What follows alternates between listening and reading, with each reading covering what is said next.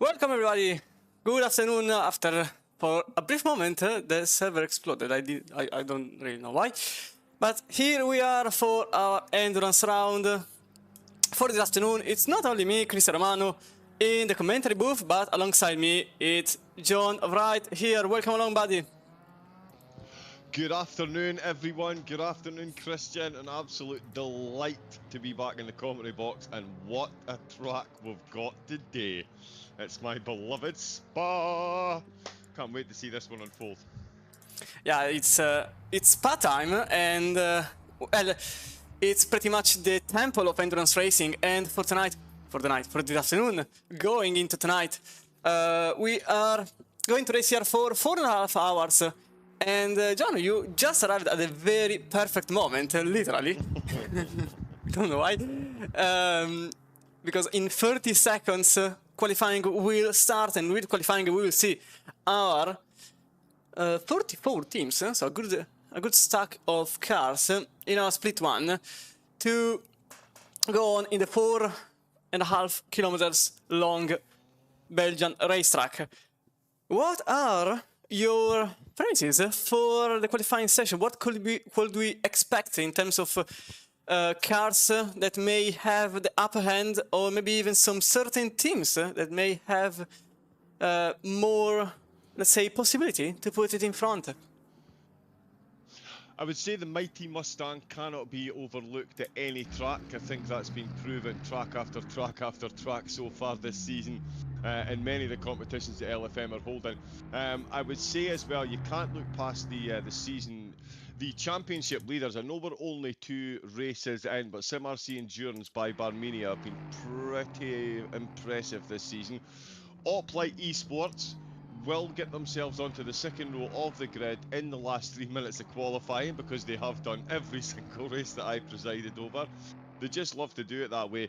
And I would say in the GT4s, again, championship leaders, Fort Club, they're already at the top of the standings for a very, very, very good reason. If you don't know, you will by the end of today. And Khaled Racing as well. They've come out the blocks absolutely flying in this series as well, holding a solid grip on second place themselves. In Fort Club, quite frankly, leaving the rest of the field in the dust. There's a 400-point gap between second and third. So yeah, I would say Fort Club and Khaled Racing in the GT4s, and definitely in the GT3s, SimRC Endurance and Oplight are going to be the ones to watch in qualifying. I think Team 32 might sneak one in there as well. Yeah, but I think they're going to be the big ones to watch this afternoon, Christian. Yeah, as you can see in the standings up on the screen, SimRC Endurance by Barmenia has currently the first place in the hands with 2,300 points. We Play follows, and Live for Race is third, with Oplight in fourth and Firefly Racing in fifth. About last week results in GT3, it was Suzuka and it was a Bentley up top. Only 5 cars managed to stay on the lead lap, with Bentley up top, with 2 Astons in the lead lap, Ferrari and a BMW. They were Firefly Racing, SimRC, Richard Antal Endurance, We Play and Home of Stream Racing in the top 5, whilst in the GT4 field it was again not a good lot of cars in the lead lap. Only 8 teams managed to do so. 4 Club won the race, Sunset Outrun in second, with TG Racing in third, Khaled Racing Team in fourth, and GC Racing completing the top 5 in the Aston Martin. But about the current situation in Spa, as you said, we could expect the Ford Mustang to be a good contender thanks to the top speed that they can have. But currently only the 119 is in a Mustang, which is Tyner Motorsport. The entirety of the field is not in a Mustang. And I'm pretty sure up top in practice it was Kevin Brown. Yes, it was Kevin Brown, but unfortunately I didn't pick the car in which the team is on. But qualifying is on, 20 minutes for us all. And well, since it's the 31st lap, I think John could give us a preview of what we are going to expect, thanks to also Sebastian Zenner in the Aston Martin number 101. Yeah, the Aston Martin, I would say, definitely, that's one that slipped my mind there here at Spa. That's going to be an absolute monster to overturn, especially in an endurance set. And as you say, we're on board with Sahender, just coming through Pith Path, one of the most fun corner complexes here. Come off the Kemmel straight into a quick chicane, and then down the hill we go. The double apex delight that is Bruchel. Beautiful, like, ooh, he almost looked, sorry, from my screen there, it looked like he was just about to lose the back. Down through what is now Speaker's Corner, not quite the layout of Speaker's Corner, it has been changed slightly due to helmet homologation. Apparently that was easy for me to say. And then down into Puon, one of these parts of the track where you really can get an overtake done, but is it overly advisable? Are you going to lose too much speed to the car behind? Probably. That won't stop them trying though. Into turn 12, Lafang. You can see right that curb all the way on the right hand side, straight over to the curb on the left, straight over to the curb and curbing on the right, using as much of the track as possible to exit out of campus and onto one of the most important corners on the entire course. Of course, Stavolo heading towards Paul Corb Frere, or yeah, whichever brutalisation. My apologies for demolishing that one. And along here, Blanchimont, where angels fear to tread, but race drivers will go side to side. Absolute lunacy, I hear you say. Yes, but let's face it, the pace some of these drivers drive, they've definitely detached from reality at some point. And into the final chicane. Of course, this is the finish line before we head into La Source. The drivers will be starting their lap past La Source in that straight run down the hill, and then right back up the hill again, of course, at Radion Eau Rouge, named after the river that flows underneath the track at the bottom of the hill. And you can see the type of descent they've got there out of La Source. Good run down the hill. You're going to want to hug. Beautiful engine sounds as it bounces off the wall on the right hand side. One of my favourite parts of the track, just purely for the audio. Then it is Eau Rouge and Radion, and just an absolute gamble on grip and track limits there. We're going to see a few penalties as well, I would have thought, Christian. As good as the drivers are, that is sometimes their undoing as well, because they are so quick, because they are so committed. The track limits here, as you well know, I'm not meaning to bring up any horrifying memories of the time you almost won, but yeah, the track limits here, it's so easy to violate them because you really do need to be. It's one of these tracks, it's massively accentuated just how close you need to get to these track limits to get the fastest possible laps out of your lap around here. Yeah, especially in Rouge Radillon, because you tend to cut it. I admit the aim in Rouge Radillon is always to go over the white line, but it's also a bit bumpy, and you may end up on the left side of the white line. That means getting pinged, and that means a track limit at about 90% of the time. You can avoid it, that's for sure, but you have to slow down massively, and you are on the Kemmel Straight, which is the longest straight on the entire circuit. It's also uphill, so if you mess it up, you can't really just push the throttle and you are good to go. You lose momentum, you lose a lot of momentum to get into the combo. That ruins completely your run. More or less, you lose about 5 temps if you cut it, and you get a track limit if you don't slow down. So that's a main point of interest in terms of track limits. Another point which usually pings driver is that part here. In Blanchimont, you tend to go on the outside, but if you go just slightly on the outside, you get pinged for another track limit. That's 2 in a single lap.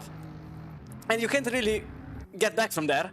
Once you get them, it's game over. You can't just wait time, because you will keep them for the rest of the race, and it's 4.5 hours for this afternoon, as Ian Russell currently gets some pole in the Bentley for Dix Team Motorsport, 16.0, just in front of Tim Krieselberg in the Dynamic Motorsport Aston Martin. 4 temps away, Lucas Rode goes in third, with Kevin Brown currently in fourth in the sister Simmersy car. That's the 104 currently in 4th place, and Max Mustermann is currently in 5th place, whilst in GT4 still nobody set a lap time. That's because they still have to at least complete one. The first one is going to be Thorsten Dragon in the 405 that goes in first and gets overtaken instantly by Matty Hughes in the Apex Predator Racing team, with probably, I can expect someone else to jump through, because I can see a lot of improvement here for, oh, that's a BMW GT3, apologies, for Celestial Sphere that actually goes in 21st place, so at the moment Matthews still keeps first place in GT4. In terms of multiclass, this is a very fun track. It's usually very easy to get, well, to get the work done on the GT4s as a GT3 car, because you can just outrun them in the main straights, and I think we'll see a lot of overtakes in that regard, both in class as overtakes intra-class and inter-class. So that's going to be interesting, even because you can't really overtake wherever you want.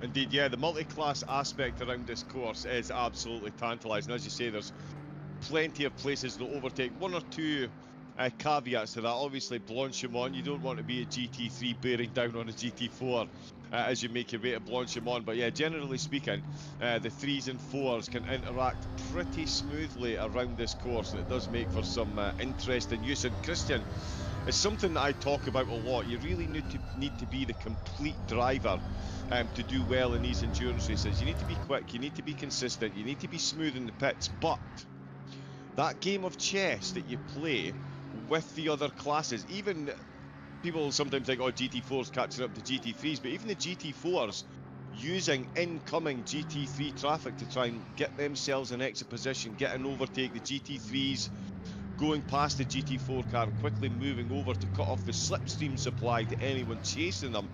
It really is a fascinating game of 4D chess that you can play, and as you say, with it being such an easy course for the two classes to interact, that extra layer of strategy that a driver can bring when interacting with the traffic, it really can make the difference between positions come the checkered flag. Yeah, indeed, it's pretty much a game where you really want to be at the correct spot at the correct time, and if you mess it up, you may lose positions by actually trying to make moves up front. So yes, you really have to keep yourself together, because if you try an overtake in a bad spot, for example, we are currently here in the hairpin at just after Lecombe and just prior to No Name, but if you mess this up, you may lose a position if you're battling with someone else. Currently we are with Ian Urshel in the Bentley 102 for Dixie Motorsport, and currently this car is improving 2 times on the first sector, as the 16.0 could become a 15, the first and maybe even only 15 of the whole qualifying session, as an Aston Martin GT4 is just spawning in the background for a brief moment. And Urshel currently still purple 2 times now in second sector overall, so on himself, because it's his own time. Lucas Road is also improving by 2 times, but he is in third with a 16.5. And the sister car, Kevin Brown, is also improving by 2 times with a 16.6 that may become a 16.4. But as it stands, Ian Russell could be the first car to put a Bentley, in this case, in the 15 seconds mark. We'll see as he passes through Blanchimont in the 102, just in the final moments of the track, as we go into the bus stop chicane, which is not anymore a bus stop chicane, but it still has the same name from the ancient times where it really was a bus stop chicane, and he indeed makes it an improvement. It is a 15.982, so 15 for the Bentley, as Lucas Rode is in second place. He improves his own lap time with a 16.2. He gets into second. Kevin Brown's sister car gets into third with another 16.292, so 2 milliseconds off the sister car. That was extremely close between the two, and Tim Kruselberg is currently in fourth by another 3 milliseconds. Okay, John, I think this is the closest, the closest we could get, because in 5 milliseconds we've got 3 cars. That's and if you just enlarge the window, we got in 10 milliseconds. Oh no, apologies, it's a 670. So Ian Stevens still has to improve quite a lot to get closer. But yeah, in about 5 milliseconds, we've got 3 cars. That's pretty close, I guess. That is pretty close. All different manufacturers as well. It just goes to show you how well the balance of performance works here at LFM as well, and how closely matched these drivers are. As Christian said, 5 thousandths of a second separating the 3 cars, and in fact there's only 2 hundredths separating 5 cars, as Jay Stevens and De Battista have both set exactly the same time with a 2 minute 16.670. Stevens currently in 5th position because he set the time first. And yeah, Intercom via Mo Sim Sport, they find themselves in 6th position. So yeah, ridiculously close there. Also pretty close down in the GT4s. We've got Lavraji, Sunset Outrun. He is again outrunning the field at the start of the qualifying session. He's done a 2 minute 30.052. But Matthew Yudes, the Apex Predators, he is certainly a pole position predator at the minute. He's done a 2 minute 30.082. So 300s separating the top two. Oh, and he's not quite done it. I was about to say Thorsten Dragon is about to leapfrog them both, but he's not. He's done a 2 minute 30.122, so he is 400s behind with Tim Hop. What a time he's got on as well. Big shunt there. Ooh. Speaking of Dragon, what happened there? Was it on purpose or did he just lose the rear altogether? I'm not sure. Probably, I suppose the first. Sure. Yeah, that might have been a frustration drive off then, but yeah, the front of the car was almost breathing fire there with that much contact. Speaking of Livraghi, he is improving by 2 tenths currently. He is on a fast lap, yeah, you're right, he is improving. 36-degree track temperature, so it's down a degree. It's still toasty warm for those tyres, so they'll be able to ragdoll them for a couple of laps, and they'll no doubt come in to get a new set. But certainly Lavraji, through poo on. Bit of a walk up there. And again, it just goes to show you, Christian, how close you need to be to the edge. If he was just a millisecond slower there, he'd have nailed that absolutely perfectly, but instead he's off the track, back into the pits, and has got the long out lap to go, and we're well over the halfway mark in the qualifying session, so they don't have long left, and as I've just said, it's a long out lap around here, so yeah, they'll need to be getting their fingers out. No one else in the 15s, but we've only got 2 drivers that haven't set a time yet. Two teams, Project D in the GT4s and Cosworth Racing in the Lexus. Now that's a car I do expect to do not too bad here. Really will be able to take advantage of the very long straights. It's Clive Allen behind the wheel for that car at the moment, and we'll see what sort of time he can get set. But yes, in Puan effectively I give right to you, because as we are now in Puan here, you really have to make it correctly. Like if you just go slightly on the outside, you collect the marbles, and then you get on the outside of the racer. So yeah, you are completely correct there, and I think we could see, maybe, I just hope for it, some interesting strategy with the backmarker. So you were also referring to that as using the GT4s as a sort of roadblock in a battle with GT3. So maybe we could see, for me at least, I will do it, using a GT4 on the inside, going on the outside of one. But is it the only idea, or maybe someone could go for something different there? I genuinely do think that's maybe the only idea, as I kind of alluded to earlier. It's all fine and well being able to get past them, but there's certain points where going past could end up losing you that overall momentum and bring you down, and that's a couple of tenths here and there, and they soon stack up around the course at this length. So yeah, I do think that'll be the strategy that most of the drivers go for. Whether they actually have the ability to do that with the other traffic playing ball nicely, we'll see. They might stay committed to their own line and end up having to send them on that alternate line. So it's going to be an interesting.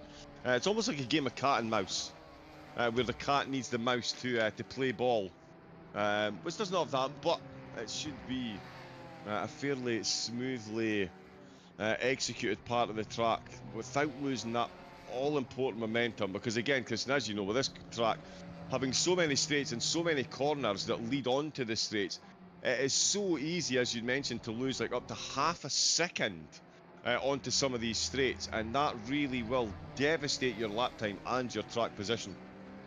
Yeah, indeed, everything is marginal. Even here, we were just before Blanchimont. The Ginetta driver, Mechi Yutz, who is currently in pole, and also improving. If he would have gone just about 5 centimeters wider, he would have been... Oh, that's a ping. Yeah, that's a ping, unfortunately. Speaking of pings, so Yutz will not improve his lap time, as Clive Allen, speaking of the Lexus, is now in 21st place. So yeah, you are very marginal. In qualifying, it's surely more noticeable than in the race, because in the race you tend to be way more cautious. But also, this constant being on the edge of the gravel, of the AstroTurf, of the marbles, you really have to be precise in a racetrack, which usually, as evidently is currently in second place, in a racetrack which usually is famous for being quite quick and pretty much for a good part of the racetrack flat out. I think about 50% of the racetrack is made flat out, especially in the GT4. In GT3 just less, because in Campus and Stavro you tend to go just slower. As Thorsten Dragon is now in second place, but still Julians could become a new pole sitter in GT4. Does he make it? He does not, by going in 24th place overall, or third in class by... That's 16 milliseconds, roughly, on Dragon. So just... that's how close it was for second place. Meanwhile, in GT3, usually this is the class where the majority of the surprises happen. For once, it's actually GT4, which is still constantly changing. In GT3, there are no variations. Jan Ruschel is in the pits, and probably will remain in the pits. Lucas Rode is not really improving. Kevin Brown is, again, even for him, in an outlap, as Anatoly Kritin goes in 9th place. He improved by a single position with a 16.9. But he is inside the second, and I think that's qualifying over for Kritin. Yes, it is. Team 42 goes into the pits, and unless they go out literally now, that's qualifying over for the 106, and same goes for Max Mosterman. So yeah, in GT4 the situation remains the same. With 2 minutes to go, effectively the cards are on the table. It's not like much can still change, but usually on the very last laps, especially on the last lap, we really see someone maybe jump the field, especially because you tend to just give it all. At worst, you lose the lap. At best, you improve your position. So how nervous are you in these last moments? Like, you know that the time is over, and you know that you don't really have many chances left. So what's the nervousness in these drivers' minds? So even because you have to give way to go to the GT3s behind you as a GT4, so you can't really just focus on single focusing your lap. You also have to focus on who is behind you and maybe who is in front of you, because someone may go on an outlap on the very final moments. Indeed, yeah. I mean, me personally, I would be an absolute sweaty mess. There's a very distinct group of reasons why I commentate and don't drive in the end of qualifying. It's definitely one of those reasons magnified. I'm a nightmare in qualifying. A lot of these drivers, though, will be as calm as a coma, which is absolutely as annoying as it gets. But that's why they're out there and we're in here. Oh, Dragon. Just went. Oh, he's got time to start another lap. He was quick there as well. He was threatening the pole position time. We're certainly looking to close the gap as he crossed the line. Got a little bit of a ping from the stewards through Blanchimont. Oh, and it's all going to be for naught though, because Yudes is flying. He's only through turn number 7. Nope. And he's just violated the track limits. He was 2/10 up on his time. He was threatening to do a 29.0, maybe even a 28, which would be an absolutely heroic time to be setting around here. With a 36-degree track temperature, but he has pulled over Yudes and Dragon in front row. Current front row, the GT4s are in the pits. It just leaves Julian's out on track. That's De Battista crossing the line, 6th position for them so far. As Swatco comes around, Straighter Motorsport crossing the line up to 18th. So good run for them at the end. Lots of cars pulling into the pit. Kevin Braun is still out on track, and he is finding time. No, he's not. Curse to the commentator. Yeah, but De Battista is also pretty insane, because he was actually 2 tenths on himself, so he could have jumped about one position since he's tied with Stevens, and for now he remains in 6th place. He literally needs about 1 millisecond only to improve his own position for the team. But as he stands, he still remains in 6th, as Ferberus is improving, Paderman is improving, Henry Platt is improving in the Mustang for Omnibus Gaming, so there are 2 Mustangs now. And he goes in 17th, just in front of Pladerman for Apex Predators in the McLaren, 116. So yeah, at the very final moments, some cars are still there. Ian Hopper is also improving in the 105 Lamborghini. Just at the very final moments in the bus stop, he gained 1/10. That's enough to not get an improvement. He remains in 7th by 2 milliseconds only. That's the difference between 5th and 7th, 2 milliseconds. That's fantastic news for us in the commentary booth, because that means that the racing, I hope, will be quite close, as the GT4 field is effectively froze. So the last 2 cars are Mix Fatco and Jens Plöderman, and also there's another one just there in the middle. That's the the Porsche, apologies, of Corentin Ferberus. That's a wide for Plöderman. Yep, that's a lap done. That's a lap done. Oh, so unlucky there, Christian. He was doing so well. And again, it's those final 2 corners. You breathe almost like a sigh of relief when you make it through Blanchimont. It's like that just millisecond lapse in concentration. And that's the 2/10 gone. Slap on the wrist from the in-game stewards, and you are back to the pits licking your wounds, thinking what could have been, because that 2/10 would have taken him up 6 positions. Yeah, it's close. It's what you said earlier. It's what you said. You tend to be calm, but at the very final meters, you say, "Ah, wait, I'm up," and that's when everything goes badly.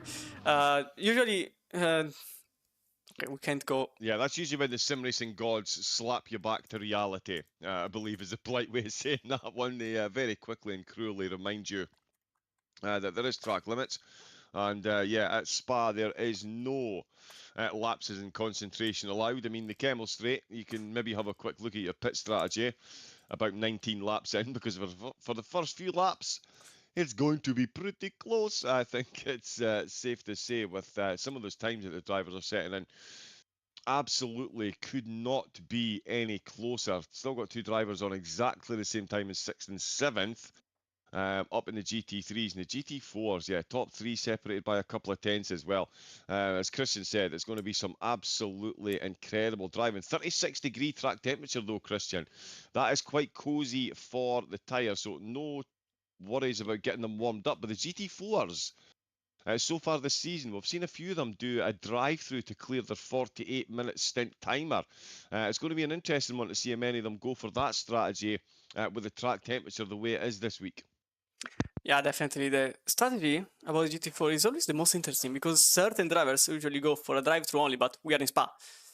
You don't really want to go through the pits for no reason. But it's 2.5 minutes to go. Unfortunately, the game is not really cooperating with me, so I will just go in the grid like this. I know it's a bit out of place with tower in the middle, but can't... Oh no, that's... Apologies, that's...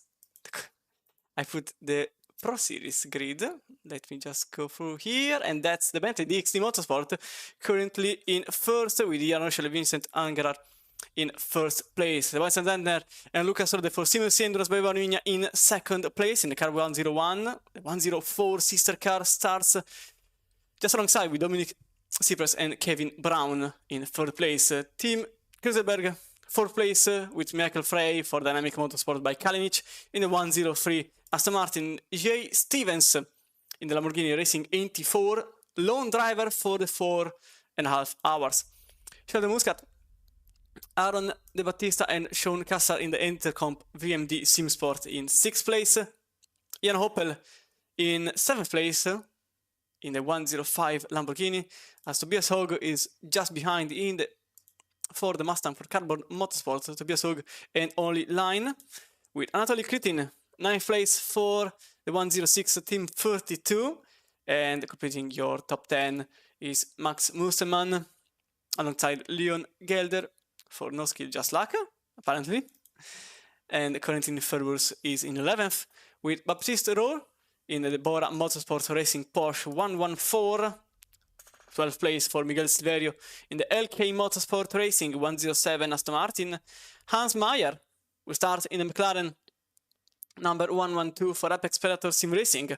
14th place for Nico Grundle. The Ferrari will start in 14th place, and Team Flag will be alongside him in the Scuderia JM. Then Konstantin Gorelik and Mezu Aydin in the Strider Motorsport BMW 110 with a 111.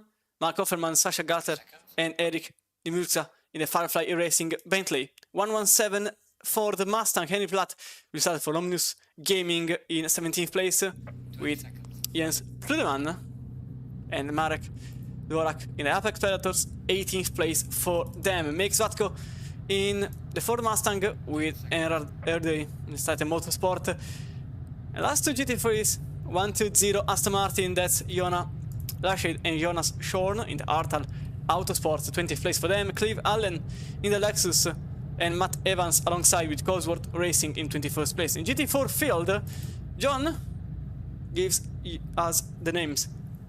Indeed, yeah. Matthew Hughes leading the way for the Apex Predators. 3 drivers behind the wheel of the car, an anomaly in this series so far. They will be followed by Thorsten Dragon Racing Team in second. Second row of the grid for the GT4s, it's going to be Nalhala Racing. The Vikings have certainly been fighting this season. Are they on for a win? We'll find out. In 4th place for the GT4s, it's going to be North Racing in the McLaren. And in 5th, one-time pole sitter Sunset Outrun in the Mercedes. They'll be starting on row number 3 with Tim Hopp of Kozubek Racing Team, another McLaren entry in the GT4s. Then we've got Daniel Doer for Khaled Racing Team, starting outside the top 5 for the first time this season. Lobkov for the Rag Tag Crew. He's got Mateveri with him this week. They're going to start ahead of Kobayashi, the Celestial Sphere, godlike driving expected. We've got Etienne Meyer for the Geriatric Racers.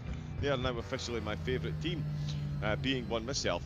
Schroeder in the GT4 Porsche for Malzbier Racing, finishing qualifying just ahead of Project D. Cedric getting the time set right at the death to be the penultimate GT4. And bring up the rear of the GT4, Sebastian Casual for Project D, driving this one solo. And for the rest of you geeks out there like me that are wondering, yes, this race has seen the highest number of teams with more than one driver so far this season, when the vast majority of cars have only had one driver behind the wheel. In this one, we've actually got 5 teams, as you've seen in the lineup there, that are starting with 3 drivers. It's not often we see any with 3 in this series. Today we've got 5, and we've only got 8 drivers pulling this one solo. It just goes to show, Christian, the level of respect that teams and drivers have got for this course. 4.5 hours round here on your own. It's a tough one. Personally, Last time I made 4 hours of racing. I was slightly tired at the end, and with slightly, I mean I went to bed instantly, because it's difficult. Usually, not really if you are all alone on yourself. That's pretty easy. Once you are on a rhythm, you can get along with it. If you're on a mid-pack, where you have to attack and defend and keep yourself out of troubles, and maybe look at the mirror because there are GT3s coming along, or in front because there are GT4s in the middle of the way, and the fuel, and the tire lifespan, and the pit strategy, and the pressures, because also the pressures change with the time that passes. Everything, for a while, becomes quite heavy on your mind. So honestly, it's a fun experience to go for these races alone for hours, especially if you have some music on the background. At least personally, I know for many this is heresy, having music in the background, but it works with me. But yeah, when you have to think about the strategy, you really have to be focused, and when you have to also be consistent, because otherwise the tires don't arrive at the next pit window, it's very difficult. Even because 48 minutes stint only, usually it's 60, 65 in the majority of the communities, so you also have to change your way of thinking about the strategy, because you can push more, but not too much. Otherwise, you arrive at the 30-minute mark that you are a second slower already. And in Spa, it doesn't seem like it, because it's a very easy track apparently with the turns. It doesn't seem like it has a lot of tire wear. It actually has a lot of it. Usually at the 30 minutes mark, you end up really with a second being lost per lap, and about a second and a half because fuel depletion helps toward the end. But John, I think you will be the voice for the very start of our 4.5 hours. What are your final words before mayhem begins? Bring on the mayhem. Okay, fantastic. That's very much. John, this is your moment to bring mayhem, I guess. Here we go then. Very honoured to be getting the lead. Joined by Christian Romano, myself, John Wright. It is round number 3 of the ACC Drive Endurance Series. It is Spa. It's 4.5 hours. It's GT3s. It's GT4s. So Rouge and Radion, it's green lights, it's foot down, it's flat out. It is flying into turn number 1. It's a great move by the Mercedes. Pulls in line, they're going to go side by side up the hill there in 5th position. The top 3 making a good breakaway, but it looks like it's going to be Michael Frey. Had an absolutely phenomenal outing in the Pro Series. He's got an absolute cracker of a start there. SimRC Endurance in the Aston Martin, now sandwiched. The SimRC Endurance team now sandwiching. Oh, he's going for a move up the inside. He's absolutely gone full send. He's got it done on the brakes. There's a bit of door banging on the way through. That's going to bring the rest of the field tantalisingly close. Oh, and they've knocked one another off. SimRC by Endurance go side by side. More door knocking, and they've taken one another out. They've inadvertently gone full Haas there. SimRC Endurance never go full Haas teams. It's not the way to do it. They're going to tumble down the order. Jan Ruchel is watching that in his rear view mirror. Look at the gap. He has now got himself a 2.5 second gap, 5 corners in. It's absolutely the perfect start there, as we see Jay Stevens on the inside, hugging that inside line as there's a 3-way battle for the position behind them as a Porsche trying to come up the inside of Puon, and there certainly will be if they keep going like this. They're going to go side by side. Does he keep the track limits in the Mustang? He does. The Porsche holding on to the position through the long straights when you don't expect the Porsche to do well. But Verboers really getting the job done as they head into Le Fang. Oh, and we've got a big spin in the background there. Oh, and they've gone side by side. There is some big dropping down the order there. Silviero, and there's another double contact. Absolute madness ensuing on lap number 1. The GT4s all made it through nice and easily, ladies and gentlemen, in the GT3 cars. Showing how it was done once again. Max Musterman. Oh wow, there's been some changes going on. In 8th place, it's worth mentioning that Max Offerman for Firefly won last week. They're already up 8 spots. Lucas Road down 11. Kevin Brown down 13 places to 16th as we're on board with Tobias Hay coming into the final chicane. We're already through this lap. It is a long lap, but it can be a quick lap with the action unfolding, and he's got the move done up the inside. Beats the Porsche through the twisty stuff. Well, there you go. Kevin Braun, SimRC Endurance, showing exactly how it's done in that Aston Martin. Is he going to be able to hold on to it into the source? The Porsche has gone full send. He's opened himself up for a cutback, and he's going to lose 2 positions. He's going to lose 1 position. He tried to gain 1 and ended up losing 1 as the Lambo slides on in there beautifully. And this is going to be an interesting one along the Kemmel Straight. Out of the source, over Eau Rouge, up Radion, or over the Radion crest at least. Oh, big wiggle from the Lambo in the background there. It does manage to hold on. He's got some run there, Hopel. And is he going to be able to get side by side and force this move? And this is Michael Frey for second place. He is just hanging on. I said he had an absolutely cracking race last time out in the Pro Series in the ACC Drive. He's continuing that. Oh, Haug looks like he's had a bit of a wiggle. They're still battling just behind him as well. Jan Ruchel is battling with absolutely no one but himself up at the front. He is absolutely cruising, and I can confirm that De Battista for Intercom has just taken 2nd place. Wow, what a start that is, Christian. He's flashing his lights there with De Battista in the Mercedes getting the absolute jump through Speaker's Corner, and it has been all changed throughout the field apart from 1st place. Absolute flying start from Ruchel. He could not have asked for anything better. He's already 5 seconds in the lead. We're only a lap and a half in. Yeah, Ruchel really had heaven on his hands, because with the battle that happened, with the Simmercy literally obliterating themselves, because with both cars ending in the gravel in Lecombe, basically on the very first seconds. Huge incident behind with what was a pink Aston Martin.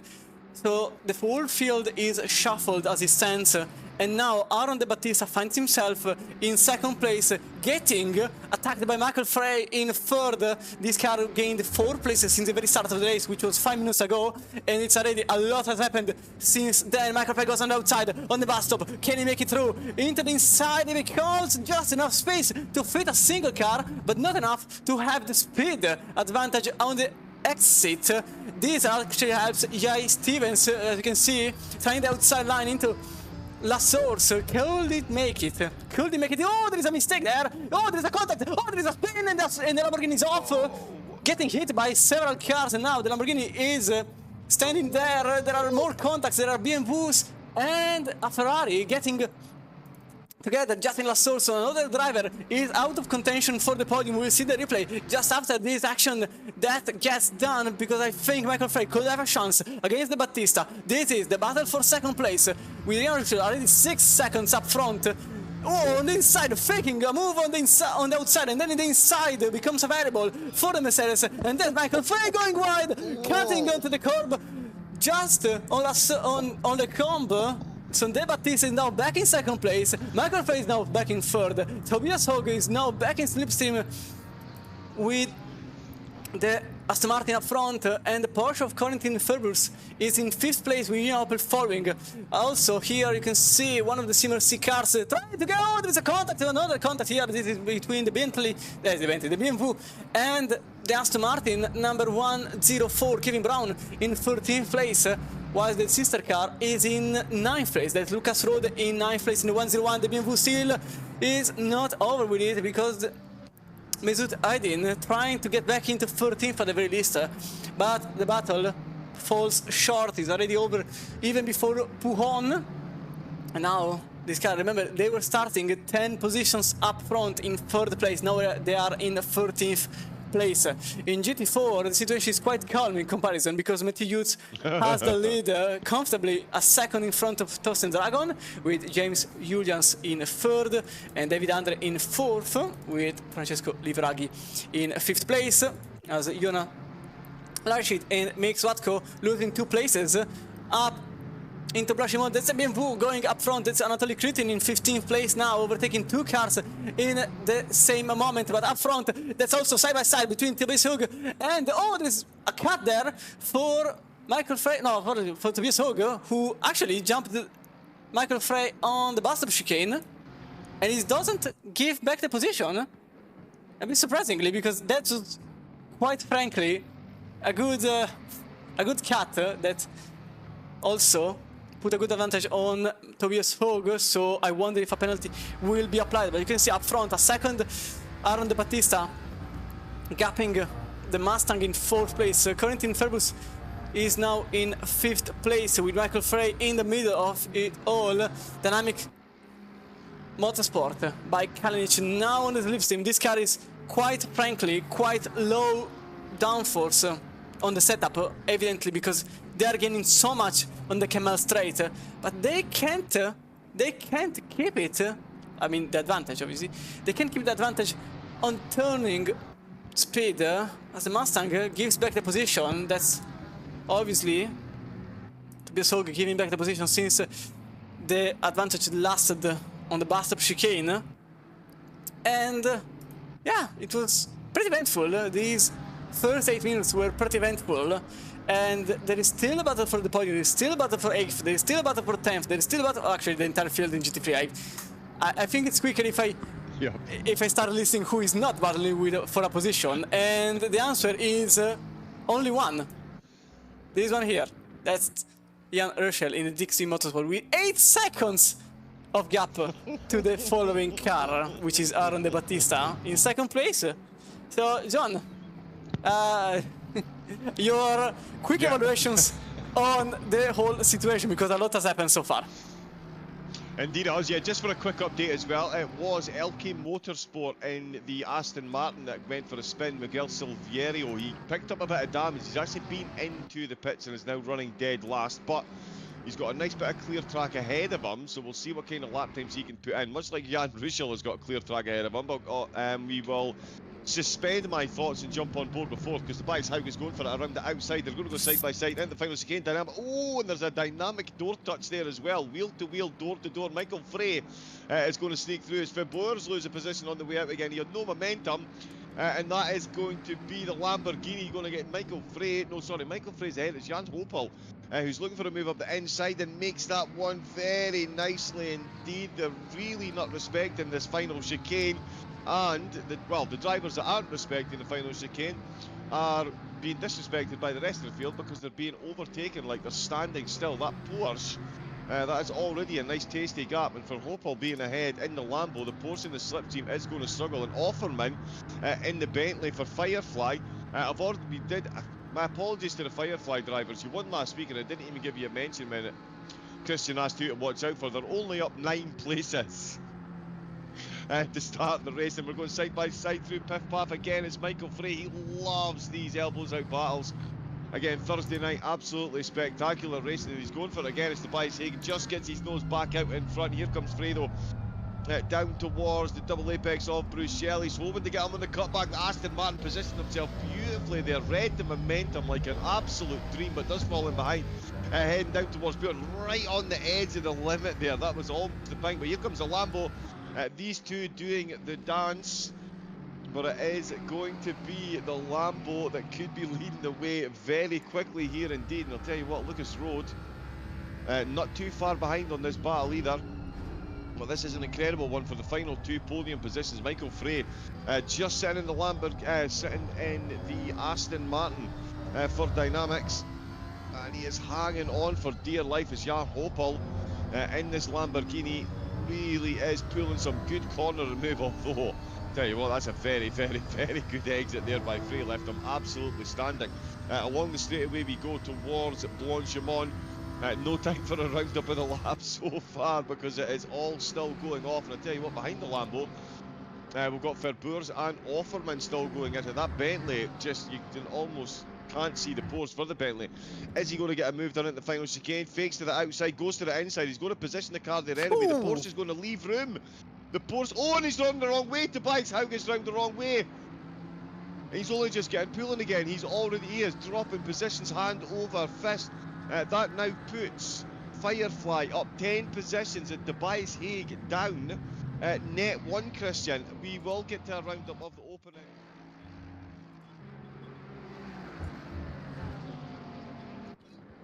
Yeah, you can see here in the replay there was still fight going on with the 103 Aston Martin, and then the Lamborghini tried to get advantage of the situation, actually put the car in a disadvantage because now the Mustang spun and probably a penalty will be applied to the Lamborghini, which is Ian Hopper here in the 105. They tried to get through.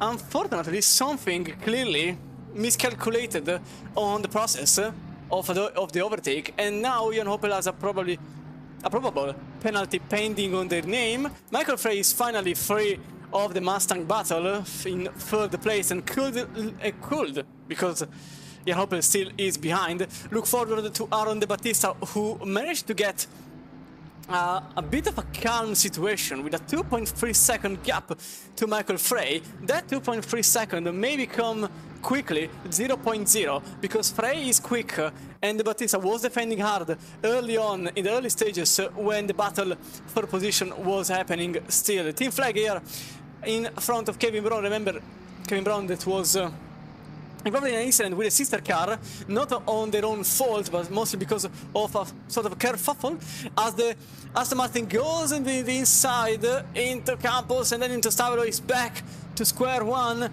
for Kevin Brown, who cannot get through in front of the Ferrari. Team flag in the 109 still commits for the top 10.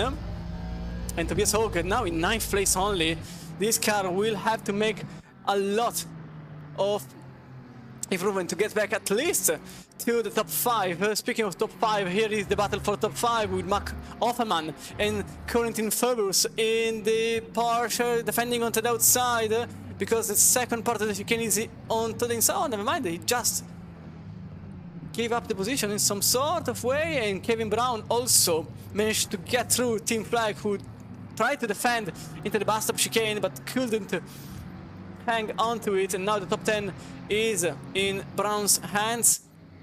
Since the car is currently in 7th place, as Flag is, as you can see, defending against Max Munstermann. The 113 BMW lapped last time around with a 19.0, gained a second on the Flag, who made a 20.0 on the last lap. Also, Mesut Edin here just battling with another Lamborghini. This is the 118 Jay Stevens, who is now in 16th place only after starting in 5th place. A disaster for Racing 84 from the start of the race. It was a lot happening at the very start, so quite a lot of replays could be put forward. I will try to search for them, even because so many incidents and so many yellow flags have appeared that unfortunately I have some of them, just not all of them, because the replay can go back up to a certain time. But yeah, Hoppel here in 4th place and Michael Frey battling for 3rd. How do you think this will end between the two? I don't think it will, thankfully. I think this battle is going to go on for the ages. End of story. Yeah, neither of these drivers are going to give up position, and they're both very quick through different parts of the track, so they keep getting brought back together. Although, just as I'm saying that, the Lambo is getting left behind ever so slightly. While Christian tries to get his head around the replays, spoiler warning, probably no point trying because it is a nightmare. Jay Stevens dropped down the order. The GT4s are all almost running as you were. I can confirm that David Andre for North Racing, he's up to 23rd place overall behind Thorsten Dragon. He's got himself ahead of the Valhalla Racing team, which is no mean feat. They are being absolutely solid in the opening 2 rounds.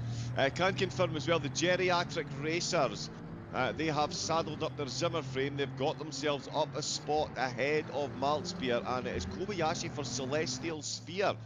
Their Mercedes dropping positions in the opening exchanges have got themselves back up one of the positions that they've lost, but still running 2 down on where they started. But it is a similar...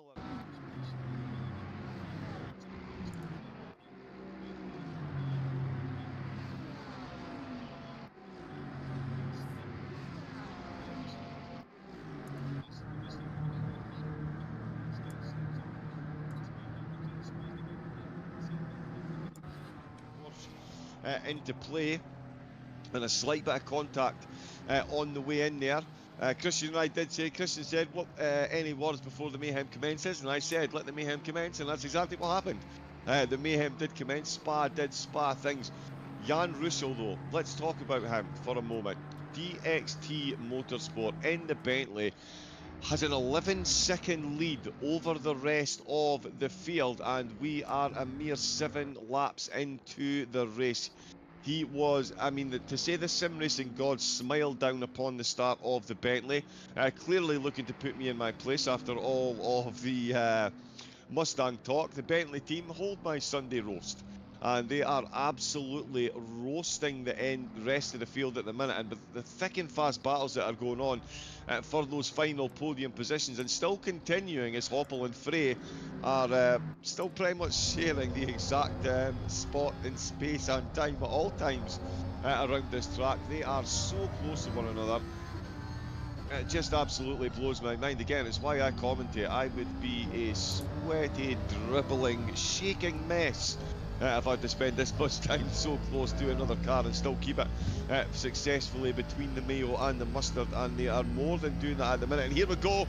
They're going to go past the GT4 right up Blanchimont. I did say this is the one point you really don't want to be doing that. The BMW, yeah, it flew past just before the apex end, so the BMW did manage to hold his spot. Let's see what the Lambo can do in the slipstream. He's looking for the inside line again, not quite close enough this time. Maintains the racing line, and they're going to exit the final chicane, and it is still going to be the Dynamics car holding on to that final podium spot. and Offerman in the Bentley. He's got himself Lucas Road absolutely chasing him down. Road, of course, down 4 on where he started, but he was down further than that. He's already made back 2-3 places, and they are very close to that McLaren ahead. This is going to be a fun one. Once again, it's Harris Mayer in 8th place. Sorry, am I reading that correctly? Is he in 8th? Yep.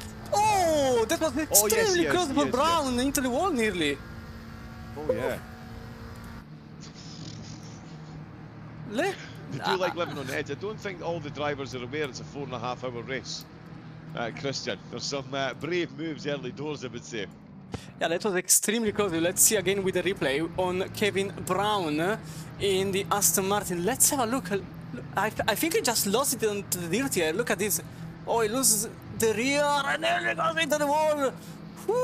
That was way too close on the limit for Brown. That nearly put the car into the wall on the outside. As also Mark Offerman and Ian Hopper are still battling here. But yeah, Kevin Brown now in 10th place. Tobias Hogg in 9th, trying to get back to some places up front, as Jay Stevens also made it through into 16th place now, after starting in 5th.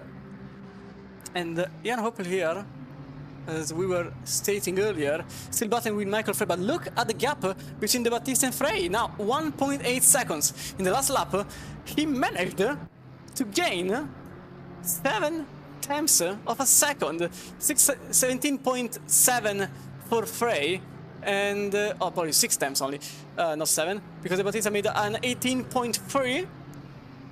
As still some more GT4s are in the middle of the way. This could actually ruin the Bautista's run, as you can see, trying to zigzag with the GT4s in the middle of the way. And now Michael Frey is only 1 second behind. Ian Opel was actually penalized by the situation, by losing some time. Now he sits 8 tenths behind. There was a touch between Road and another car, I think, as Hoffman couldn't get... Oh, actually Hoffman lost the place on the road in the last moments, as 9th also place. I think there's about to be a position change. I think the Mustang is about to get taken in La Source. I think Haig is a... Oh no, he's not. My apologies. The run, the McLaren just managing to hang on to that. Hans Mayer, the Apex Predator GT3 McLaren, doing a phenomenal job fending these two off. Kevin Braun is on an absolute charge in that Aston Martin, but he just can't charge past that Carbon Motorsport Mustang at the minute.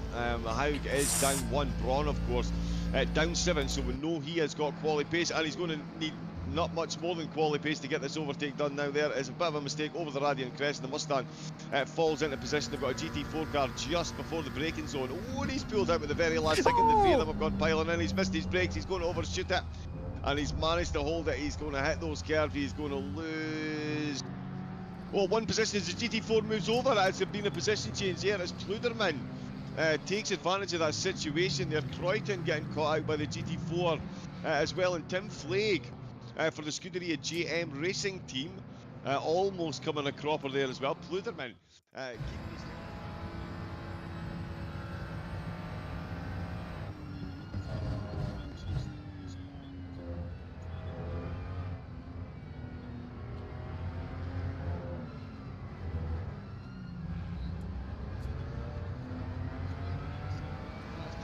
losing multiple positions through that corner complex. It's almost like someone predicted it, Christian. The way you interact with the traffic is absolutely vital. And and we've got Jay Stevens the wrong way.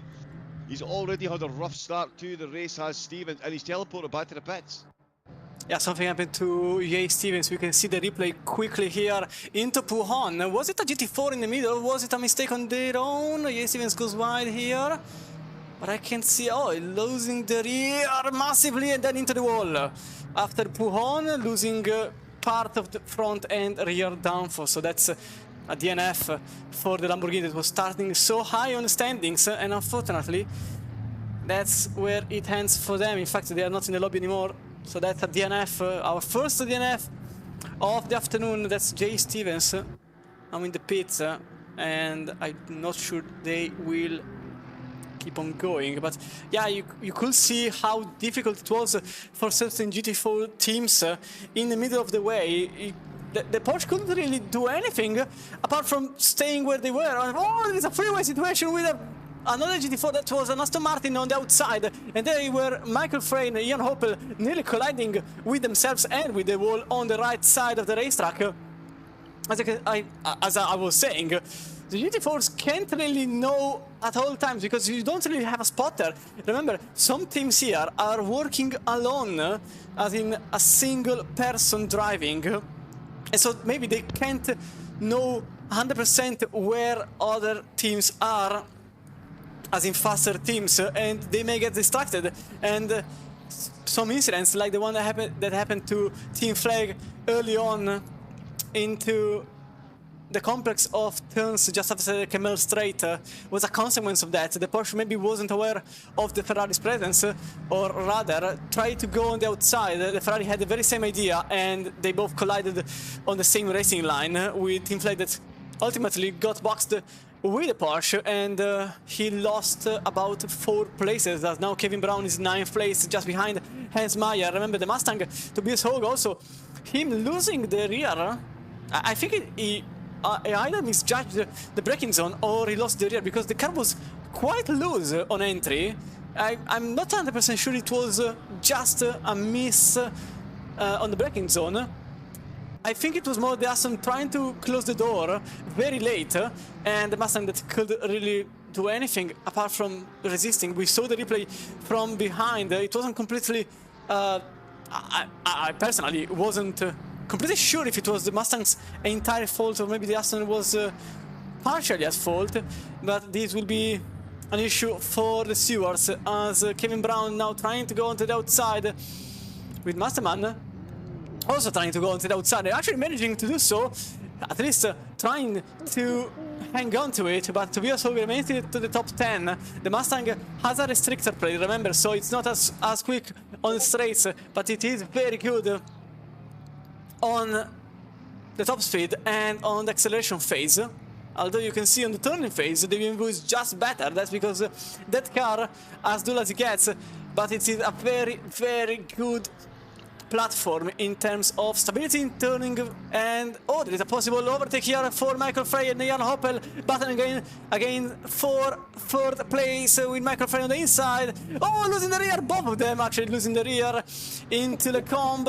Michael Frey still remains in 3rd, Jan Hoppel follows behind. Last time around it was an 18.9 and 18.8 for both drivers. Lucas Rodes lap time 17.8, 1 second gained for Lucas Rodes. This could actually be the comeback of the year for CMRC Endurance, that could get actually in 2nd place, and who knows, maybe even in 1st, because Ian Russell's last lap was an 18.8. Lucas Rode again 17.8, a 2nd gain on everyone, leader included. Yeah, that is quite the drive at the minute. I do think though, if I'm putting on my neutral hat, I think Russell is just managing the pace at the minute because he's got such a gap. He's set the fastest lap of the race so far with a 16.9, the only driver to get into the 16s, and to be fair, the only driver even close to the 16s, Hoppel's quickest, is only a 17.5.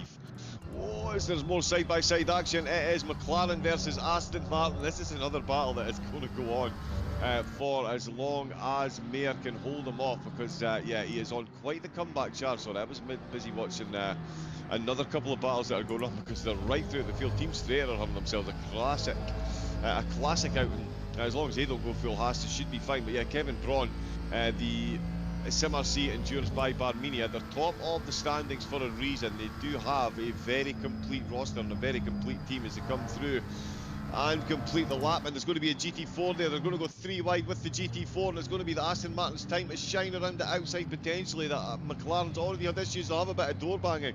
Wing mirror babies will be born by the end of this when he rotates it beautifully on the inside line. They'll have a bit of contact on the way out. The Aston Martin not quite able to get his nose in front as the McLaren retakes the position to head towards La Source. Who's going to get this one done on the brakes? Very generous there by Braun. Moved right over to let the McLaren off the marbles. I'd have squeezed them onto the inside line for all it was worth, but there we go. Mayer knew exactly what he was doing. He's got the inside line.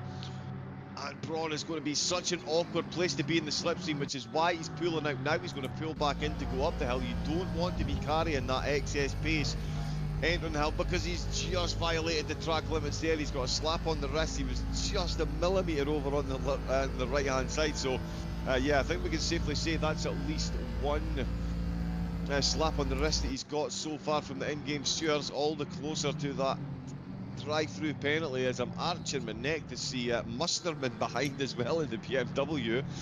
He is still absolutely going at this one as well. He's got a great view of this battle as another GT4 car finds itself the unwitting star of the show. Flying up the inside, he's going to go for it around Bushell, and that could be a mistake. Carbon Motorsport are catching right back up. We've got the Mercedes ahead, the McLaren is floundering, trying to get the overtake done. There's a bit of a wiggle from the Mercedes, it's leading the group, and they're back on track, and it is now a five-way battle, with one of them being a GT4. They're going to sail past it, and again, Mayer, I mentioned that at the start, as soon as you get past the GT4 in a GT3, get in front of the GT4 to cut off the slipstream supply to the car behind that is chasing. That's exactly what he did as he head into Lafang. It is Mayer with an absolutely jam-packed rear view mirror, and he's almost got an Aston Martin badge. There it is, underneath the spoiler of the McLaren. That's how close it is. The McLaren taking a very middle line because there's another GT4 car there. I absolutely love this track for multi-class racing. Bring it on as they exit Stavolo. Another GT4 there having a battle again. He pulls over. Oh, and they've almost made contact there. The Aston Martin got so good an exit. He's almost made contact. He's gone up the inside. Meyer couldn't carry it out with Stavolo, and that is it done and dusted then for Braun. He's got his car in front, but is it far enough with enough momentum to fend off any counter-attack into the final chicane? I don't think it is, as Michael Frey is still looking for second place against De Battista. De Battista pulls over Frey, gets his way onto the inside line, cuts off the cutback and takes second place. Christian, what a race this is so far. Everything is happening everywhere. There isn't a single place on track that doesn't have action, apart from now the Khmer Strait, because there aren't cars there. So that's the only place. Oh, the rear goes off on the Battista's car, nearly putting the car entirely into the wall on the left. And now Jan Hoppel has a good chance because that ruined the Battista's, although the Battista is just behind Frey, so the time lost on the Rouge Ratillon was gained because the Battista was behind Frey, so the slipstream was on and no DRS in these cars. More moves in the middle of the Kemmel Straight. Kevin Braun in 8th place. Yeah, Thorsten Dragon was the GT4 that was in the middle there, and it's all changed once again, and it's Carbon Motorsport that's gone through. SMRC have gone off. Mayer is down another position. He's now down to 10th place. Braun's in 9th, and Tobias Haig is in 8th spot. He's back to where he started. It's insane. What a comeback is. Kevin Braun is now in 9th, as I say. Hans Mayer still up.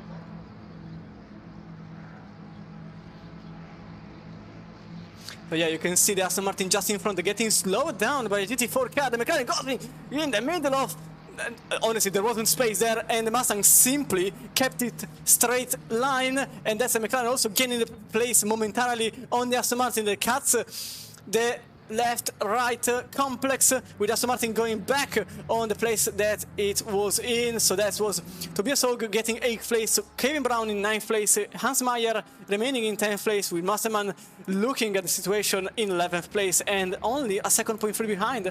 That's Jens Prudeman with another train coming through. That's another recruiting in team flag behind, but back into the battle for further, because as I said, everything... oh wait, it's not over yet, because Kevin Braun is still battling into Blanchimont with Tobias Haug on the left-hander. That's Aston Martin now back in 8th place. Could he keep it? Now, oh, side-by-side contact happens here, and both of them have to go through the tarmac on the right side of the racetrack. Collision between them, but Kevin Braun remains pretty strong on the racing line as the McLaren goes wide. That's Hans Meyer not losing the place on Mosselman, but it was pretty close as Kevin Braun, as I was saying, is now in 8th place after colliding with Tobias Haug, probably keeping the position, although I'm not completely sure, because remember, the Mustang, although with a restrictor, is still very good on a straight line, so we will see on the Khmer Strait what happens. Meanwhile, in 4th place, the battle for 2nd still rises on, because Michael Frey only has 8 tenths in front of the Battista. Opel follows just behind. Rode is now in 5th, only 5 tenths behind, and so 20 seconds now the gap between Frey and Russell. Remember, that Bentley is literally flying on their own, but I think for once the battle for 8th between Braun and Haug may have stopped, although... oh, there's a car off. That's a Porsche 409 with yellow flags appearing. As I think I have the replay ready between them. What happened in Blanchimont between the car 104? Let's see if I have it. I'm not entirely sure because it was a contact between the 108 and the 108. And obviously I don't have it because... Oh no, wait, I have it. Here it is. The incident that happened in Blanchimont. So you can see side by side between them. The Aston Martin had a very good run out of Stavelo. Side by side between the two. And the Aston Martin flat out through Blanchimont, never stopped for it and collided slightly with the Mustang. But that ended well, luckily for them, because if gravel was there, or grass, I probably wouldn't say such things, and we would have witnessed something completely different with the cars probably losing time or positions. Meanwhile, Bautista has a slight chunk of advantage, things that Opel doesn't have on Lucas Rodet. Goes for the dive bomb on the last stop chicane, managing to get 4th place. Remember, this car was starting in 2nd place after colliding with their teammate, who is now in 8th place, and now Lucas Rodet is in 4th. Quite a quick battle, I'll be honest. And Rodet just in front, the Bautista, who was once in 2nd place. So yeah, it's so far it's been quite eventful, John. Yes, and obviously Christian is well known for his world award for understatement. Because it's massively an understatement. We do have, there's another GT4 as we come over the crest of the hill. There was another one that I was going to pick up on, but it's completely flown my brain with everything that's going on. And Jan Hopel is absolutely flying on the Kemmel stable of Aston Martin, just at the top end. Have you heard it? What's the difference? I think Opel is actually full saving. Because he lifted off in the Kemmel straight. He had the opportunity to get closer. He actually lifted off. So maybe they underfueled the car. Oh, potentially, yeah. I mean, as well, we might even see, although I don't think it makes it, because it wouldn't make the stop any quicker. I've surmised that before, if the GT3s would fuel up for 2 stints. And only change tyres, but yeah, the tyre change would outweigh the amount of time it takes to fuel the car, so perhaps not the strategy that we go for, losing a bit of time through Puon. Silverio, just a quick update there on the LK car, down in 21st place overall. Was the car we saw spinning, did have another off-track moment as well. Is now only 1 GT4 car short of making up to the GT3s, and has a quickest lap of 2:17.8, which would currently have that Aston Martin running in 6th position, all things equal. So with 4 hours to go, I would expect a bit of inroads to be made by Silverio. No slouch now that the car is fully repaired and back out and running. We've still got solid battles going on there. Matthew Hughes is absolutely flying up at the front of the GT4 field. The Apex Predator driver has been incredibly consistent. And car coming into pits after 37 minutes, Christian. That is a short first stint. Yeah, I'm starting to think that some teams may have adjusted for a different strategy than going for the full length of the stint, and one of them may be Jan Hopel.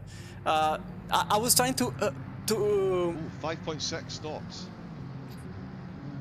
Sorry, yes, if you do the maths, it's 270 minutes divided by 48, which gives you 5.6. 0.6 of 48 is 34 minutes. So this is maybe Barminia gambling on taking their short stint first. Yeah, but only one of the teams made it, because the sister team is still out. And yeah, Kevin Brown is in 7th currently, and not really going slow, 17.9 on the last lap, going quicker than anybody else around them, because the next quicker car is literally the quickest. The 17.7 made by Ian Russell just a couple of moments ago. So the sister team is not really going slow, but yeah, I agree. That may be the first short stop, or rather short stint, to go on to longer stints. But again, I was hearing Jan Opel's engine. It was odd. I wouldn't say odd like it's broken, but odd like in Puon, it was a gear up than the usual, because it was in 5th gear, I think. compared to the usual 4th gear. And I think that Ian Opel may try something different. I mean, the only thing that comes to my mind, although it's completely dangerous, is Ian Opel going for a full tank of fuel, not pitting, going through the pits, and going back out. That's the only thing that comes to my mind, because it could be possible. Maybe the strategy is not there. Maybe they... Ian Opel, I think, is driving alone also. Let me see quickly. Yes, he is driving alone, so... Maybe he's thinking about it, not completely committed to it, but maybe he's thinking, what if I just don't pit? Which could work. We saw multiple times that as the Michael Frey goes into the pits, so another short stint, 40 minutes only, compared to the 48. So yeah, different strategies here already. There is an off-sync on the stint timer for some teams. Sebastian now driving the number 101, and Michael Frey into the pit, so maybe Ian Opel is just waiting for the window to open. Maybe he has a full tank, maybe he's actually trying to get enough fuel for the second stint, or maybe something different, and obviously this could actually end up in the usual strategy, so going for the 48 minutes, changing tires, putting the correct amount of fuel, but Opel is driving oddly. That lift off in Kamel when he had a chance to keep it close, going into one with a gear upper. It's everything strange. I wouldn't say it's completely commitment to an alternate strategy, but it may be a fault about it. Meanwhile, Mosterman also battling with Hans Meyer, and Hug pretty much out of contention for 8th place, so that's Hans Meyer for Apex Predator Sim Racing. As you can see, just in front of Mosterman. Last lap was an 18.6 for Meyer and an 18.4 for Mosterman. Although you can see, well, I can see rather, there was an off track for Mosterman, so that may... Oh, that's nearly collision for the Battista and another Mercedes. So that's a battle for second. And oh, Opel nearly going also with a collision with the Battista. We can go inside the Huracan GT3 Evo, which effectively goes into retirement this year after many wins. Speaking of Spa, speaking of Lamborghini, into the Spa 24 hours, they finally managed to win it. So yeah, I can expect this team this car to still have a good remaining of the year, but the Temerari is just around the corner, and I can't wait to see. Oh, Michael Frey, yellow flags, because he's out of it. So never mind. That's the usual yellow flag that appears. That's me also having an heart attack for a moment. So yeah, John, what do you think about them? I think Opel could have a chance, but I'm not sure anymore because the strategy may change. Yeah, the strategy is going to be key here. The two of them have decided to stay out. I can confirm that Dynamic Motorsports have changed driver. Kreuzelberg, their qualifying driver, has come back out. He is ahead of Sebastian Hentner. Notably, the gap has massively increased. Kreuzelberg stationary for 32 seconds. Hentner stationary for 40 seconds. Damage repair. That's a lot of fuel to take on a 34-degree track, in my humble opinion. But then again, a quick caveat to that, I have nowhere near the driving talent that these drivers do. But certainly Zahender in the Aston at 40 seconds stationary. It's a fair bit of time, it's a fair bit of fuel to be taken on. Are we going to see something crazy going on? But that is SimRC Endurance by Barminia.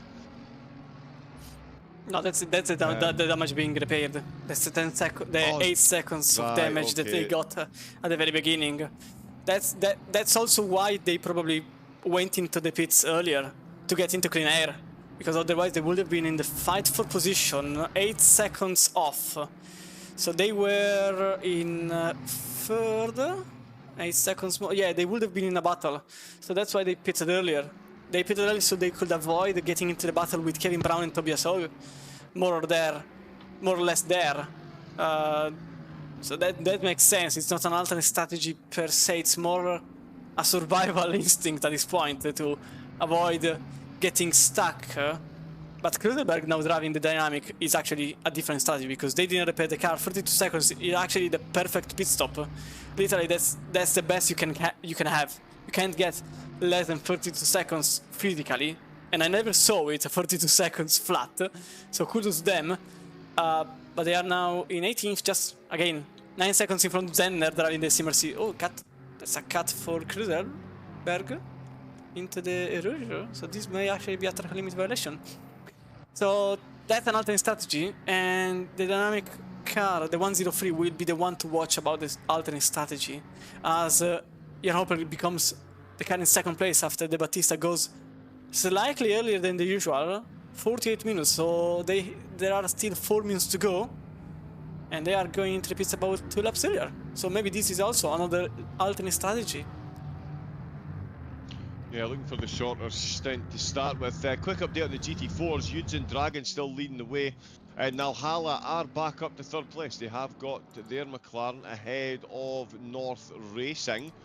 So the final podium position in the GT4s has swapped hands once again. The rest of the GT4s are effectively back where they started, although Kobayashi, who'd made up a few places after losing places in the Celestial Field Mercedes, they've come into the pit. So the first driver, in fact, in the GT4s, and followed in now by Cedric, but certainly Matthew Yudes has built an incredible gap up at the front. He's got himself a solid 6 seconds over the rest of the GT4 field, as De Battista, Haug and Platt all coming in to the pits. But Jan Ruschel, the GT4s, we've been so concentrated, fixated on the GT3s, we've hardly seen the GT4s. We've also hardly seen DXT Motorsport up at the front, Christian.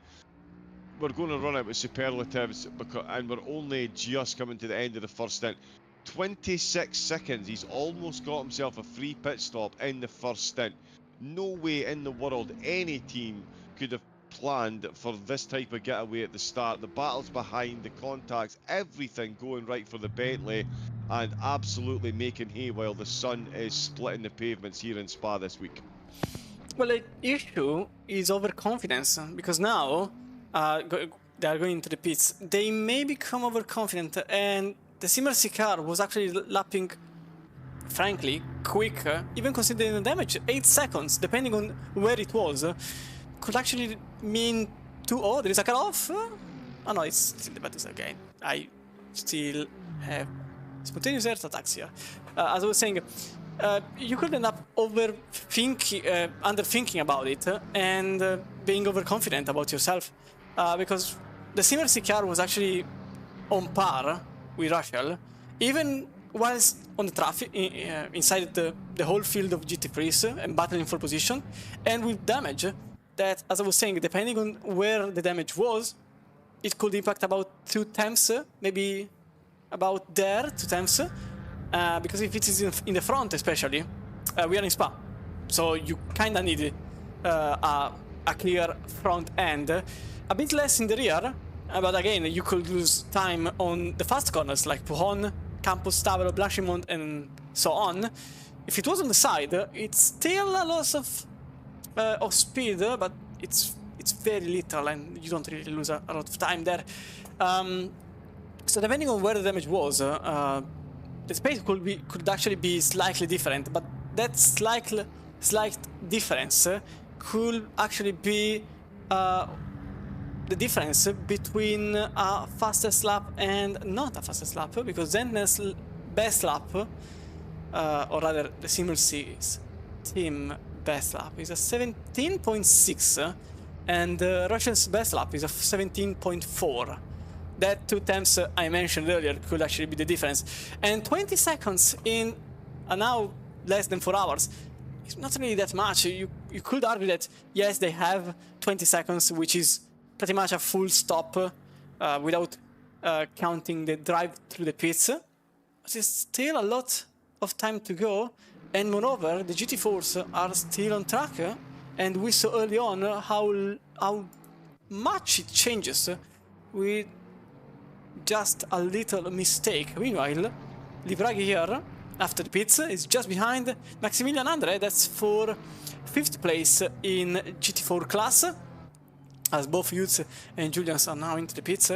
And why are these cars so close now? That's because the pit time was different. Andre was sitting in the pits for 35 seconds Livraghi, 33 seconds, 2.7 seconds was the difference between the two.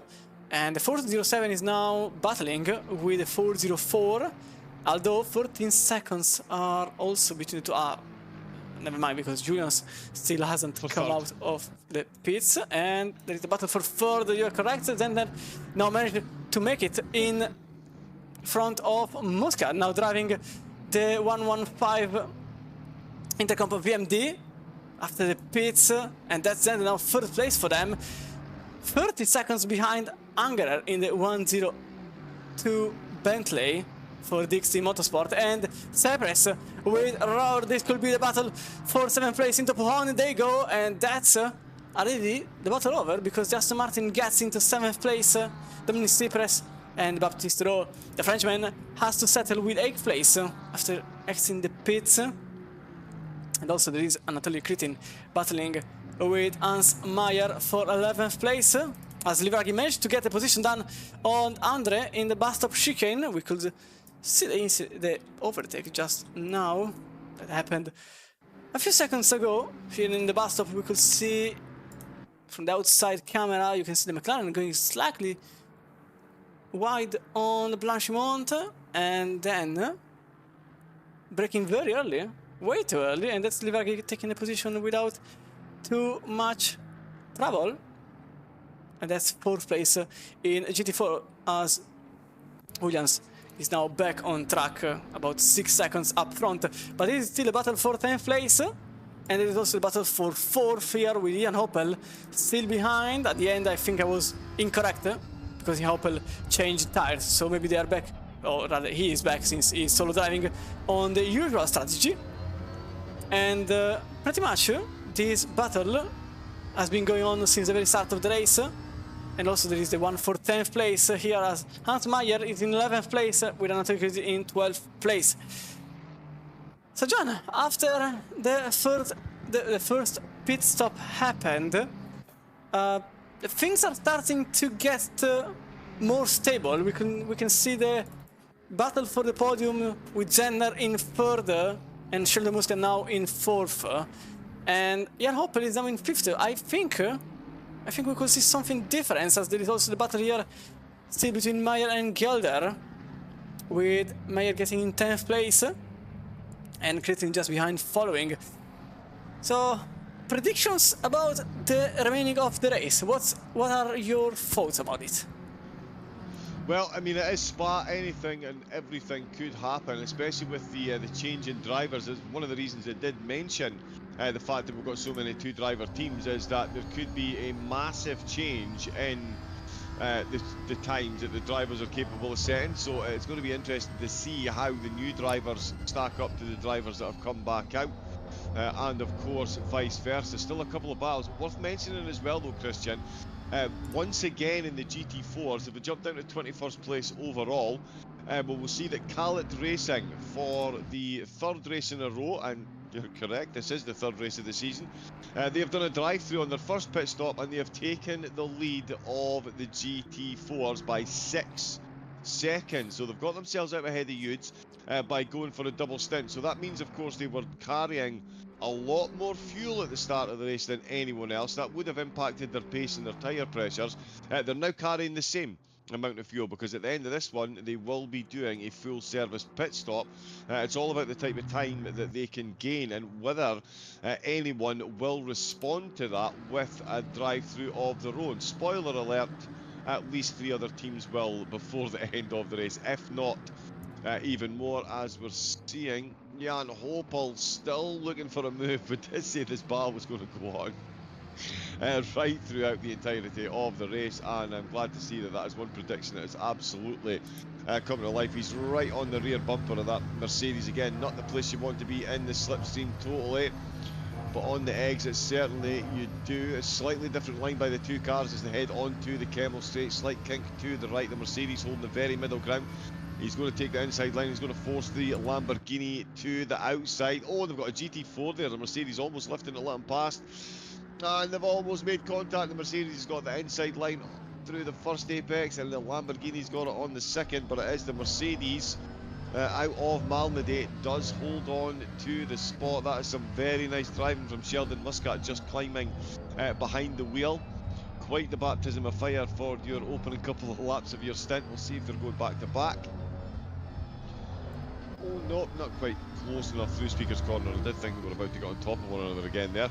I'm also looking down the order. We've got Dominic Cyprus, I believe, already made up a position so far in 7th place, all over the back. And so yeah, 2 driver swaps here. Firefly have now got Niem Zura behind the wheel, and Simmercy Endurance have got Dominic Cyprus. And at the moment, I would say it's Cyprus that's got the more, it's got slightly more pace out with the 2 of these drivers, which is almost perfect timing after I just mentioned the difference in pace between drivers out of the teams. You really do need a fairly consistently strong roster. Wow, and you're going to need some strong wrists if you're going to throw the Bentley out with Stavolo like that. He's had to dab the brakes at the most inopportune of moments, and I do mean inopportune for both of them, because this couldn't see them go side by side through Blanchimont. You can see that Aston Martin flashing these lights there, looking for a move, and unless he backed out, they were going to be side by side through Blanchimont.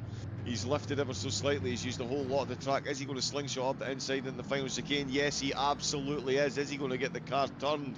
He is indeed, and that is a very nice move by Dominic Cyprus. He's come out with the gates absolutely flying, making up positions as soon as he gets out, and that is the Bentley done and dusted. Oh, and 12th place, completely stationary. The BMW, he's just taking a car in the rear. Somebody's redressing the position there, I believe. Yep, we've got someone moving very slowly. Grunler has made his way through. Crichton, I believe, given the position back then.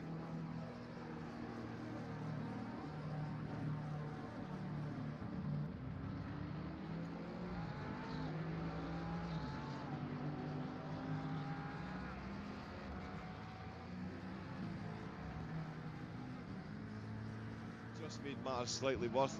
He did pull over there, Christian, tried to do the right thing. But yeah, unfortunately the car he touched. Never mind, because we're going to go out with Malmedy. We're going to side by side, and Jan Hopel is going to get the nose in front. He's only gone round the outside on the exit to Malmedy down into Bruxelles. Jan Hopel, what a move that is on Muscat. Yeah, so Christian, you were saying things have calmed down now that we're out with the pits, and people are settling into rhythm. Yeah, no, yeah, the drivers weren't listening at that. No, there was a contact. Completely ignored you there. Oh. Again, huh? It's Skelder again, no skill, just luck. They've got no luck at the moment, it would seem. Something happened to the car 113. 113.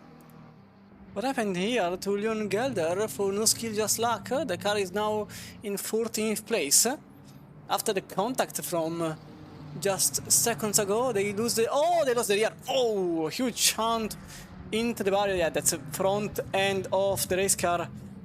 Pretty much demolished, and so Jan Hopel now with a bit of problem in front of him, because the McLaren has acted as a roadblock, and there is a lot of traffic 4 wide here after Stowe, and there is a contact, and the battery is off. Oh, into the barrier he goes, and there are more incidents going on there. There is a Porsche and a McLaren. The McLaren is from GT4. The Porsche is actually Baptiste Rowe, the Frenchman, into the barrier too, and a lot has happened after Eric Nimixra into the wall with a pit maneuver. What just happened there? It was a 4 wide. It couldn't go on, and a massive accident happened. We can see the whole destruction there at this point happening from the very start. Look at this. Oh, even in front there was a contact between 2 cars. That was the Mercedes in 5th place. It was Sheldon Muscat making contact with another car. You can see then 2 more cars colliding. The 4 wide then goes on with the Mercedes-Benz and the Bentley colliding. Into the wall it goes. The McLaren GT4 also in the middle of the way, and Guido Baptiste Rowe, unfortunately innocent in the action, getting involved even with... I couldn't pinpoint who the GT4 was. Not entirely sure. But yeah, unfortunately... Sorry, it was Livragi in the Mercedes. It was Livragi in the Mercedes, who is in currently... it was Livragi. And Tim Hope as well. It was Livragi making contact as Maximilian Andre goes in front of Livragi. So probably some damage for this car to getting taken on. And Baptistero is still on track. You could see the Bentley in the pits as Eric Nimuxa now 18th place, still in the pits. So that was a mayhem happening just... oh, that's a huge lunge for the Porsche. The number 114 into Pujon. And yeah, it was a lot happening at the very... everything at the same time. Unfortunately, the one that lost the most was 111 Firefly Racing. They were in 10th place even, and now they are back in 19th. They were starting in 16th place. Car completely damaged. Now back on track, so kudos to them because they still want to race. But the 111, with a total of 33 seconds of damage only, so they went into the pits just to repair the car because the pit stop was just minutes ago, so no wonder they didn't change tires. But yeah, that was a lot happening. So John, what exactly happened? Give us a brief description of the incident. Sorry, which incident, Christian? Sorry, I'm gonna lie. There's so many battles going on. I was actually trying to keep up with what was going on down through the field because we've just seen another overtake as well. There's been so many incidents going on so far as... oh no, that's somebody exiting the pits, and my replay is also stuck on. But there has been absolutely everything going on as Erdi does manage to get that overtake done for Straighter Motorsport, so he's had a good run there. But yeah, that 4 wide, it just looked like the Lamborghini wasn't fully aware of where the GT4 car was. It just pulled across too quickly. And as you said, Christian, it was pretty much a self-imposed run off the track. Self-imposed pit manoeuvre, which saw them bounce into the wall. A fair bit of collateral damage as well, shared around generously by the drivers.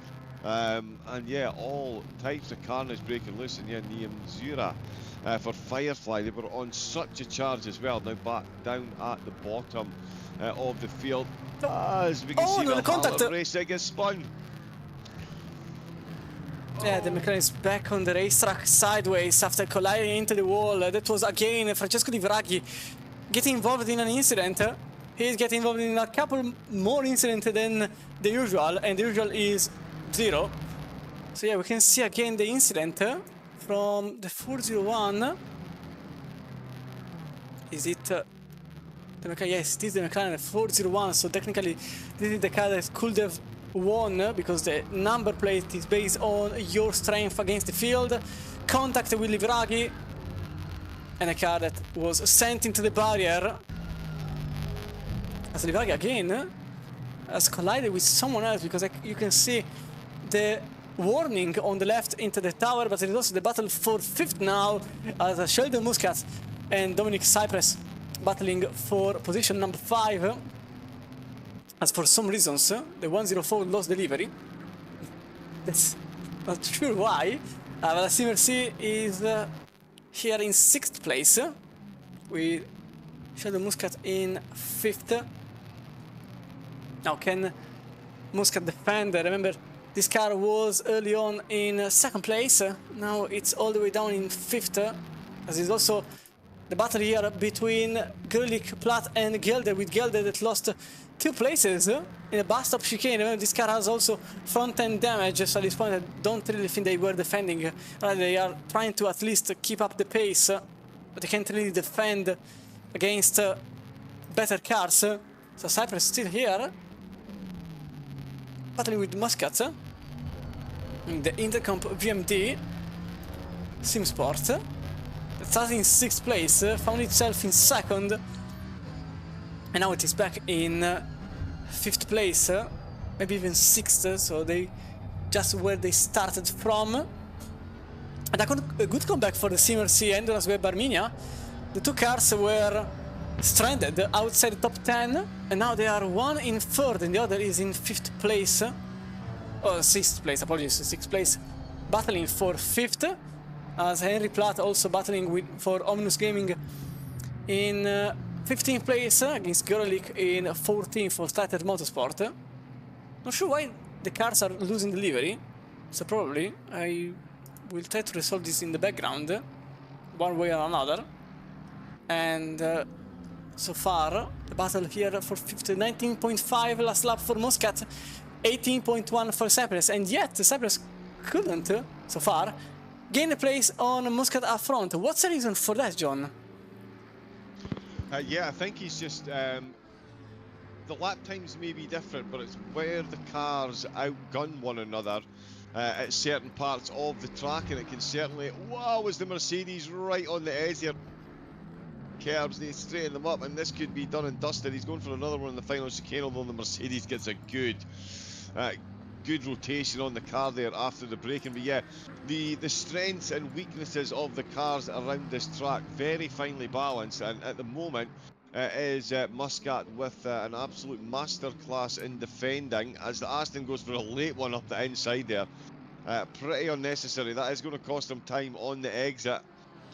Which is certainly unfortunate by him, but Muscat will not be unhappy at that one. And yeah, Muscat's livery has disappeared for me as well, although Cyprus's livery is working for me. I guess it's something to do with the livery tool. Yeah, I can confirm as well, actually. Quick update on the GT4s. Matthew all conquering Yudes. Oh, never mind, let's watch the battle here. Oh, in the Melmaday, sorry, the Aston Martin's going for it up the inside. Sheldon Muscat, full defensive mode. Is he going to make it stick this time? The Barmenia car, Dominic Cyprus, he's got the lead and he has the Mercedes. Just ran a bit deep in the middle phase of the corner, and on the exit, it is the Aston Martin of Dominic Cyprus. He's got them back up to 5th position. Of course, he started in 3rd. They dropped, what, 8-9 positions?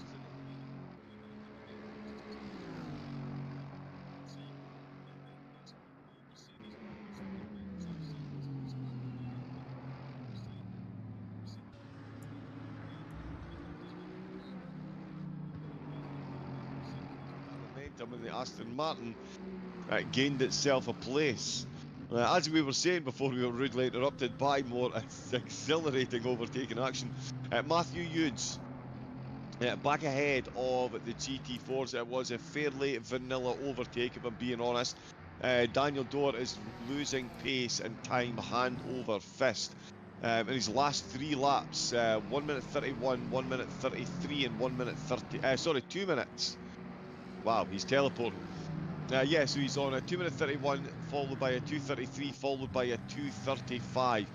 Yudes went past him like he was standing still, so the drive-through strategy certainly gaining them positions, but not doing them any favours on the tyres. Oh, another contact there with the Mustang off.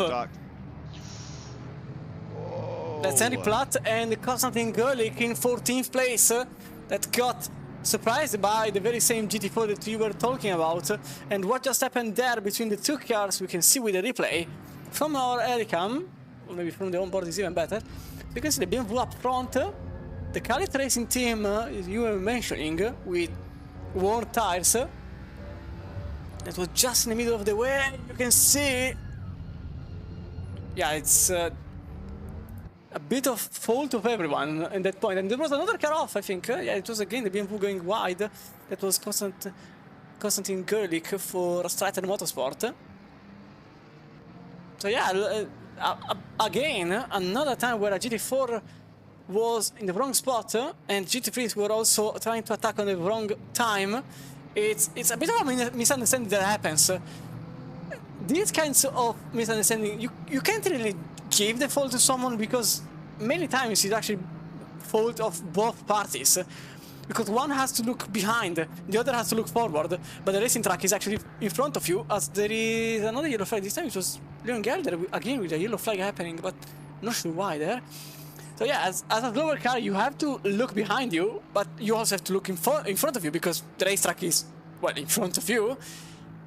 But I think in that case, I think the Stratton Motorsport tried to go on the outside, caught itself by surprise, tried to cut on the inside, but there was a car overtaking them, which was Henry Platt in a Mustang from Minus Gaming. So I have a whole situation that was developing inside another situation, and in these kinds of moments, you really have to have like 36 eyes around yourself, but sometimes you don't really have a spotter. And remember, some teams here are also driving alone, so it's not completely their fault. But when you're driving alone, you really have to be careful, because you have an in-game spotter that gives you the situation around you in some sort of detail. It's not as detailed as an external tool or a friend in this case. But yeah, it's not been the first incident we've seen, and quite frankly, I don't think that's going to be the last one we will be seeing. Yeah, no, it is the nature of the beast. It is one of the things that keeps us coming back, certainly as viewers and spectators, to Spa for the multi-class racing, and it is unfortunately, much like Thanos, it is inevitable that we'll see this. As Christian said, it is 6 of one, half a dozen of the other.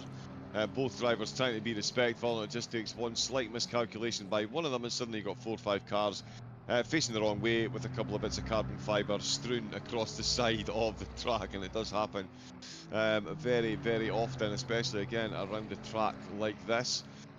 Maximilian Andre, there's been some changes since the pit stop we should probably highlight as well.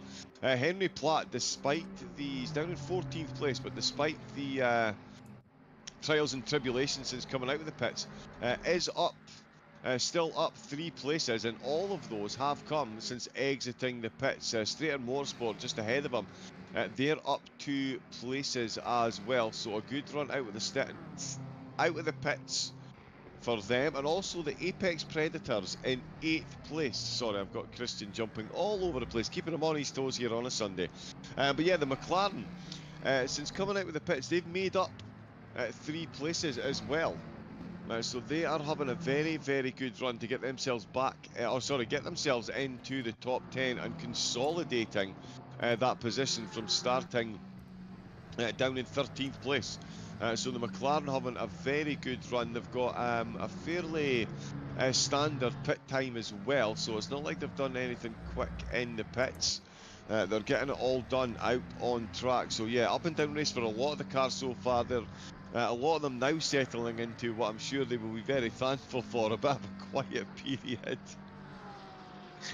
Because for the first hour and 10 minutes, it has been all you would expect from the field here at Spa. And I tell you, it almost is expected here at Spa as well, I suppose. The race leader just running away with it, making hay while the sun shines. We do have a single cloud has appeared. Highly unlikely we're going to see rain.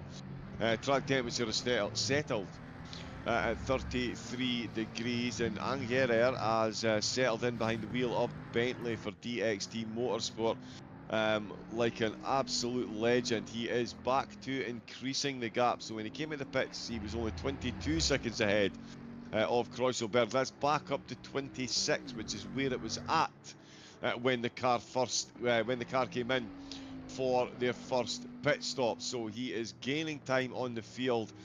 Once again, as I mentioned, for endurance racing you need strength and depth in the team as well, and it is looking like Rochelle and Angerer might just be the perfect combo around Spa, as that Bentley is looking absolutely planted. And at this stage, Christian, he's not even lighting the timing towers up. His team's been in the 16s, low 17s. His last lap there was an 18.1. And he is he's about a 10th or 2 down, so it really isn't pushing massively hard at this stage by the look of it, but still managing to find time. So not only did they get a phenomenally lucky start with what went on with the rest of the field, they really have proved that whether that happened or not, they were likely to be the leaders at this stage of the race. I mean, if you're 26 seconds ahead and managing the pace, you're doing okay. Well, yes. Obviously, the whole fight at the very first hour at this point, not even the first laps, really helped them. A lot happened. All the chasing cars lost time, one way or another. After an hour, things settled, but the damage was already done. So they had a 20 plus seconds gap on the second placed car, which is at the moment the Dynamic Motorsport Aston Martin here, the 103. Sebastian Zenner follows another 10 seconds behind with a livery that reappeared magically. At this point, I don't even know anymore. And the 103 has remained around 20 plus seconds behind. Now, it doesn't seem like a good thing. Obviously, you really want to gain time rather than keep it like this. But again, we saw how things can change so quickly. Early on, there was a Bentley in the top 10, and now that very same Bentley is in 19th with a pit stop more to the entirety of the grid. So anything could still happen. Obviously, 27 seconds now. It's a good chunk. As Sheldon Muscat is. Oh, we lost a car.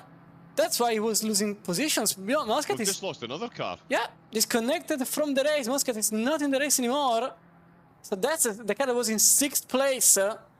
And that's another DNF. That's another car off. Now the grid is composed by 31 teams in total. And that was the car in 6th place. Now only line for Carbon Motorsport has inherited the position number 6 with this car that was battling about in 9th or 10th early on. Now they are back in 6th at the very least. But another car disconnected from the races, another DNF for us. This rises the number of DNF teams to 3 teams. All of them were in a GT3 class, if I remember correctly, as we had one Lamborghini that was starting in 5th, the one that was starting in 6th. Ironically, they both at the same time. And also there was, I think, another car. Oh, someone is back. Muscat is back for Intercup VMD. So they are trying to at least finish the race. So it's not a DNF, but it is a sort of mechanical break, we could say. And they are now back at the very last place in class. So as I was saying, those 28 seconds could actually mean nothing if a mistake happens. Now obviously, we are thinking about DXT Motorsport. In the standings, they are also quite high. This is not a team that really make mistakes, but everyone make mistakes at times. And we could see a surprise. Obviously, 27 seconds in 3 hours are perfectly manageable, but at the very same time, it is very easy to lose them. Even in this track where getting rid of the back markers is actually usually quite easy. But we saw it even in this very race, the last hour, and in real life, how difficult it actually is because of the high speeds that you have to take into consideration. Into Blanchimont, for example, in the real life 24-hour of Spa, we saw a tremendous incident between Kevin Estes' team and another McLaren that in live it was spectacular, but at the very same time terrible to be seen, with pretty much a red flag nearly being actually with a red flag being put in place nearly. But yes, in this field, especially in multi-class, it's very difficult to at times comprehend the difference in speed, because GT4s are, well, a lower class, they go slower in a straight line, and especially in Blanchimont, where you don't really know what's at the other side, because it's sort of a blind turn. You don't really see what's on the outside of Blanchimont, and if someone is stopped there or is going slow there, you're going to collide with them. And we saw it just, oh, there is a car exiting pits. That's Sheldon Muscat for Intercomp VMD Sim Sport.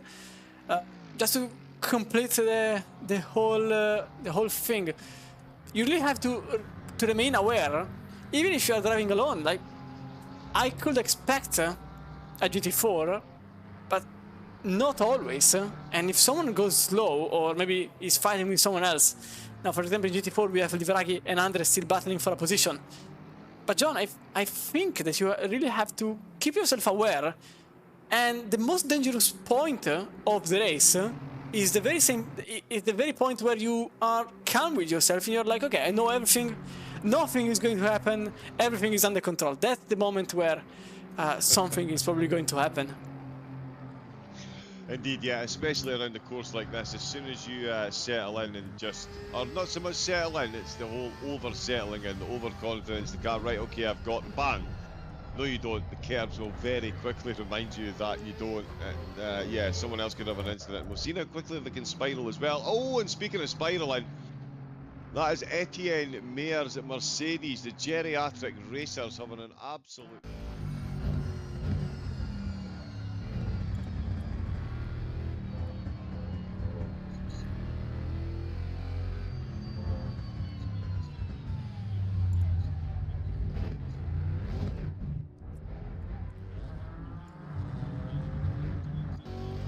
Chrissy was saying there, like the exit to Blanchimont, and you come out of Melody, you've got very little vision of what's happening. Immediate right hand side, you're very much looking at the outside curve and how you're going to focus on getting the car cleanly over there and back in again. And yeah, as the BMW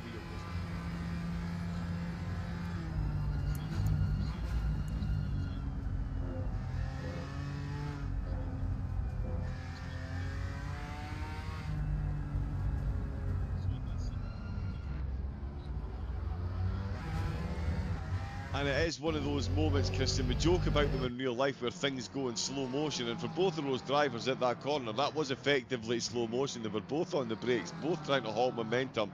Nothing anyone can do about that, because you know yourself, if you try and manipulate a GT3 or a GT4 car that quickly in that close proximity, you're just going to end up stepping the back out and making it infinitely worse. So sometimes you do just have to grin and bear it and hope for the best with the contact. As Team 32 looking to put an overtake on the Porsche ahead of them.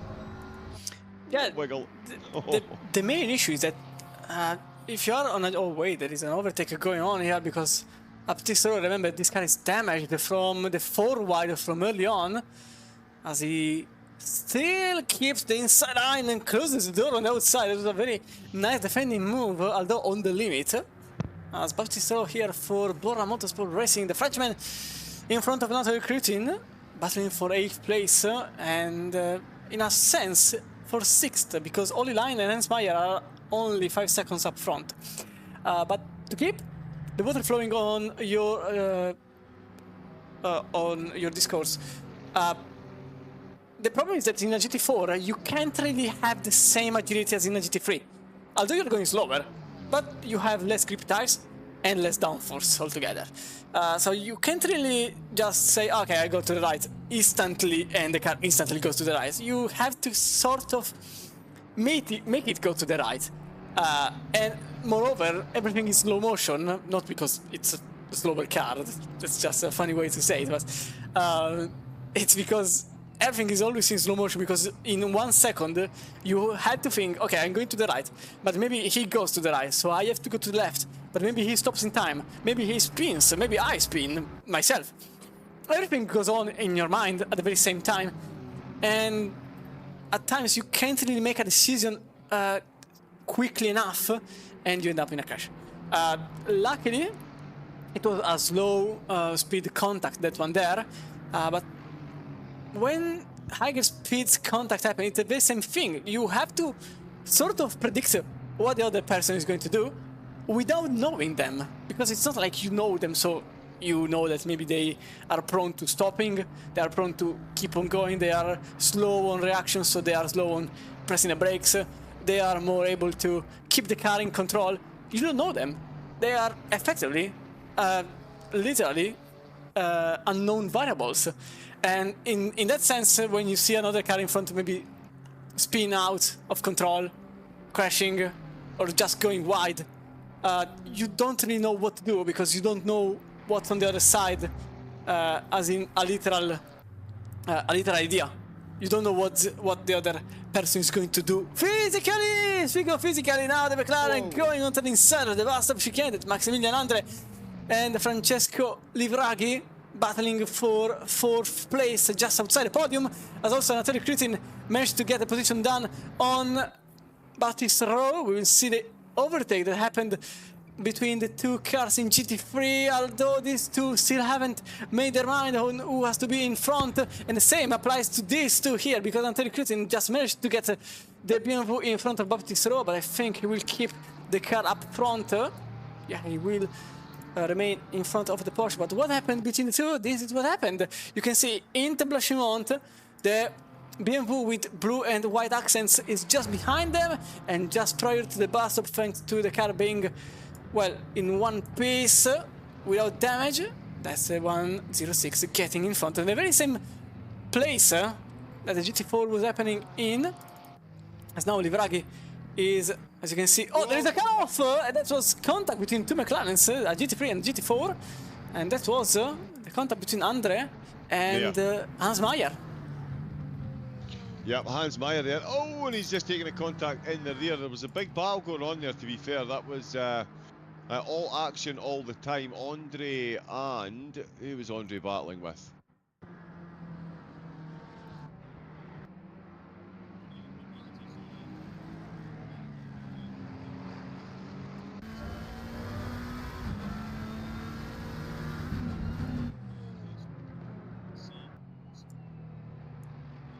Down towards out of Melody and certainly down towards Bruchelle as well, and that has upset the apple cart ever so slightly. Andre got it all to do to catch up to the back of Livraghi and try and take back that spot if he can. Livraghi has made up 3 places in the race, 2 of them coming since exiting the pit, so it's been a very good stint as he is almost side by side with Anatoly Kreuton there. Baptiste Rohr, the PMW, the Porsche, sorry, that's trying to roar past if he can. He will do along this straight here. The Mercedes will get a cheeky bit of slipstream. Not that the GT4s overly benefit from slipstream. They're not really that way inclined. 85% road car, 15% race car. GT3s 85% race car, 15% road car. That must be homologated. So that's why car companies make these big monster 5 litres so they can turn them into a GT3 car. Simple as that. Ooh, and turning their GT3 car into the pits is Sebastian Zahentner for Sim RC Endurance. This is their second trip into the pits, and we are an hour and 26 minutes into the race.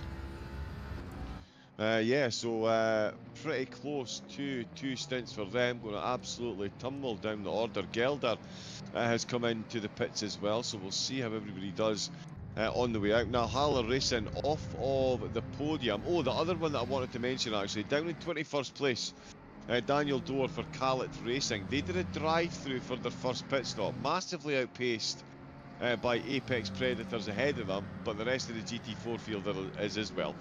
But Doer is more than matching the pace of the GT4 cars behind them, so this is looking very good. So it means that Dragon really do need a drive-through to clear one of their stint timers, at least if they're going to make any inroads on the Calet Racing car, who are, lap on lap, even if it's by half a tenth, they're still lapping quicker than the cars behind them. Livraghi's got 9 seconds. 21 seconds, sorry, to make up to Meerman. Sorry, am I looking at that correctly? No, it's... oh, there is a yellow flag. Then there are yellow flags, huh? Oh. Ah, that's because it's out of the pit. Oh, because he's exiting the pits, yep. Every time I get fooled. Every time. That's... apologies, it's just that... unfortunately, I just get a massive yellow flag in front of my screen and I say, oh, there's a yellow flag. No, it's someone else in the pits. But yeah, it's Livraghi is 9 seconds behind Meerman, who himself has to make under 22 seconds to get at least close to Dover. To answer your question. Yeah, sorry, again, I got distracted by times here. Sorry, say that to me again, please, Christian, to answer my question. So it's 9 seconds between Livraghi and Meerman himself has to make another 22 seconds to get to Dur. Yeah, so Dur really has played a blinder here with that drive-through. They're going to be in for a full service, of course. And if it's worked out well, Christian, there's nothing to say that they don't come in, change tyres, take on 2 stints worth of fuel again, and come back out and do another double stint, because based on the evidence that we're seeing before us, they've made up 6 places in the GT4 field.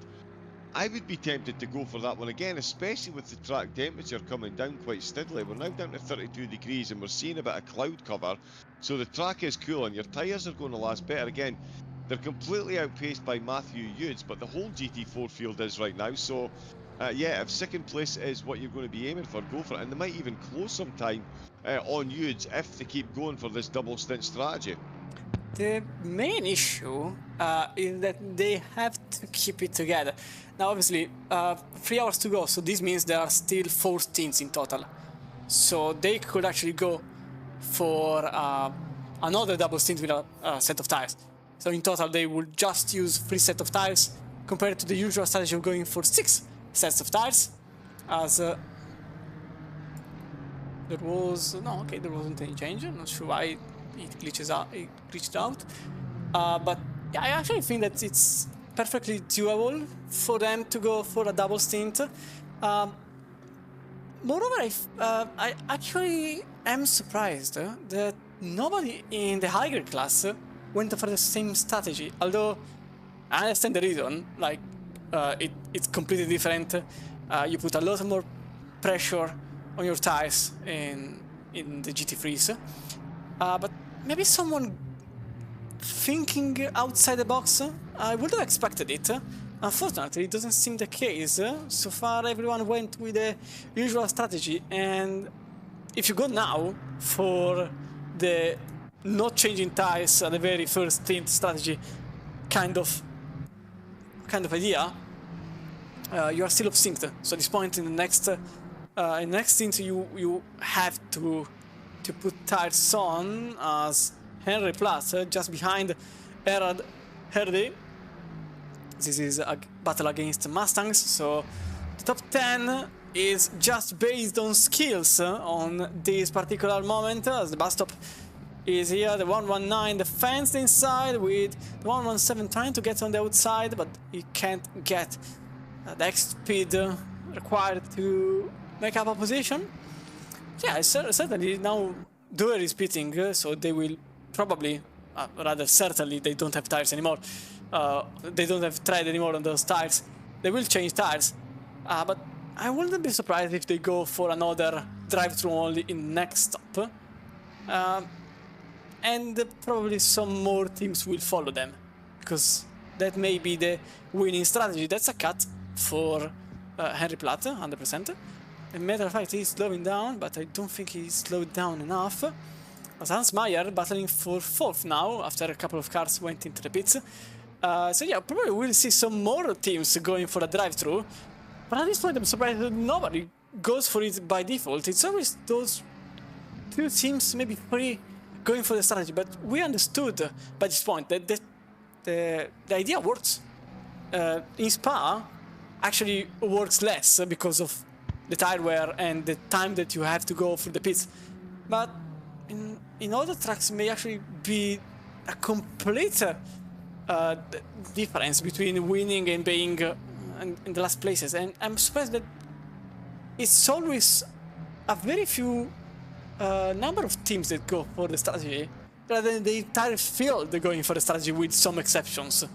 Not sure why this one, because again, it's not a surprise for CRT to go for a drive-through and then to change tires, and nobody is following them, although the strategy works.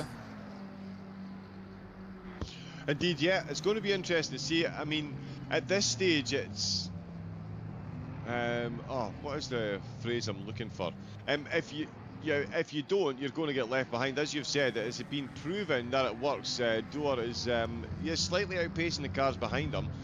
Overall, they've swapped. It's Michael Mias that is behind the wheel now, and he's gone for a standard stop. So yeah, you've got to fight fire with fire, I would say, at this stage, Christian, and absolutely. They have proved that it works. They got themselves up 6 places over the rest of the grid, and they're actually back out. So yeah, I think that the other teams are going to have to answer. Now it's going to be interesting to see if they can answer quickly enough, because they would have only realised they were doing that, because I can confirm as well that the Calder Racing team did run a long first stint, 47 minutes. So it wasn't until the end of the first stint they pulled the drive-through, so anyone that's come in and done a standard stop then will have seen the drive-through, but they're only now running with a standard stop worth of fuel. So they need to come in here. They can't answer straight away with a drive-through unless they already had it pre-planned. And as Christian and I have just mentioned, Cala, if they come in and take off on enough fuel now, they've got another drive-through they can do. So yeah, I think it puts the GT4 teams in a very, very, very interesting position. The strategy managers' calculators are going to be absolutely melting, all fingers, toes, and I'm sure a few abacus will be getting used as well. Please don't ask me what an abacus is and make me feel any older than I already do when I've got Christian in the box. The enthusiasm is incredible. I absolutely love it. But I do feel very old sometimes, Christian.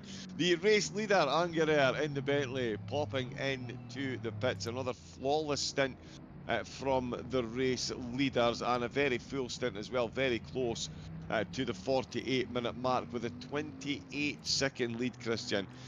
The superlatives, again, are going to run dry because it is just absolute perfection from the Bentley team at the moment. Yeah, the Bentley is currently having a good time. We saw the times they were able to keep up the high 17, which is perfectly manageable with the tire wear. Remember, they have to go through 48 minutes of steady pace. Spa, unfortunately, is one of those tracks that if you make a single mistake, that mistake basically starts a chain reaction where you keep on losing tread on the tires at an exceptionally high rhythm. So if you make a mistake, you are bound to go slow or destroy your tires. Usually when you really push hard, we're talking about half stint fuel kind of strategy to go for maybe 30 minutes only, for example, in a sprint race for 60 minutes where pit is mandatory, you go for 30 minutes. When you have only 30 minutes of fuel, so less weight, you tend to demolish your tires, and you really tend to have a second already losing on your best possible lap by the 30th minute. Here it's 48, so it's a bit of a middle ground between a full stint of 65 minutes and the usual sprint stint. You have to be careful on it. Race leader side by side. There is Rochelle and Erde still has to pit though. As Titan Motorsport still hasn't pit. They are going very, very, very long on it. I think they are about the they are way too close on the limit. Very close on the limit. I actually think they are out of the limits, to be fair. In 22 seconds. Yeah, they could actually end up losing. Because remember, if you don't pit for 48 minutes, you get a drive-through for exceeding stint timer.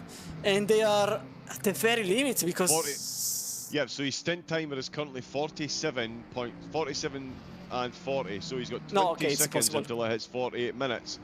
Which means effectively he's got 1 minute 29, because as long as the clock doesn't tick to 49 minutes on the stint, he's fine. So 48 minutes and 30 seconds is okay.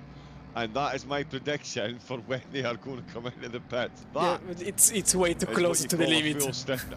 Yeah, that's squeaky bum time, I think we would call that, Christian. And it's a bold call this early in the race. I mean, that's really rolling the dice to try and gain some positions. It's a bold strategy, Cotton. Let's see how it plays out for them. Yeah, but it's way too risky considering the drive-through here. It's not like Zandvoort where it's like 20 seconds. You're like, I tried. It's a minute. It's a bit more than 20 seconds.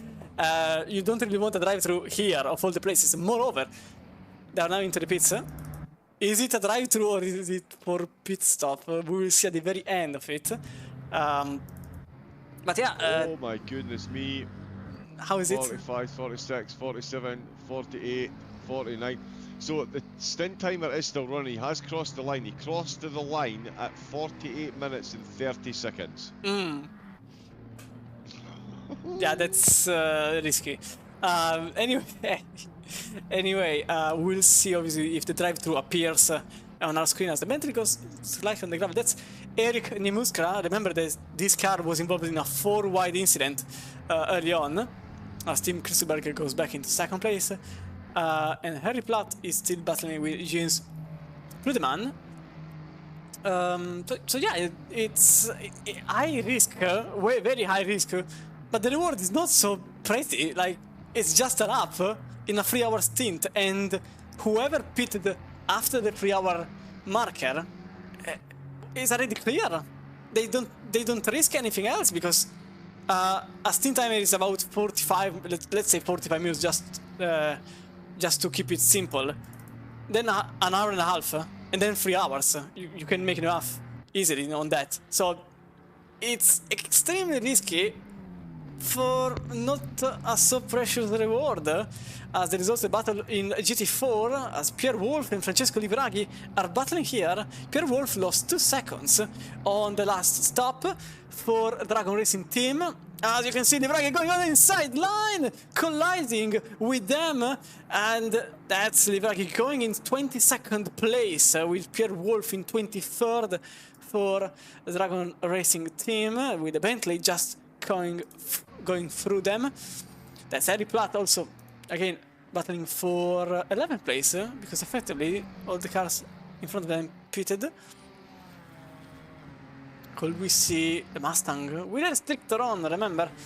Getting the position done, maybe the Ginetta helps a bit. No, it doesn't. Actually, nearly going into the grass and over the marbles. That is going to impact their entry speed into the comb.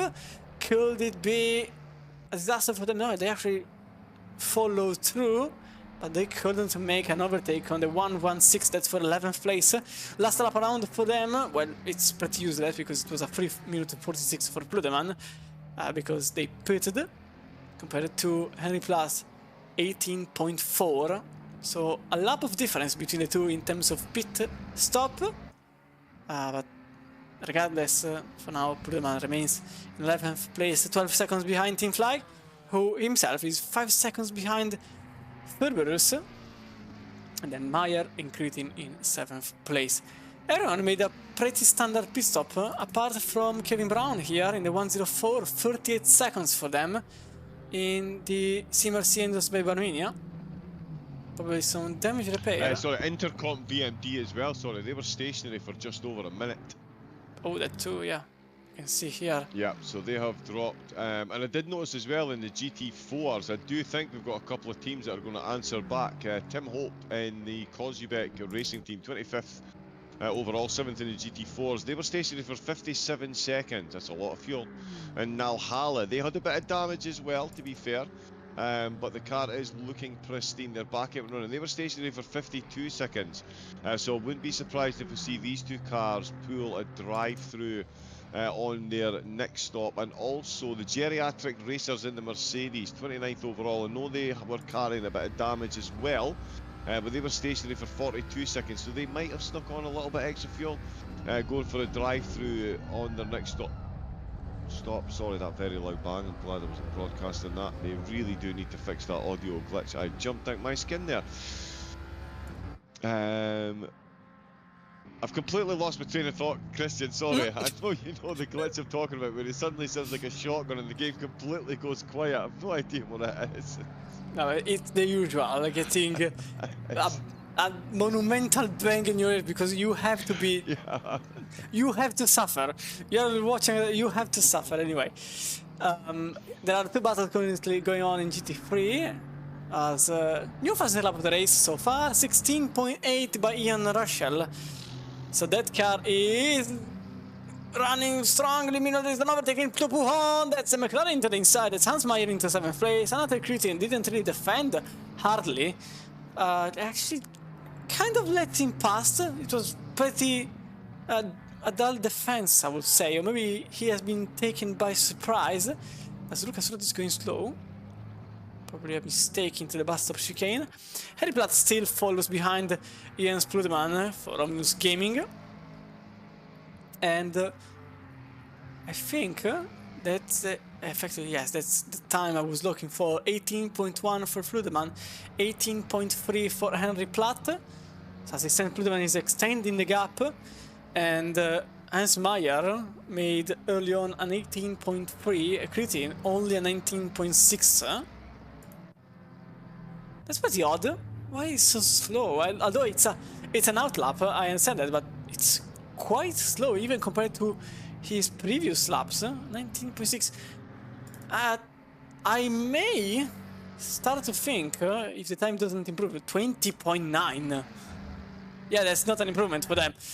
That may be the tire pressure being wrong on their car. 20.9 is tremendous. That's the McLaren going wide on the bus stop of the curb, and that's the Mustang taking advantage of the situation. Harry Platt is now in 11th place for the 117 for Omnius Gaming in front of Ewan Puldeman in the Apex Predators after a mistake, as also Casa managed to get in front of Erde for 18th place because Erde is into the pits.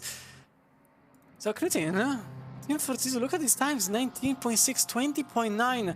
If it doesn't improve, I'm quite certain that's because the tires are on a wrong setting, because that's the only reason why your times are starting to float as the time goes through. It's because probably the tires are starting to heat up way too much, and they're losing grip because they're losing the patch to the ground, because with a higher... Oh, there is another retirement. It's a car that was 19th place. So Strider Motorsports retired from the race. The Mustang. So... Yeah, they were in the pits for quite a while actually. I was just looking at that there. They were stationary in the pits. I'm not sure if they've maybe had a problem with their driver swap. Possible. Because they were stationary for quite some time. They didn't get a drive-through. I was actually waiting. The reason I was watching them was because I was waiting to see them come out the pit so we could see what the stint timer actually was. But yeah, they didn't look like they were carrying any damage, and they've just disconnected straight from the pit. So I wouldn't be surprised if that's some kind of technical issue with the driver swap.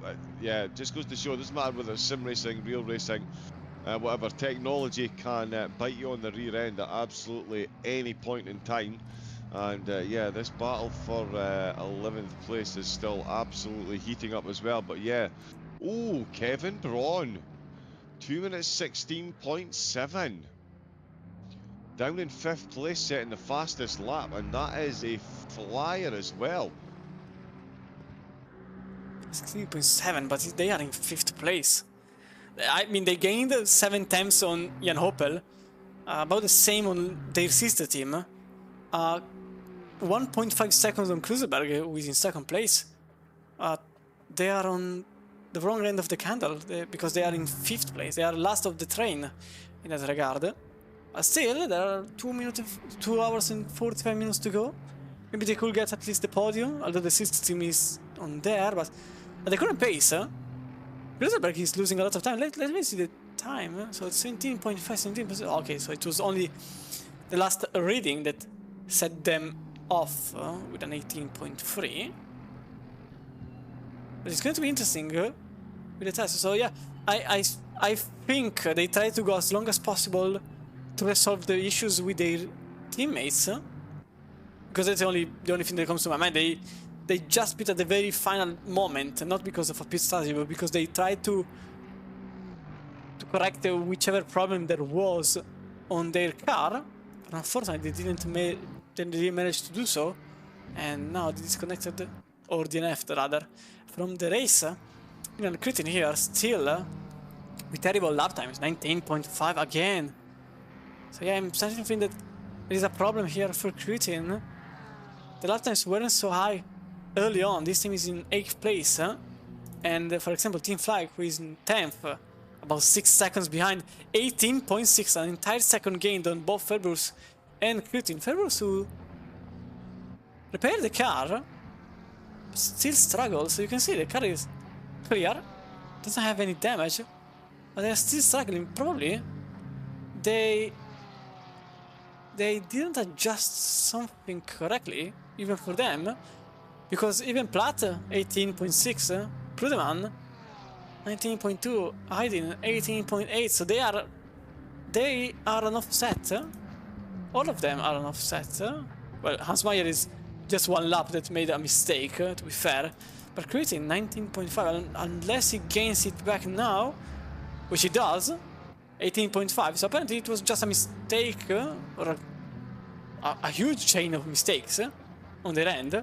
Yeah, even February 17.8. So actually best time of the entire race for them.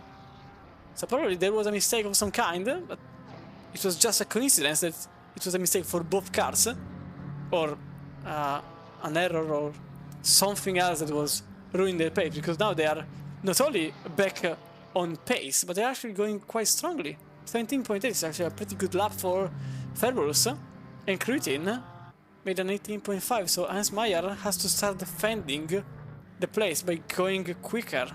Although 18.3 is quite good, Kruselberg himself made an 18.3. This guy is actually starting to slow down without any real reason, because Rode is gaining half a second per lap. 7 seconds aren't that much. 7 seconds wonder maybe he has a problem on his tires. So, all question marks, unfortunately, I can't resolve by myself. I'm pretty sad about it. Oh, yellow flag is off into the barrier. Oh, that is a big hit for the BMW there. Anatoly.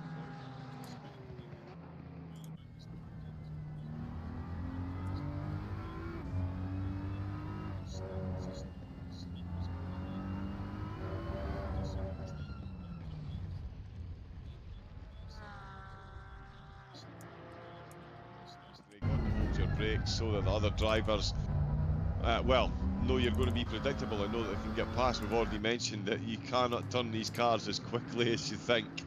When you're approaching an accident, you just lose the back and make it even worse. And that is an absolute, that's a borderline race ender there.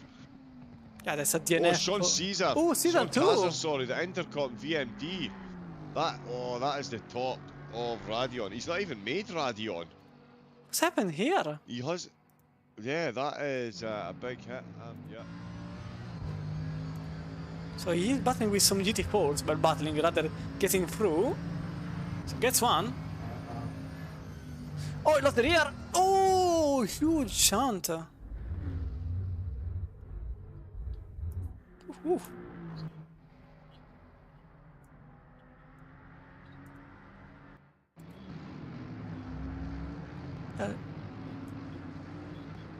Yeah, let's see from the side.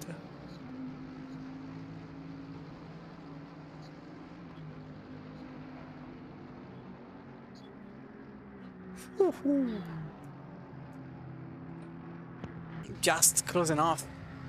But yeah, there were some close moments early on into the race.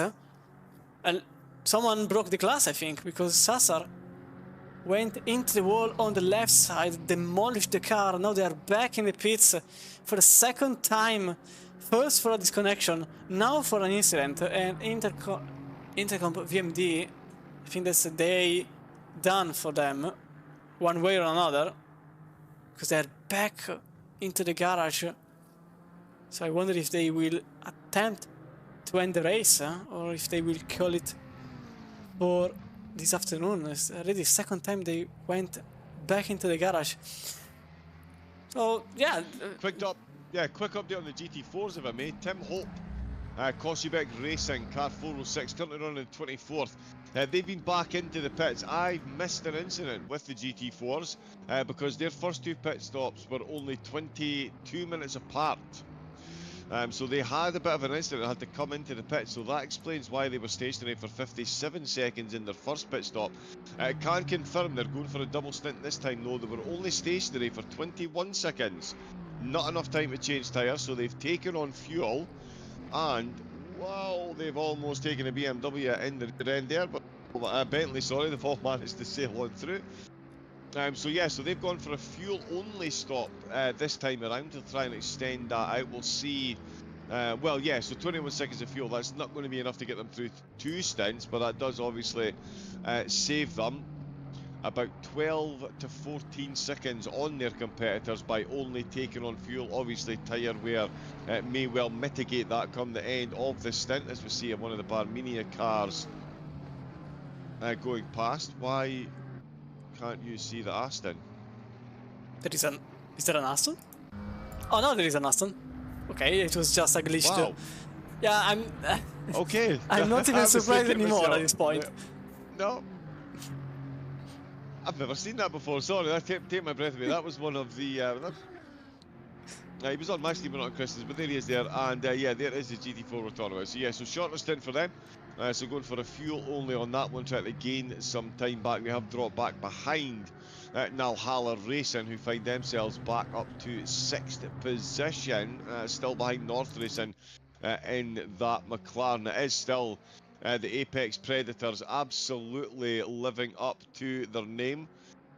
The vast majority of cars that have disconnected have been GT3s, so that means that Winch is currently running in the top 20 overall.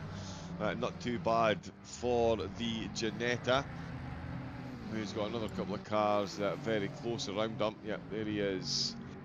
There. Pierre Wolf for Dragon, they're currently down in 4th, but yeah, the Apex Predators up at the front of the GT4 field in that Ginetta. Much like the Bentley and the GT3s, it's been an absolutely flawless race. Quick, clean, consistent, and smooth as butter through the pit stops. The team, it's safe to say they have the luxury of not needing to do a drive-through for any of their stints, because yeah, they've got a 30-second gap already over the team behind them. Michael Mize, though, for Cala Racing, proving that drive-through did work. They ran heavy at the start of the race. Oh, and Kazar, he's coming at the pits to get damage, that's why he's been overtaken. But yeah, Michael Mize in 2nd place in the GT4 for Cala. They went for that drive-through, so they were heavier for the first stint. Took a drive-through to clear their first stint timer, and that has seen them rocket up into 2nd place. And it's not the first time this season they've done it. A lot of the GT4 cars, whether they just don't fancy running tyres for 2 stints, or just don't want to carry the extra weight in the car, I'm not sure, but it's been proven already that strategy absolutely works, and they're knocking it out of the park again this week. Cala, once again, proving why they're early championship leaders, and a great start to the race for them. Livragi's managed to fight back to get himself up into 3rd place once again. Whoa, bit of a wiggle there. He's made 2 places since coming out of the pits on that last pit stop, and have got themselves ahead of Wolf, who at one point was running up in 2nd. So yeah, Dragon now down. The first time Pierre Wolf has driven for them this season as well, so welcome to the fray. Pierre Wolf, Meerman and Thorsten Dragon have both driven in the Mercedes this season. Oh, and we've got a car the wrong way. That's Kobayashi. Oh, the Celestial Sphere, Christian. That was more of a...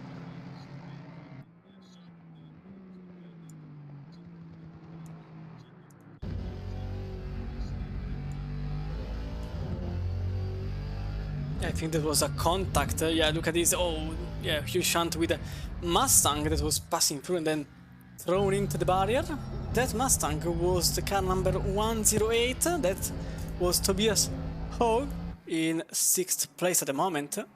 13 seconds behind Kevin Brown and 9 seconds in front of Hans Meyer, who is starting to have trouble in the mirrors because Corentin Ferbers is just behind in the Bora Motorsport Racing.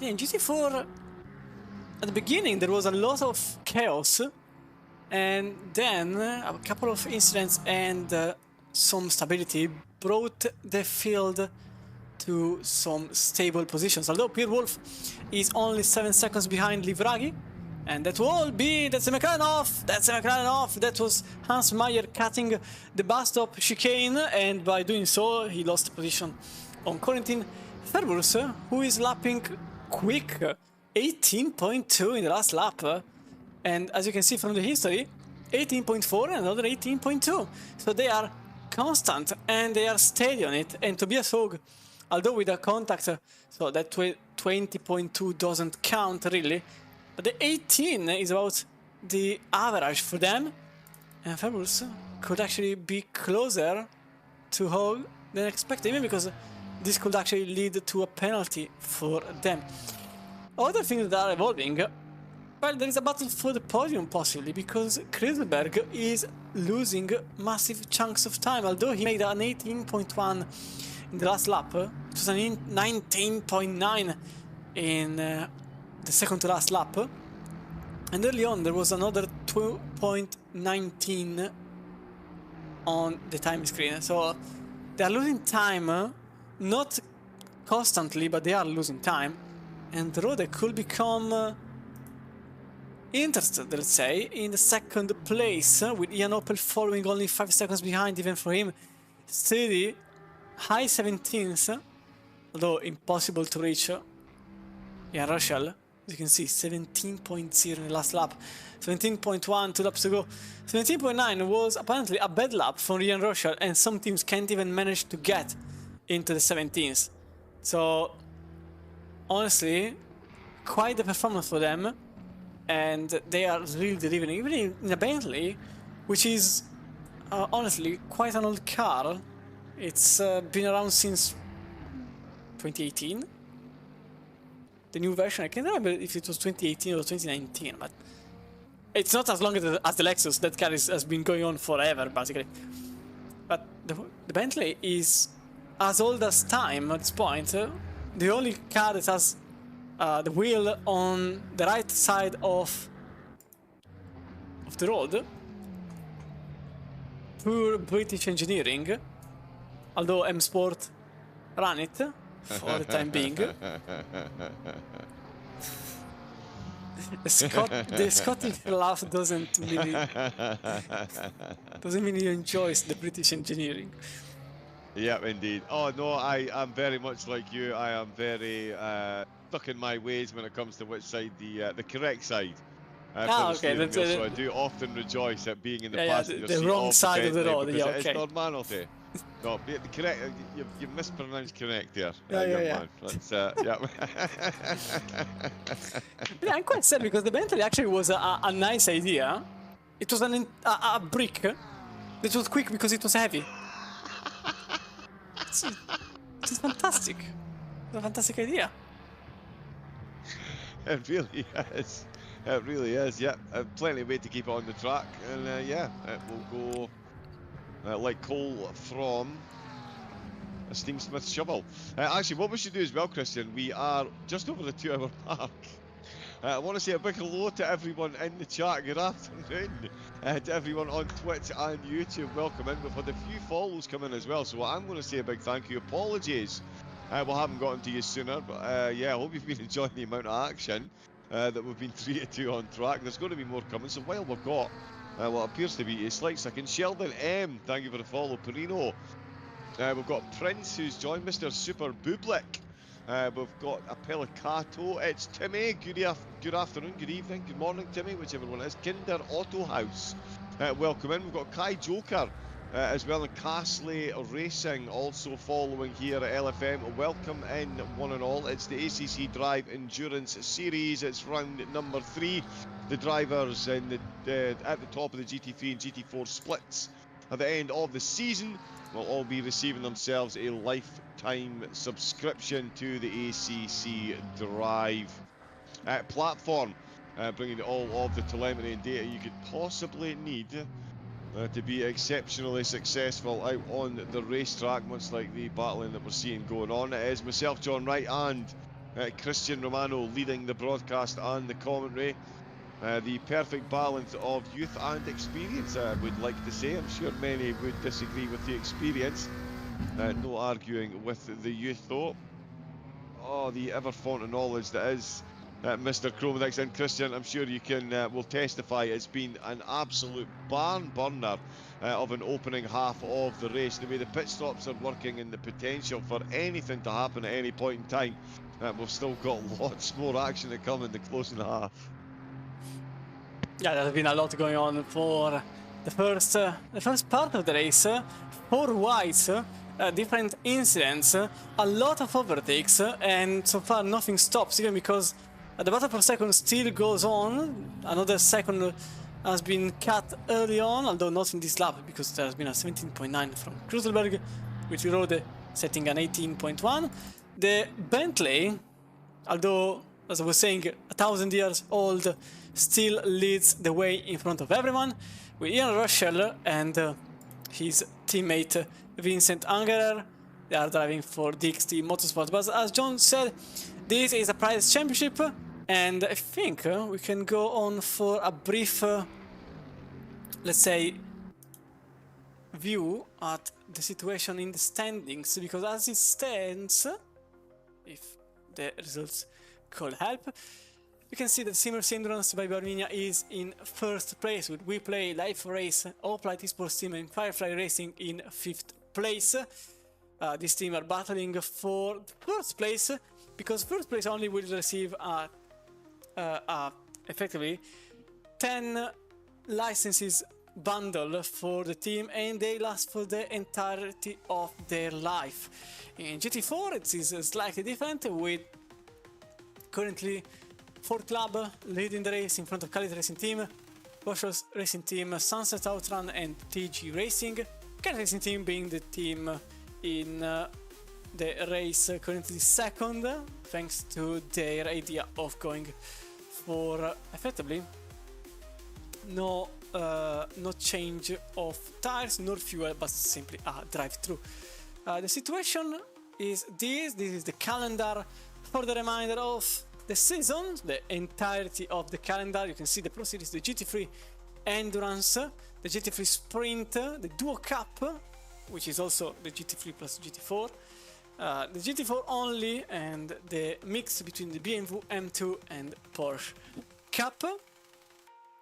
And next round in Endurance is Kyalami, whilst in the Pro Series is Spa itself.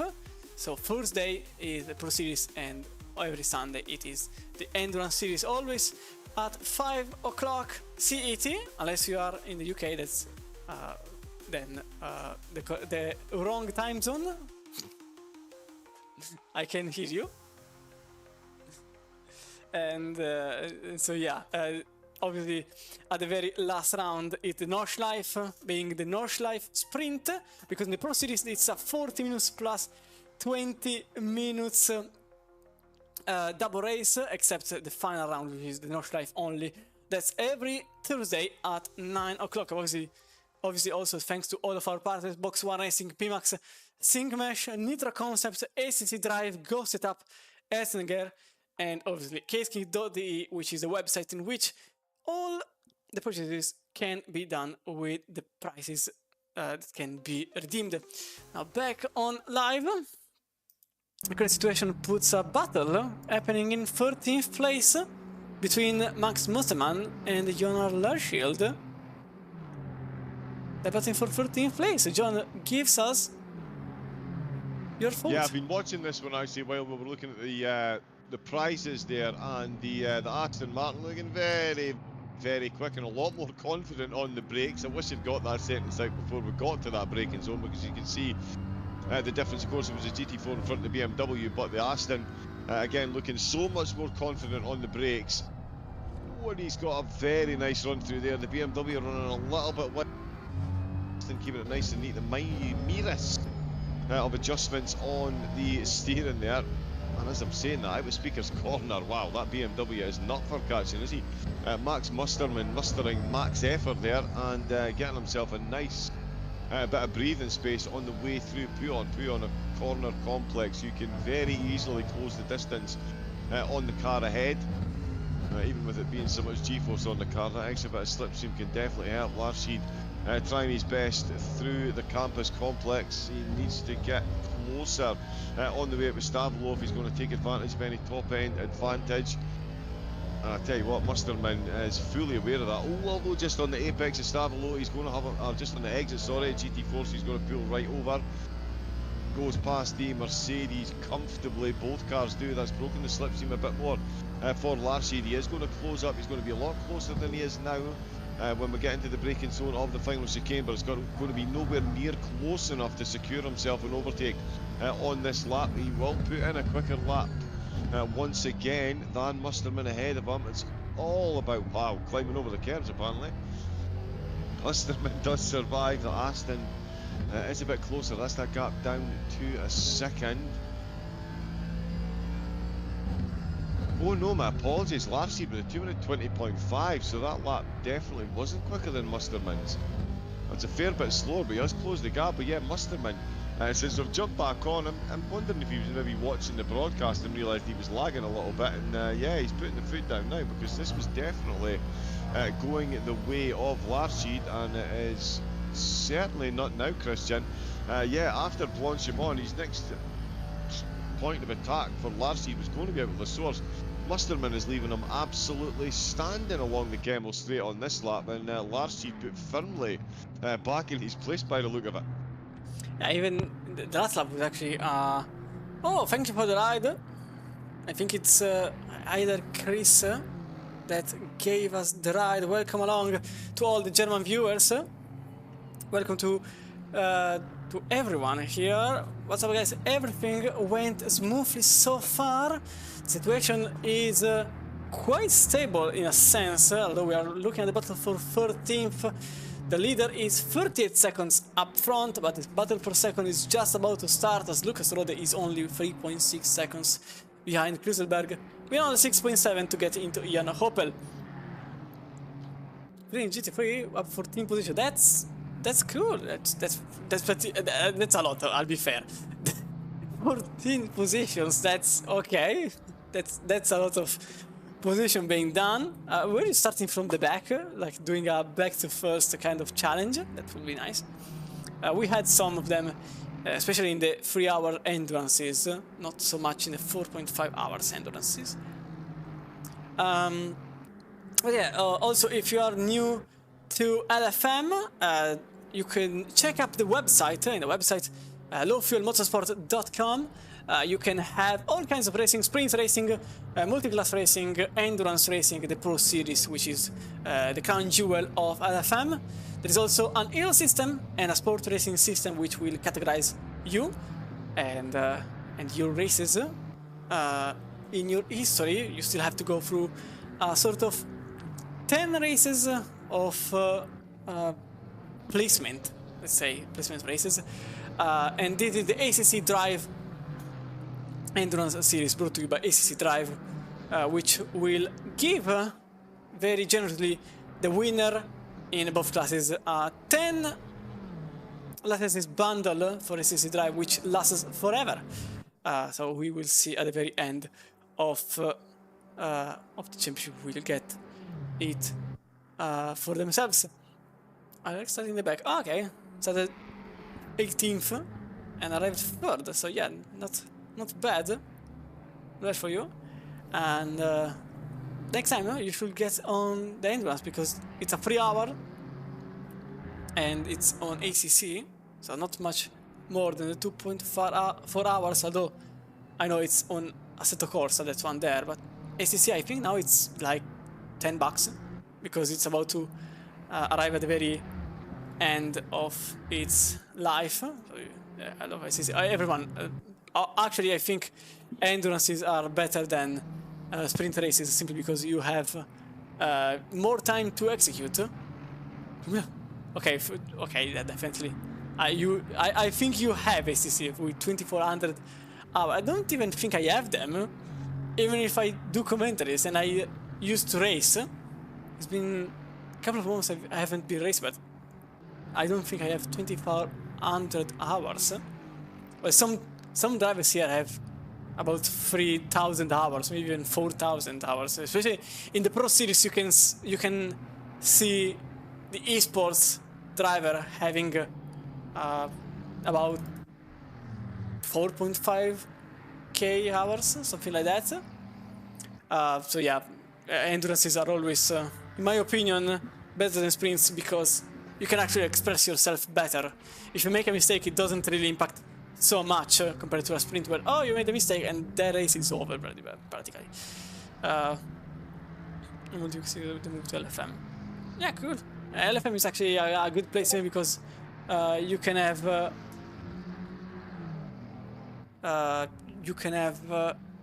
lot of different races, a lot of different tracks with a lot of classes. So now Lucas rode into the pits, and Team Kruselberg, look at the times, 18.4, 18.1, 18.9. It's not really looking good for them, as Lucas rode 217. Oh wait, I'm thinking Their about first something. pit stop was after only 38 minutes. No, yeah, but I'm thinking about something pretty bad. If they really go for the 40-minute stint timer, they arrive basically seconds away from a penalty. Am I wrong? Because it's... No, they've been out for 46 minutes. Okay. No, but like, let's say 46. It's an hour and a half. It's another 48 minutes, so it's about Oh, yeah. 2 hours and 18 minutes. Maybe, at best, if they're lucky. So Yeah, might have a little, a it's very cheeky tight. little pit stop right at the end, yeah. Yeah, it's very tight. I wonder if they will get a penalty. Probably not, because they are quite experienced, but I suppose they counted it before doing it so early. But it's very, very tight. Like, if the leader gets the flag a lap after, like, if the leader gets the flag like 2 seconds to go, there is another 2 minutes and a half to go, basically. I don't think they have them. So it's very, very close, but I still think they probably will do it quite easily. We'll see at the very end. So yeah, John, for now, the race is starting to stabilize, although many are doing different strategies, for example, the 101. And what are your thoughts about the rest of the race? Well, what I'm looking at just now, actually, Christian, Francesco Livraggi, 19th place overall, 3rd in the GT4s. He is putting an absolute hurting on the Calet car ahead as far as lap times goes. He's very, very, very consistently been in the 33s. He's just smashed in a 32, whereas Calet ahead are 33s and 34s. That gap between them has absolutely tumbled in the past few laps and is down from 22 seconds down to 12. Even more interestingly, the Calet car has been out for 3.5 minutes longer than Livraggi. So Livraggi is going to get another couple of laps, or another lap at least, to close this gap while Miles comes into the pits for Calet. So it's going to be interesting to see where they are when they come out. Although, just as I'm saying that, Livraggi seems to be... So, oh no, there we go. It's just because he was coming through the source and Miles was on the Kemmel Straight.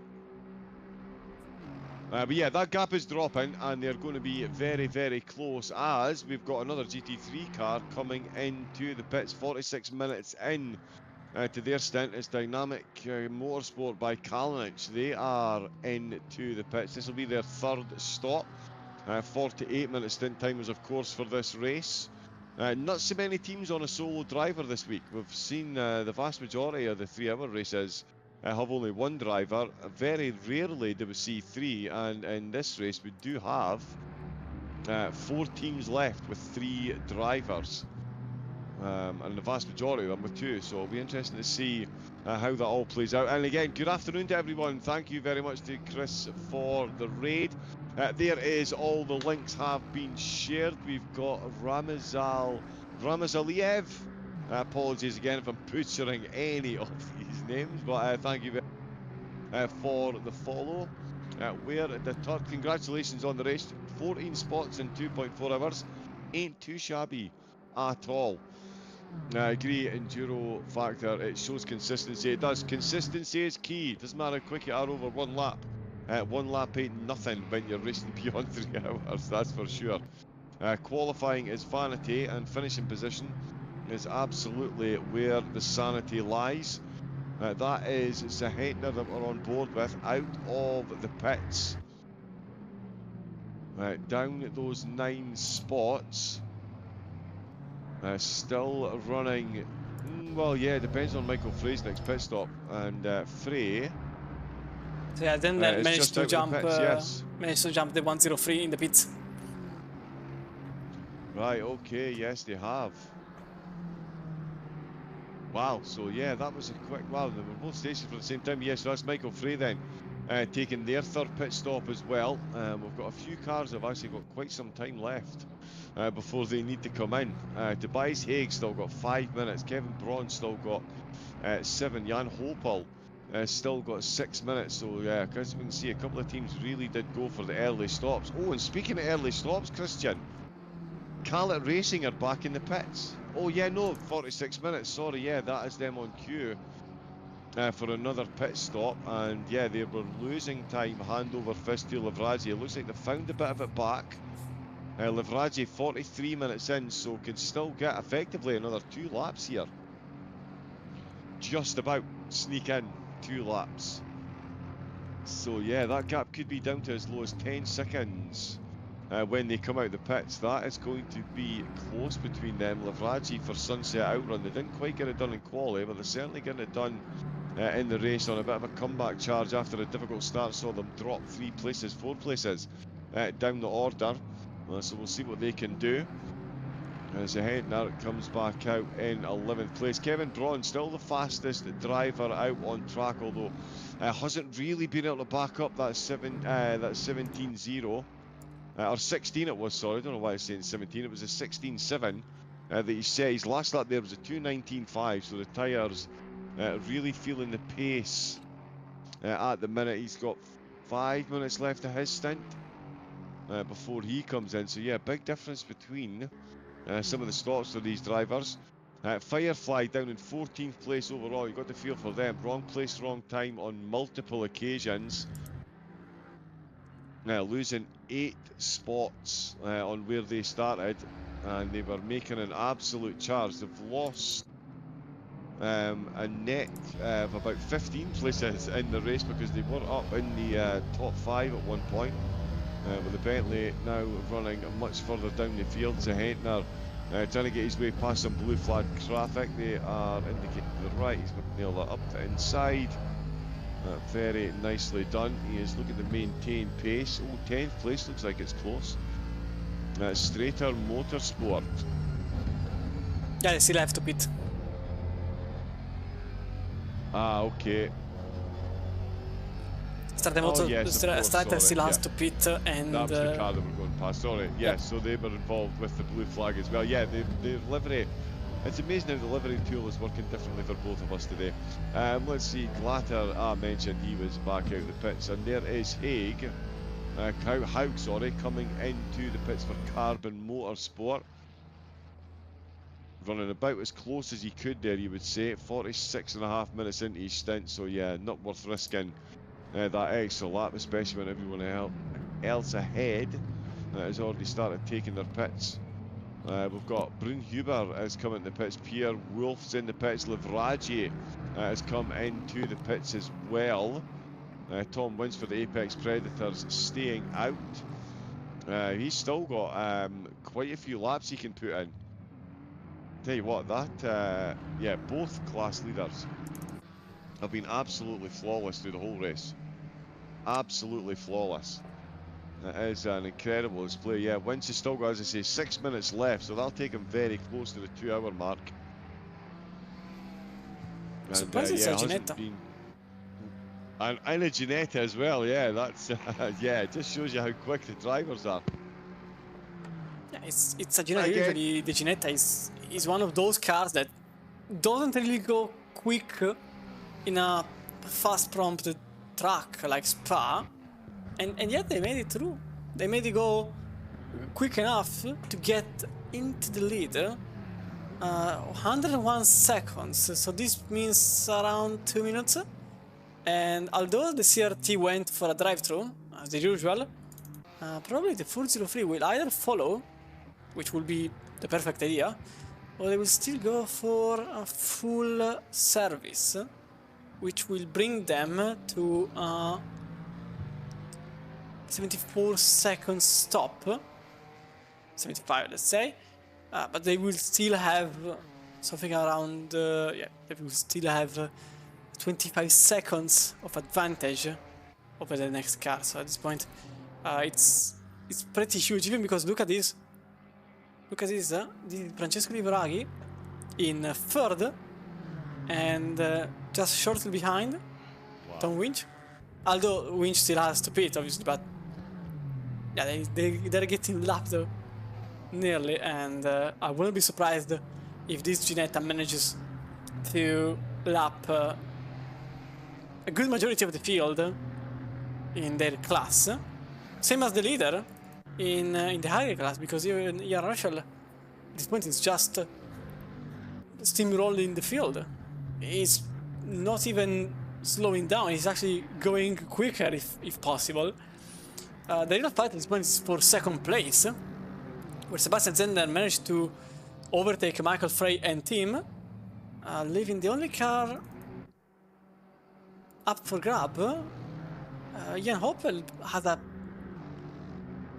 very slim chance as he goes out of the pit, but Zender is already in second, so that's second place for Zender, officially put, and CMRC Endurance manages to get at least second place, 42.8 seconds behind the leader.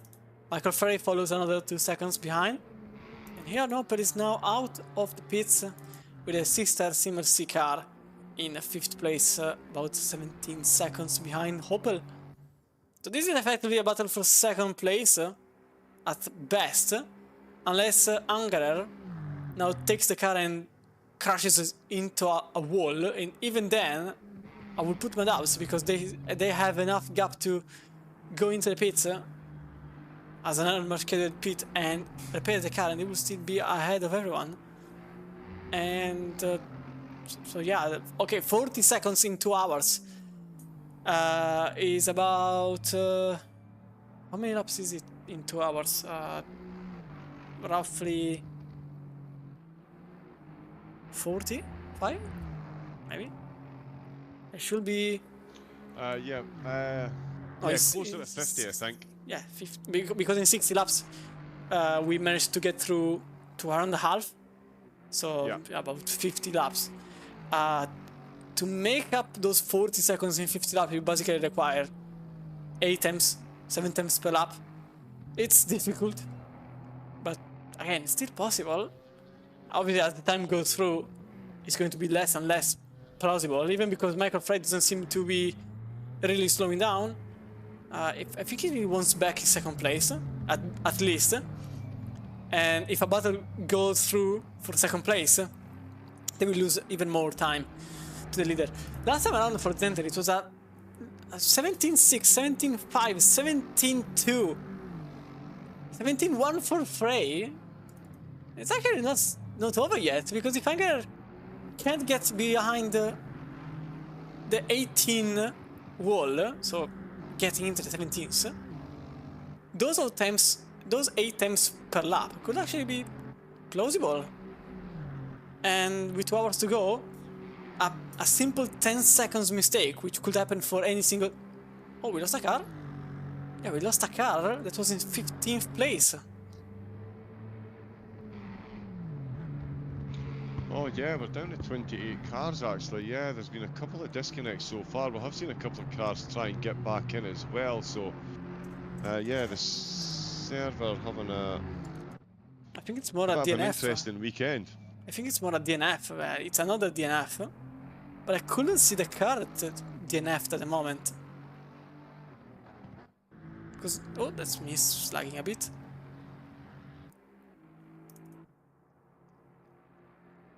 So yeah, Michael Frey now 1.5 seconds. As I was saying, 17.2 for Zender, 17.1 for Frey. Laps will come about in the next 2 minutes for the rest of the field, leader included, which will pass about now or in the next 10 seconds. If Angerer can't get into the 17th, there could be a problem. 18.2, they lost 1 second in a lap. So it's still not over. It's still not okay. It's for cold tires very likely, but let me hype it. Let me hype it. Okay, I want to believe we can have a fight for the lead. I want to believe it. Indeed.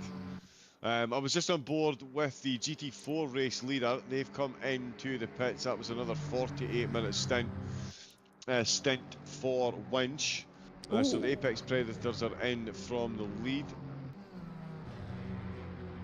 With My still in second, Lavraji third, Hop in fourth, still ahead of Thorsten Dragon, who's come back out of the pits. Again, Hop has had a couple of pit stops. I did take a much earlier pit stop, so will have one extra pit stop to take, so really does need to be putting the laps in, and at the moment is almost 3 seconds down on the pace that Dragon is showing.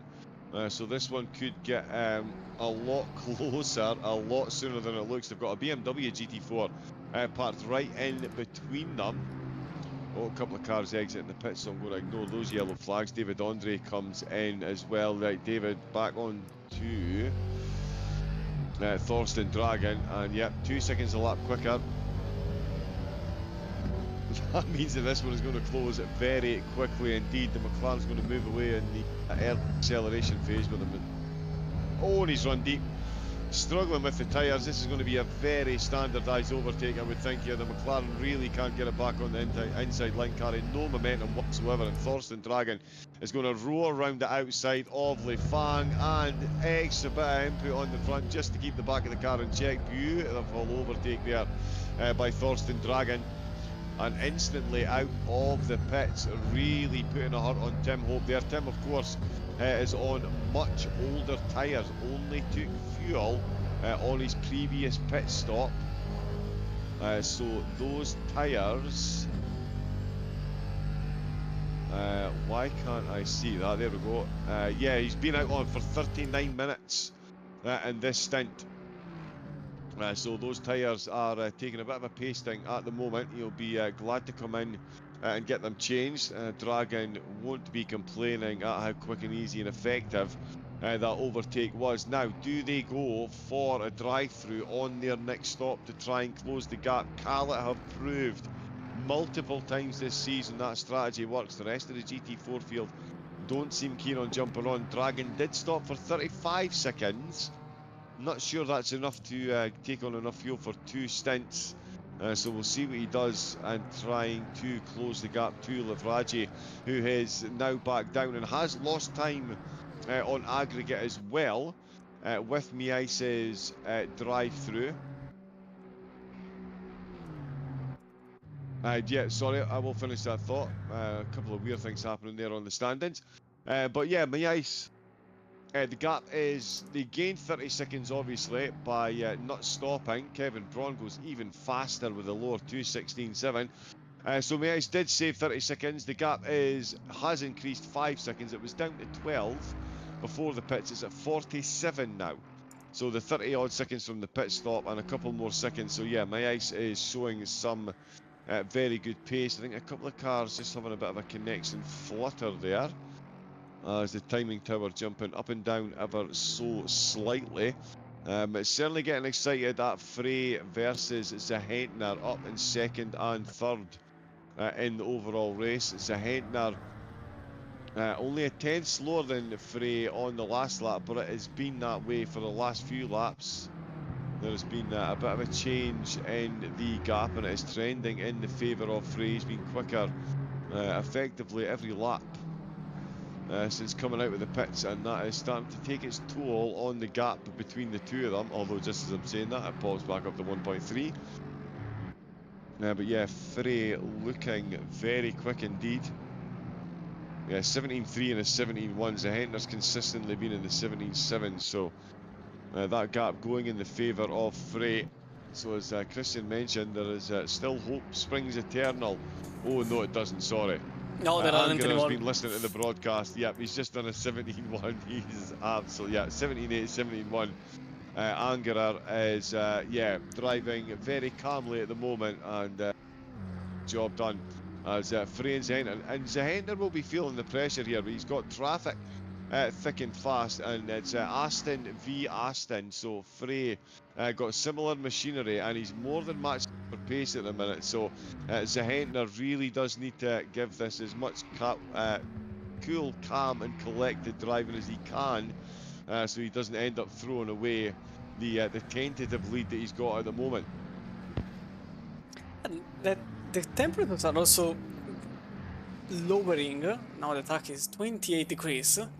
The Aston Martin is actually quite a good car in that regard. It really likes colder temperatures. That is the reason why this car is being so used in endurance rounds. That was very close between Frey and GT4 car. A yellow flag appearing there. Oh, that's Jona Larshield going on the grass with the best Kevin Hester impression, making the overtake on the grass on the Kemmel Straight. What just happened? It was extraordinary to be seen for 12th place. Let's have another look at it with a replay of the action. So this is what happened early on. The BMW driver, that's the green and black, with Leon Gilder for no skills, just luck, that got stuck behind that McLaren GT4, and then shortly after, okay, unfortunately the replay was not really keen on that, shortly after you can see the Aston Martin going on the right, fully on the grass, look at that, and making the overtake on the grass as if it was tarmac. That's 12th place for Jona Larshield in the Artal Autosport. They've been pretty anonymous for the entirety of the race, but they are now in 12th place. They start the race in 20th place. So they may... Oh, there is a crash! Ooh. That's Leon Gelder again. Gelder. Again into the wall. Hasn't been the first time. Hasn't been the first time he has been into the wall. Was it because of himself, or was it because of a con? No, there was nobody behind him. Or he just lost the rear on himself. Then threw the car into the wall. It's one of those moments, Christian, you'll know yourself, as you're exiting there, you're very much concentrating on Stavolo, which, as we've just seen, can be a huge mistake. You really need to concentrate on the corner that you're making your way round, rather than getting distracted by the next one, which is easier said than done because you need to have the car positioned for the next corner. But certainly there, just that momentary lapse in concentration, trying to get yourself lined up for Stavolo and not having enough respect for that exit curve. And they are not as grippy and smooth. They're a lot smoother than they look. There's no grip on those things, and that little bit of undulation, as you well know, the curve just lifts in the second half. That is enough to throw the back end in the air, rob you of any rear downforce, and yeah, send the car away and off into the shadow realm. Yeah, unfortunately the BMW lost the effectively the car altogether on the AstroTurf on the left. Usually you tend to use all of it because it's not a track limit violation. You can get all the car on the AstroTurf with a single even pixel of your car. So even if the tire narrowly hits the curb on the right side of the race car, that's okay. That's good to go, and you don't get a penalty. You tend to use that part very, very often, actually, all the time, except in the wet. Actually, even in the wet for certain setups. I don't like it because in the wet usually it's the window of use is very little, because if you get too much on the left, the right side gets into the curb and you spin. If you get too much on the right, you spin anyway. So it's a very narrow window in the wet. But in the dry, you can get, look at this, you can get as much of the car as possible on the left side. Not in this case, these two haven't used all the width, but you can do it. The problem is, if you are too fast on entry, the rear slips off. And when the rear slips off, it needs some kind of grip, which the Astor doesn't have, and that's why you tend to spin yourself into the wall. It's very common as a mistake. I tend to see it quite often because you usually do it full flat. That part usually flat out, except the very final part where you try to get yourself in position for the upcoming Brachemont. Well, when you are flat out, obviously, you don't really think about the very unusual moment where you can't go flat out. That mistake can happen quite easily, and the result, unfortunately, is the worst possible. Meanwhile, here, Oiline goes on the inside of Wuhan. That's Marek Dworak in the McLaren for Apex Predators with a 116 livery that magically reappeared, and Oiline made it in front of them, and Carbon Motorsport is now back in 9th place and 32 seconds behind Nico Grundler, who is battling for 6th place altogether, and all things considered.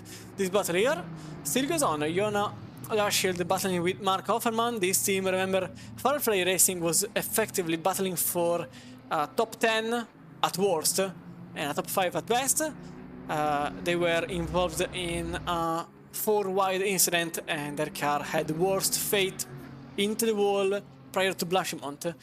And their rival, Baptiste Rohr, is currently in 6th. This is where they could have been if the incident never happened, but certain things unfortunately happen, especially in multi-class racing. Last lap around, it was a 20.0 for Larschild after going into the grass to make an overtake.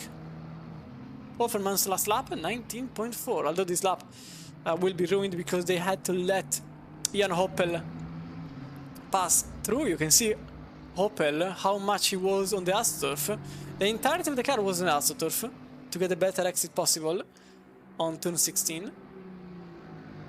Triple One now uses Hoffman as a sort of mule, because the Lamborghini is quicker and will have right to go when approaching Larschild, who will have to let Hoffman go, and Hoffman will almost certainly, or rather 100%, use the situation in his favor. The question is, when will it happen and how?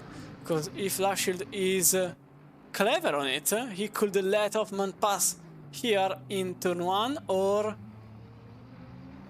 later in the Camel Straight by just lifting off a tiny bit, that tiny bit which will give Opel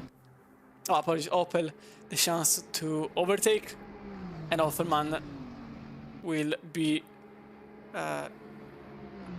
denied the chance for some slipstream, which is just what is happening with Larschild going on the right over the marbles, slowing down just enough to let the faster car go by, but not enough to let Offerman get closer, as Michael Frey is still 1.3 seconds behind Zenner. That's 1.3 seconds that those 1.3 seconds have been the very same for about the last 7 laps. The gap hasn't been different in any regard. It has been either 1.3, 1.5, 1.8, more or less the same for the entirety of those 7 laps. Their plan was initially to get closer to Angerer. The plan went in flames. The second Angerer made a 17.1, which not even on their best possible lap it was done, since Zenner's best lap was a 17.2.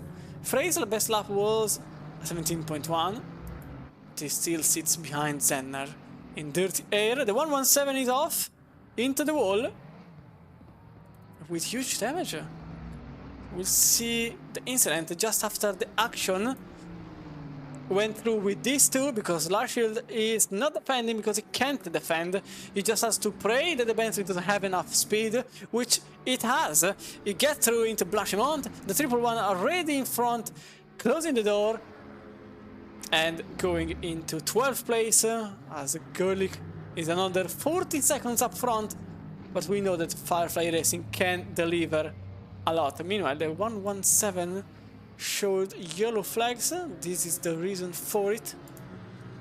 The incident just happened all on their own, I think. We can see Harry Platt from Gaming going on the comb. Left. Then, oh, they lost their yard and crashed into the wall. So this is the reason why there was the yellow flag for their car, which unfortunately sits pretty far off their rivals. As another battle sparks, that's Apex Predators, the 1-1-2 against Baptiste Rohr in the Bora Motorsport Racing. They are battling for 6th. The last lap around for Rohr was a 19.4, 18.9 for Meyer. So could likely see another battle here for 6th place, as McLaren is only 4 tenths behind. You can see 18.2, 19.4, 19.0. Not really consistent. Meyer's lap times are completely different. As you can see, 18.0, 18.9, so a bit off. Another 18.3 in the last lap. So it's plausible that we'll see Meyer pass through, but not certain, as Spa is one of those tracks where if you have the straight line speed, you can defend very well compared to a fully downforce prompted car. This could be the case. Also, Frey just lost 2 seconds on Zenner. What just happened? Because the gap was another... it was still 1.3 seconds, and now the gap is 2.1. I don't know, it was 2.3. So yeah, a mistake happened because Frey lost 1.6 seconds on the best lap possible. And Meyer here still fighting hard against the Porsche. So John, what's the best car between these two? You have a rear engine against a mid-engine, you have British manufacturing against German manufacturing, and you have a pretty stable and fast car, which is the McLaren, which just won in Misano for the first time in the GT World Challenge against a car that has been the go-to for many GT series. DTM and IMSA are the first one that comes to my mind. Indeed, yeah, it is an interesting proposition, of course, between the two cars. They've got the McLaren, as you say. I mean, it's got a top-end advantage over the Porsche. The Porsche itself has come a long way in the top-end speed, of course. The most recent iteration, certainly hanging with the big boys over the top end. It is a very nimble car. As far as the middle engine versus the rear engine, it's all down... It should be a straight shootout. You would expect the middle engine car to have the better balance, but of course the aerodynamic wonders that they pull off at Porsche with a car that does effectively look like a grown-up Herbie is quite incredible. It's a bubble with the rear spoiler, and yeah, the amount of grip they get up from that car through the corners with having all that weight. I mean, it's well over the back axle as well. You would think that would wreak absolute havoc with the rear of the car, but again, they work absolute wonders with the aero package. And oh, he's worked wonders there, keeping that on track, just putting the rear left wheel on. Oh, they're coming up onto a GT4 battle as well. I did say Blanchimont wasn't the best time to meet the GT4. Certainly there's a case could be made for up here, as the McLaren has a bit of a wiggle. He's had to lift massively to let the GT4 car through, and it's cost him a bit of pace and a bit of time. And I tell you, that might be the saving grace for the Porsche here, because certainly this is where you would expect the McLaren to prosper in the slipstream on the straights, and that is played beautifully into the hands of the Bora Motorsport team. Hans Meyer, although he does slingshot past them quickly and flows right up onto the back of him again. He has got it all to do it once again over this lap. Oh, sorry, I thought I had Christian jumping in there, but Roar looking very planted. Yeah, it's an interesting battle. For me, I would always put money on the middle engine car, but the aerodynamics that the Porsche brings to the table really are mind when you sit down and think about it, with all that weight. Again, just barreling down on that rear axle. Still got battles going on as well in the GT4s. Of course, we just saw on screen there, that was Dragon and Livragi, and they're going side by side. Oh no, they're not. That's a GT4 car, GT3 car, just making its way past them. So yeah, Livragi managing to keep ahead of Thorsten Dragon at the minute. But again, these two cars, oh no, they're on exactly the same strategy. They've both been out for 23 minutes. Also the same car. Yeah, and because Mice has just been in the pits again. Mice has just been into the pits. That was another 48-minute stint by the look of it. And he did another drive-through. Surely not. Ooh, this could be the McLaren going through. As a matter of fact, it does go through, but for about 2 seconds after going too much wide on the exit of the bus stop, and Roar is back in front of him. That's 6th place for the Frenchman, as Hans Meyer, the German driver, still has to sit behind the German car, as Baptiste Rowe has to lead the way into the Camel Straight. As you said, the straight line speed is good, but if I remember correctly, the McLaren actually has the best straight line speed. The Porsche has the best maneuverability. I don't know if something changed. Yep. Not much has changed since the last time I played the game. But it's like this even in real life, and the McLaren usually is a beast overall, but the Porsche is simply better on turning phase thanks to the engine placement, as you said. And so, in Spa, it's a battle for sectors, because the Porsche is better in the second sector, the McLaren is better overall, especially in the first sector, but as you could see, Meyer couldn't get through, under 21.2 for both drivers. Only milliseconds, to be exact, it was a difference of 12 milliseconds between the two in the lap time, but early on it was an 18.6 and 19.0 for the Porsche driver. Now this car also had a quite difficult debut, both in the game and in real life, because the earlier version, as there is an overtake here, and Pratt overtakes Michael Mace. There is still a battle here for 19th place in GT4. In real life, it was practically as slowed down as possible because of IMSA's concerns about the newer version of the car. And in the game, it was highly nerfed because the earlier version was so strong that it couldn't be beaten by nothing else. There was a contact there between the two Mercedes, and that's Liveraghi going wide, with Dragon managing to get 19th place overall, which is the podium position, and the 405 is now in third, with the Italian driver back in 20th place, although that's 4th place in class now. But it's still not over, it could still evolve into something more, as the 405 is ahead, the 404 follows.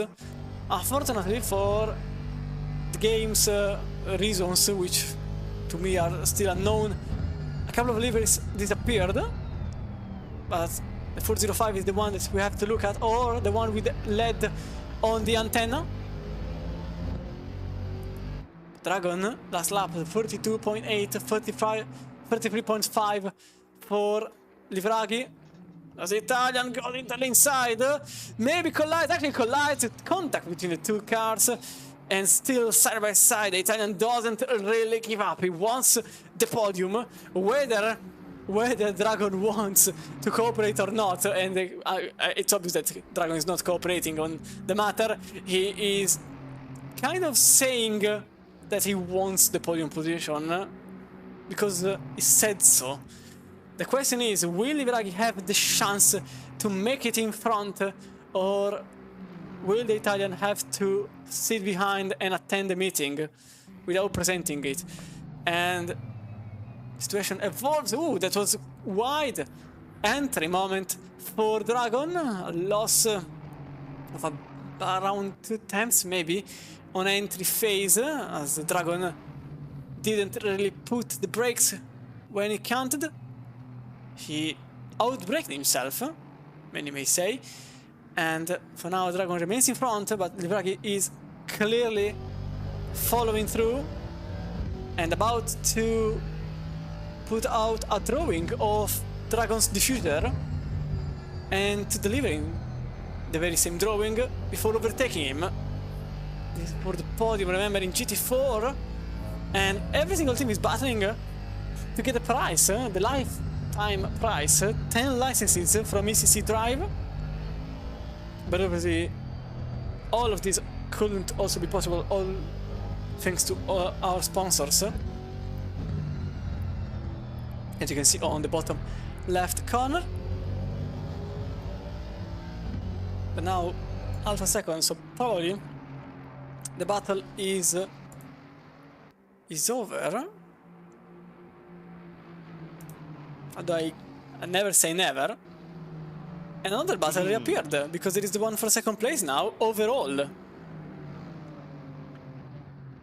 Yeah, it's looking close up at the front. That's when I was jumping between those two battles here. Certainly Liveraghi and Dragon, that one could go for another few laps. Yeah, this one's certainly going as well. As you mentioned, The gap between these two has been hovering around about the same 1.1 second, sorry, to 1.8. It's now sitting pretty consistently at second, and Roar as well saw the overtake by Meyer. Meyer's got that gap up to his second, but it says Zahender and Frey, the final two podium positions, and yeah, I think any hopes of a battle up at the front are going to need some kind of gargantuan mistake by DXT Motorsport. They are absolutely moving up front of the field. They've got a 48-second gap at the minute, and no such gap between these two Aston Martins as they go past another couple of GT4 cars. They're battling for position as these two battle for these all-important final podium positions. And out of the last chicane, it's a good exit by both of them, but it's a slightly better exit by Zahentner. The tear towards the source. Nice bit of tyre squeal there, and of course they are going to be coming towards the end. Oh no, sorry. Stint time currently sitting at 11 minutes. Is that accurate? Have I missed? Oh yeah, they've all only just come back out, haven't they? Indeed they have. Oh no, they've driven for 37 minutes, sorry. Part of my telemetry is not quite firing on all cylinders, yeah. So they've only got 11 minutes left of this stint. So the tyres will be feeling the heat, not quite as much as at the start though, down to 27 degrees. Is certainly a drastic improvement on the 35 that it was at when the race started. So the drivers will be eternally grateful it's trending in their favour. As we're getting later in the evening, and definitely getting later into the stints. As I say, 11 minutes left for these drivers to come in. Yeah, my stint timers have all now reading incorrectly, unfortunately. But we'll just have them manually check them, which is fine. Let's see where Dragon is. Oh, he's just been passed by the straighter motorsport car, and he is holding on and increasing that gap that he's got at the minute. So yeah, Dragon getting the job done. You can see there that is quite the difference between the two of them coming out with Stavolo. So now he's got past Dragon, absolutely flying. They did drop down the order at the start of the race, but they've been making back positions stint on stint, and they are looking very quick in that third place. And I'll tell you what, Michael Mears and the CRT team, they could well be looking over their shoulder. I know it's a 42-second gap, but yeah, Dragon, despite the overtake, 4 seconds quicker on their last lap. In the fastest lap of the two cars, there's a 2.5 second difference.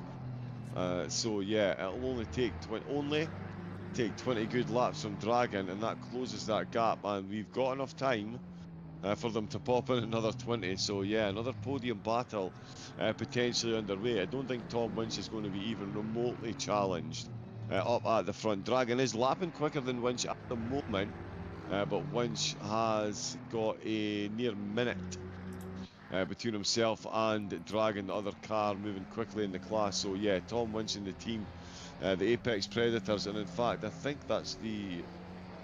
No, it's not. There is a GT3 Apex Predators car as well, and they're in a McLaren. That's not them going past though. But yeah, the GT4 and the GT3 class leaders, Christian, they've put in an absolutely phenomenal display today. And as we mentioned, the Ginetta, not the easiest car to drive at times. You wouldn't expect it to be the quickest around the course like this, but Winch and the Apex Predators really put in a hurting on the rest of the GT4 field and got themselves a pretty impressive gap, especially when you consider that Khaled have done two drive-throughs, so they've gained over a minute, just with their pit stop strategies, and Winch and the team are still 20 seconds ahead almost. Yeah, it's about 15 seconds only between Miles and Winch, and Miles went back to the drive-through strategy. Winch didn't. And again, the Ginetta team decided to go for the usual strategy, and by doing so they lost time. They lost time because if they went through the pits to come out again, it was 100 seconds of gap, and it would have been only a drive-through, so about 60 seconds, and they would have had about 40 seconds of gap. Now the gap is only 16 seconds. And a single mistake could put the whole the whole operation in flames, as they are currently in the lead in class, but something could change. Meanwhile, something is changing here. Contact between the two, and there is a contact between the two Aston Martins. Michael Frey on the inside, Zenner on the outside on the yellow Aston Martin. And that's a car number 101. At this point, battling only for second place since the leader already finished the race. And Frey about to get physical, because the gap is only meters away. It's not even counted in temps anymore, it's counted in meters, single-digit meters, I will say. Well, a couple of moments ago it was centimeters, and it was in negative numbers. But now Frey, just behind the 103, has the slipstream advantage, although he just went out of the bus apologies, Richard Dillon, jumping around, so maybe lost a couple of meters, but he gained them back in the slipstream. Can he make it through into the comb? He tries to think about an overtake. That was then defending as hard as possible, but by doing so he nearly lost the rear of the car. There is a contact again, maybe, between the two. I couldn't see because the camera was so fast on them, but there wasn't any contact. Apologies, I thought there was a contact, but the 101 was just loose on the rear, so this could actually mean that Zenner is in a very loose setup to get the best out of it. There was Frey colliding with the Mercedes GT4. Now Zenner on the inside of Wuhan. Can he defend? He does so for the first part, but he has to remain in front for the second part.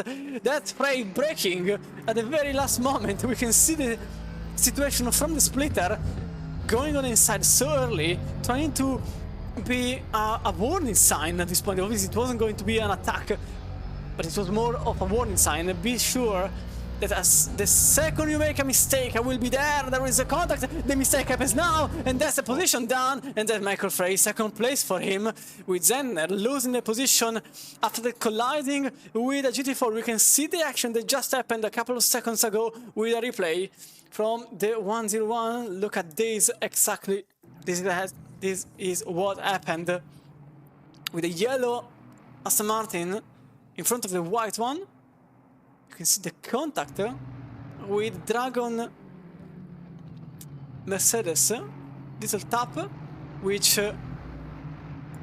put some instability on Zenner's car, and now he is in third place and into the pits already with 1 hour and 30 minutes to go. So this effectively doesn't leave me any doubts that they will be able to complete the race with spare minutes probably, but he will be able to complete the race with the usual number of pit stops remaining, so one only in about 45 minutes. And Michael Frey will instead continue his path in second place at the moment, but maybe he will have to think about an undercut. Yeah, undercut could be the way forward there, actually, because that has been an absolutely all-encompassing battle between the two of them there. And yeah, won't be doing either of the two of them any long-term favours, that's for sure. There is Leon Gelder back into the pit. It's been a rough race so far, but still out and running.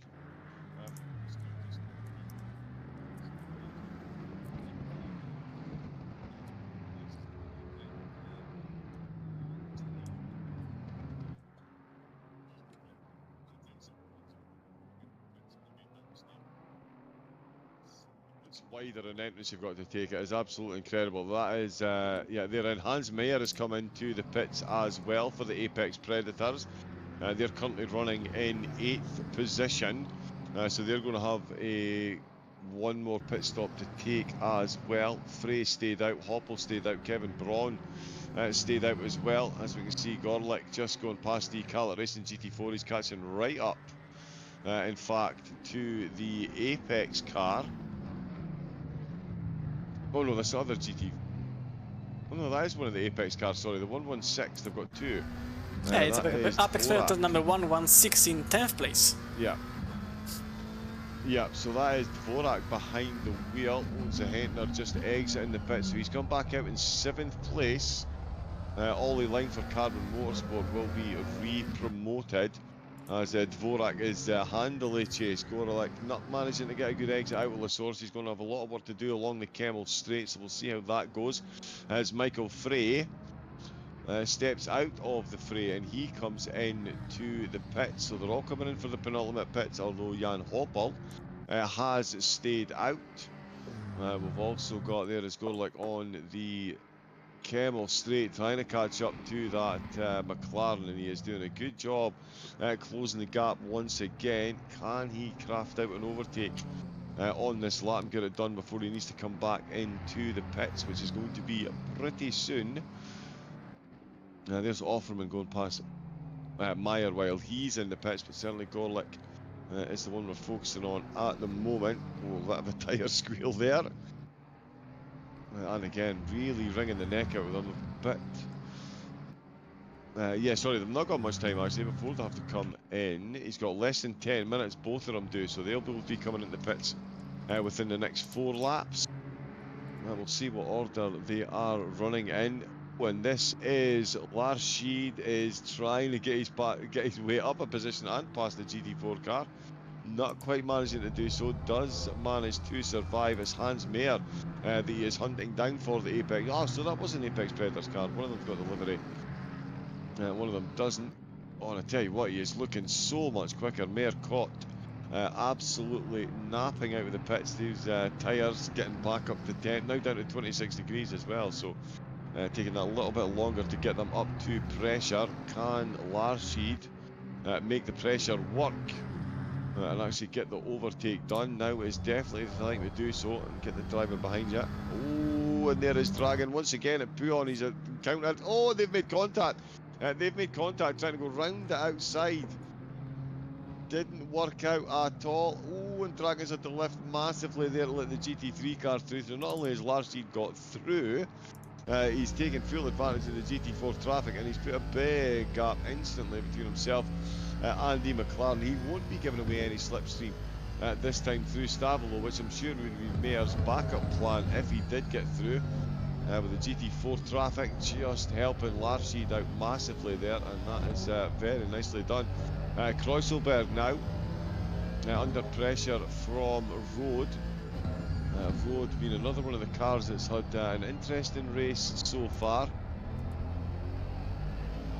Down on where they started in second, have made places back and then dropped them again. They've got more pit stops to take, of course, but they will be looking to get themselves at least back into the top 5 if they can. At the moment, it's one of the dynamic motorsport by Kalinic cars that they are hunting down.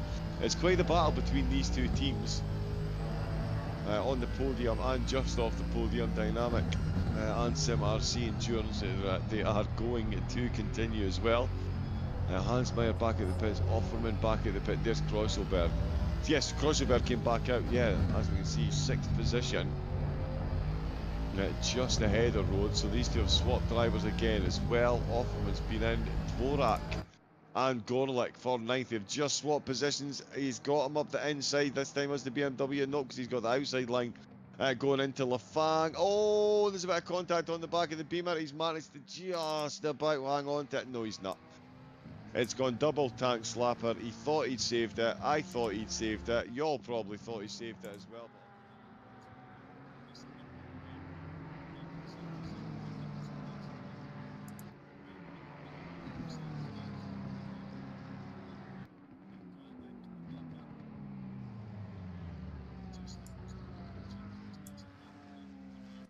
Double tank slapper facing completely the wrong way, and that is an unfortunate one that's settled that. Carbon Motorsport are into the pits, so Dvorak teared off ahead. Angerer with a white flag there, but no, he's fine. Not sure what was going on there. Yeah, so straight back on.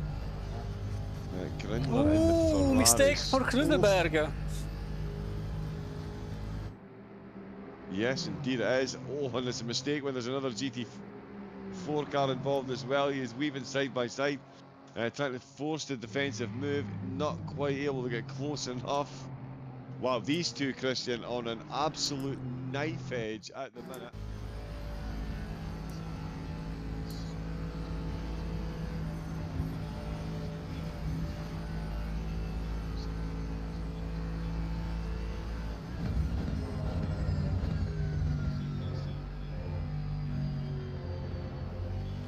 Dynamics holding on to that position, but yeah, this battle is going right up to the pit stop, and I'd imagine it's going to go on beyond as well as more of the GT3 cars come in for another pit stop. And speaking of pit stops, Christian, as I am slightly older than you, if you don't mind, yeah, needs must, I'm going to have a very, very, very quick pit stop myself, my man. I'll be back in a couple of minutes, okay? No problem. So yeah, Jim Kugelberg is currently in 6th place with Lucas Rode just behind. You could see the battle between the two as Kugelberg tried to use actually the BMW on the right to their advantage, because they used it as a sort of roadblock to avoid Rode's overtake. And now Kugelberg still leads in leads the Simmercy car in 6th place for the battle for 6th, although this is effectively the battle for 2nd place, as Jan Hoppel is now leading with Vincent Anger is now in the pits with Jan Hoppel leading technically on track. Kevin Brown follows just behind with Baptiste Rohr that still has to pit. Nico Grindler in 5th place and another 17 seconds. This is battle for 2nd place.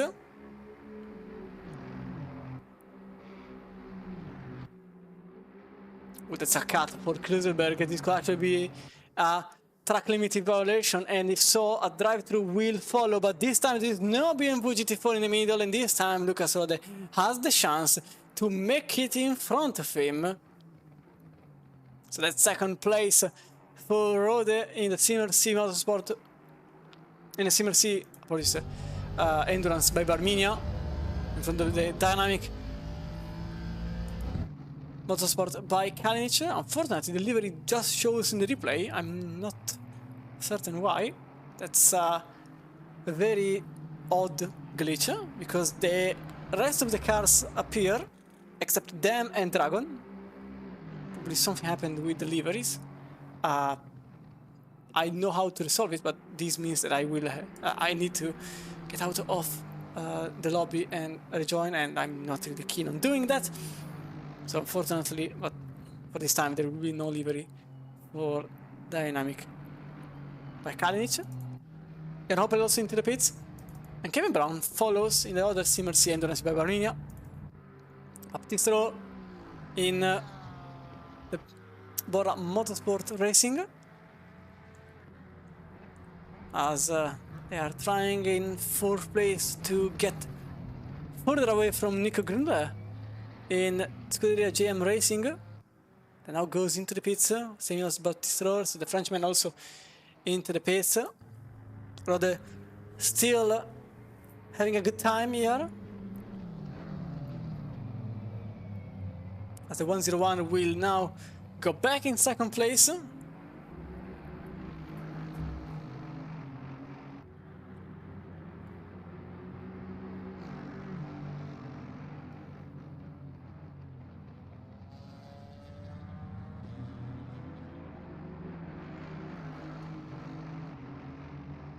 So you can see Kevin Brown here, Opel getting overtaken just now. So this is 2nd place for the Simmercy Endurance, with Ian Opel just exiting behind. Actually, way closer than expected. The gap early on was about 4 or 5 seconds. And now it's only 3.2 seconds. The battle has been going on for a bit too much time probably, and now the 2nd place is in danger. Kevin Brown has his livery back. I don't know why. I am just running out of ideas at this point, and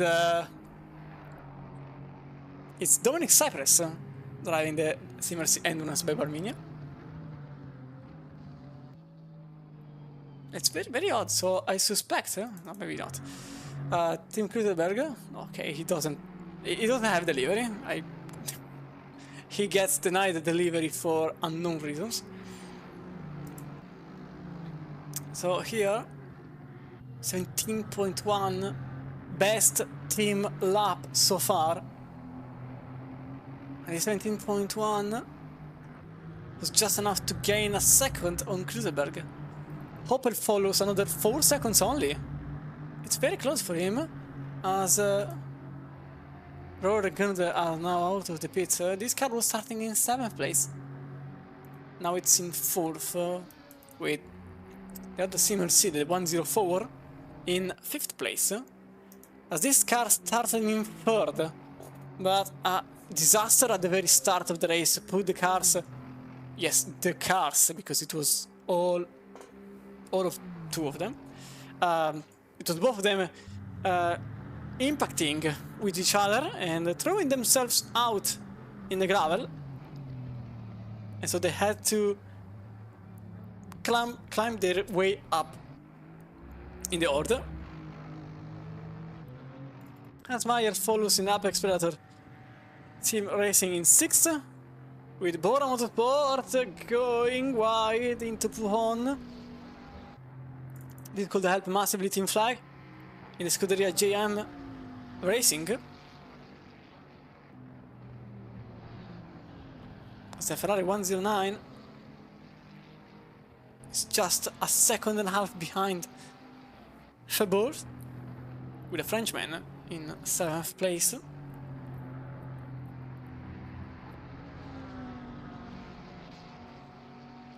With his nice green, dark green livery with Italian accents, although I'm not sure if the team is Italian or not.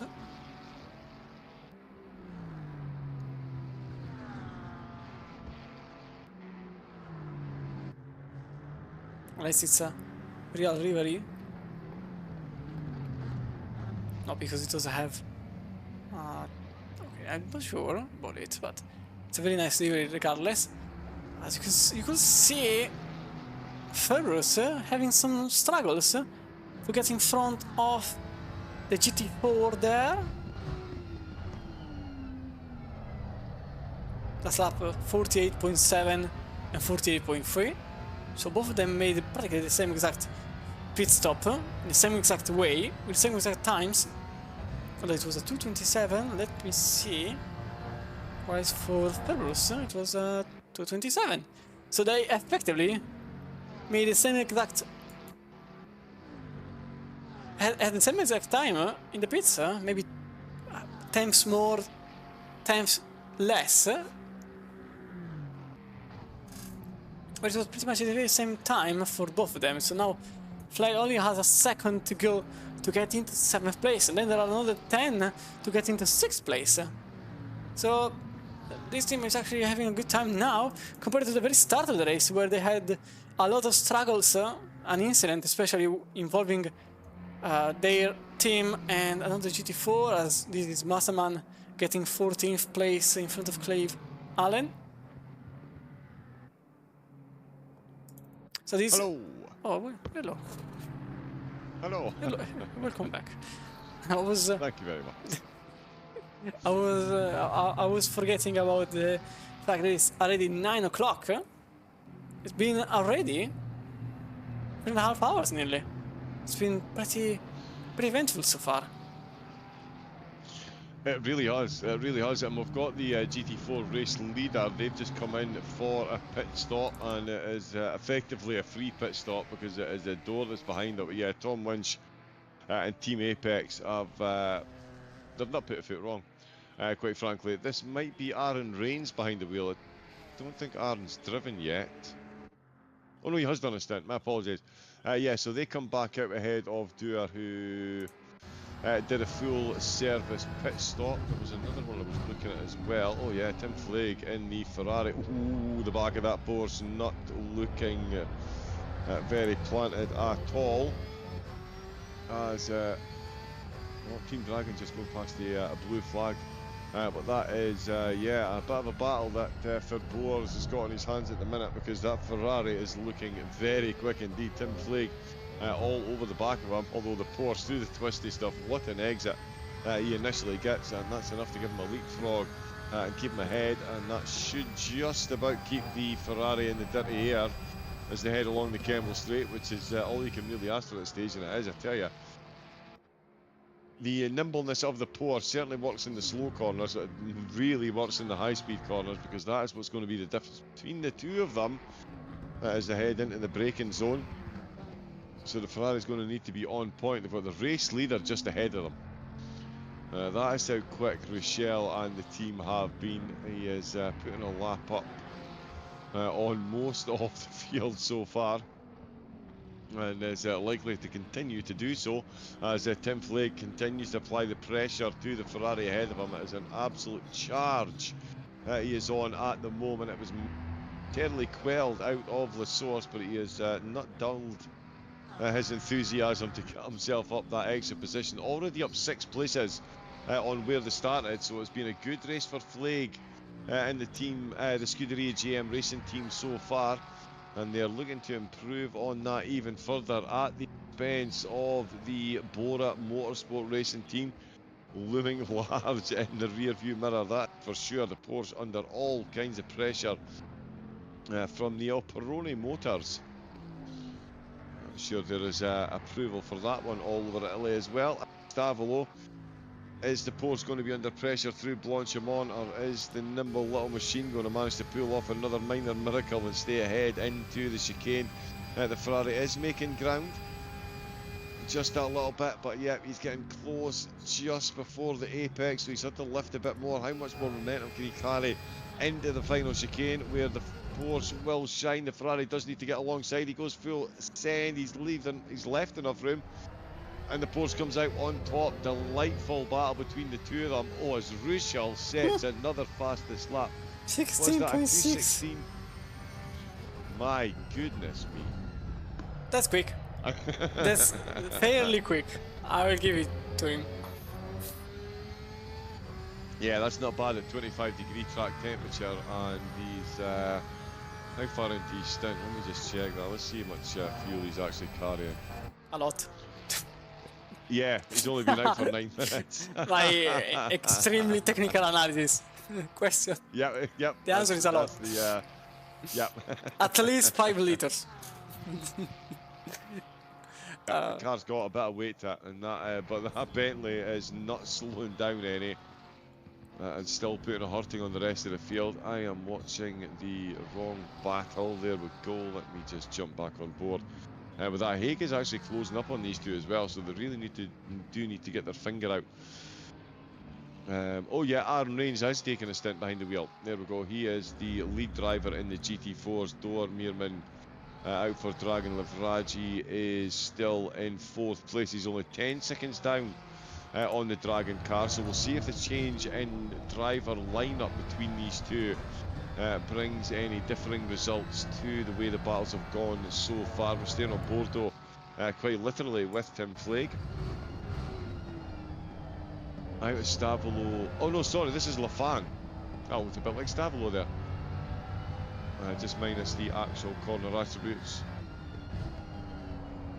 Oh, that's a bit of a wiggle by the Porsche. That's where you're supposed to excel, Mr. Porsche driver, and I think this might be a bit too close, although again, the nimbleness does it, of course, mean you can carry that little bit more speed through the corners as well, which definitely helps, and it's definitely keeping the Ferrari behind. You would think the Ferrari, I know that it's just closing the gap at exactly the same point in time. Oh, that's actually slightly further back, so he is going to have a bit of a better run here. But is it going to be enough? No, because the Porsche has got the inside line all the way through the corner, holds the racing line, and holds the lead this time out of the corner. It is a groundhog day for the Ferrari at the minute. No way past catching up at the same points in the track, but not able to take advantage of that extra speed. Oh, keeping the gap to within half a second though, keeping it close. Trying to force a mistake out of Fabures. Nothing happening at the moment though. Rochelle 55 seconds ahead of the rest of the GT3 field. The Apex Predators in the GT4 cars 15 seconds ahead of the rest of the field, and that is again Doer, who's gained over a minute by only doing 2 drive-throughs during the race. So they really are in absolute command of both splits at the minute. It's going to take a real spa disaster to see the top spots change hands. Certainly the podium positions absolutely all up for grabs at the minute. 2.6 between Kreuzlberg and Road. That one could swing back in Kreuzlberg's favour, and an absolute heartbeat. I tell you, there's only a heartbeat between these two on screen. Tim Flake still trying to find his way past as they come up to the Carlett Racing GT4 on the exit of Speaker's Corner. Very nicely navigated by all three. Down at the pool we go once again. Can the Ferrari find any kind of advantage through these next couple of corners, which would put him in a better position out of Blanchimont? Although the position he's been in the last couple of times have been pretty perfect. He's been catching up just at the apex to Blanchimont, so you can slingshot past on that straight run into the final chicane. Ooh, gets a bit close there, has to run a bit wide as a Ferrari driver. I felt his pain there. The main issue is that... Not that I can hit these laps. The main issue is that you have two cars that are proficient in pretty much the same thing, braking and turning speed. The Ferrari is very good in braking, it's probably one of the best in that regard.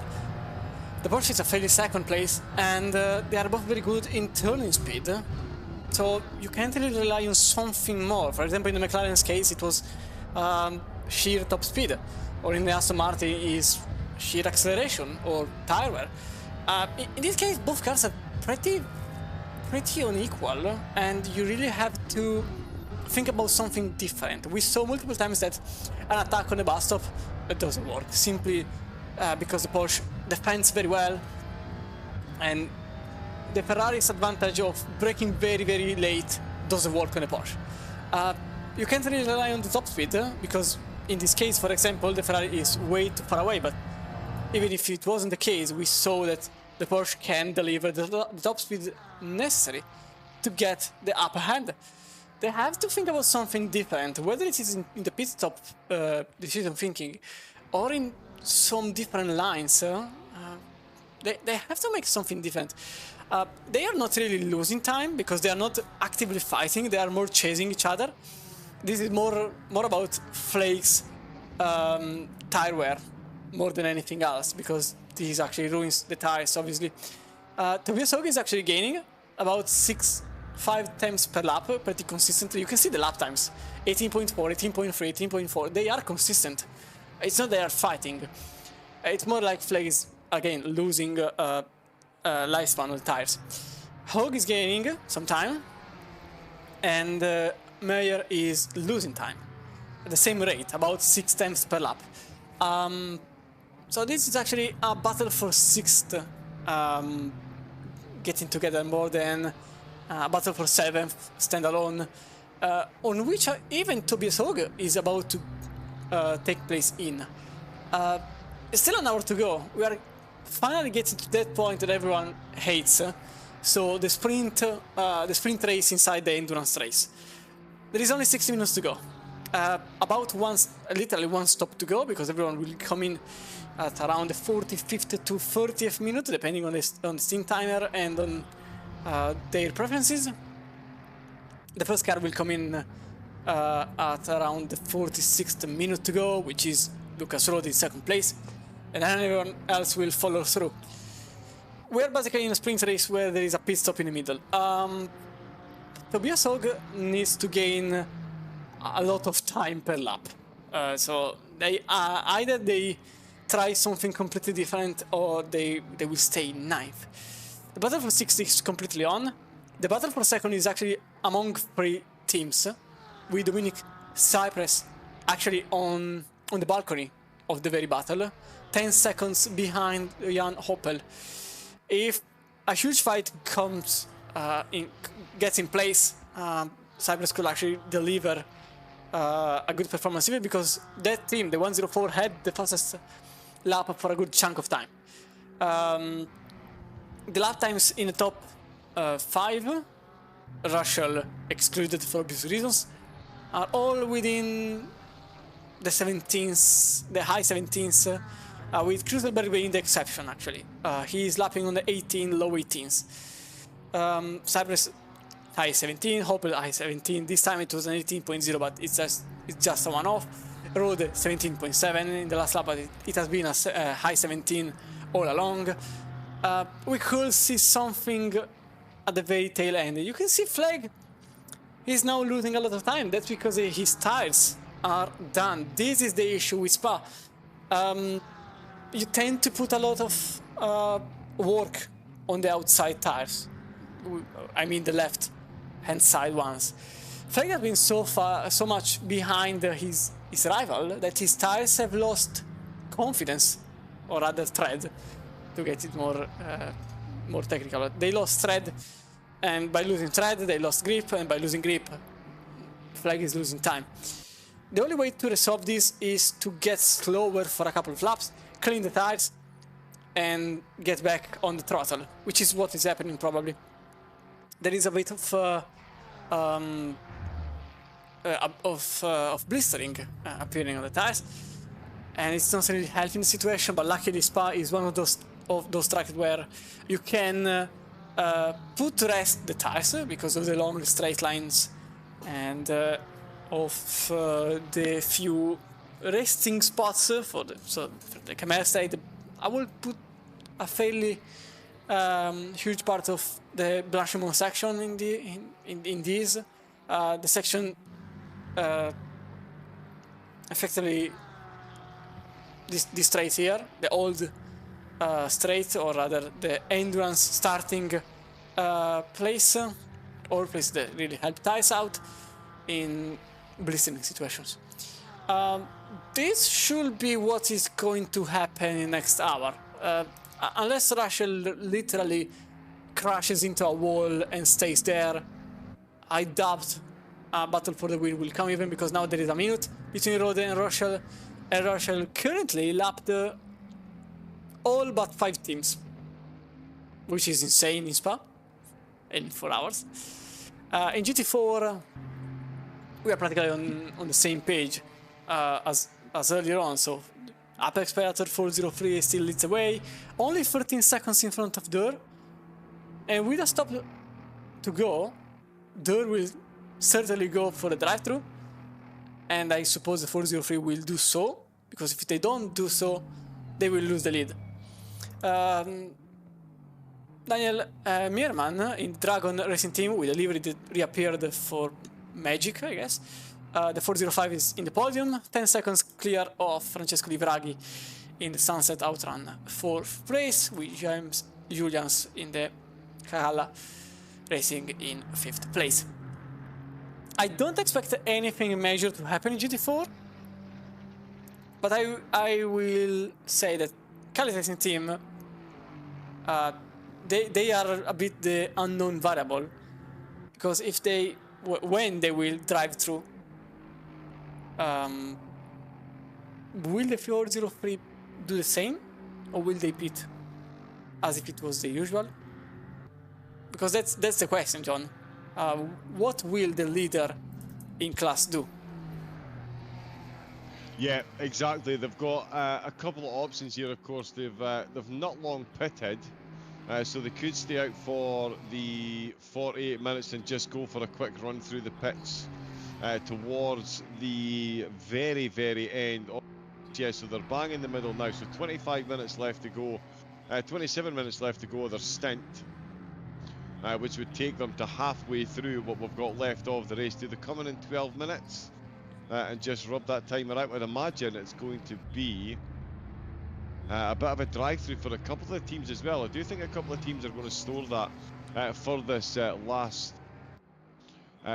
last stint. Now, who was it? Let me remind myself. Yes, it was the Hendon and Road, actually. Their first pit stop was only 38 minutes into the race, so a full 10 minutes short of what they could have done out on track.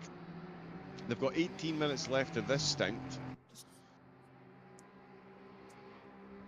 so that's 30 minutes that they've been out for.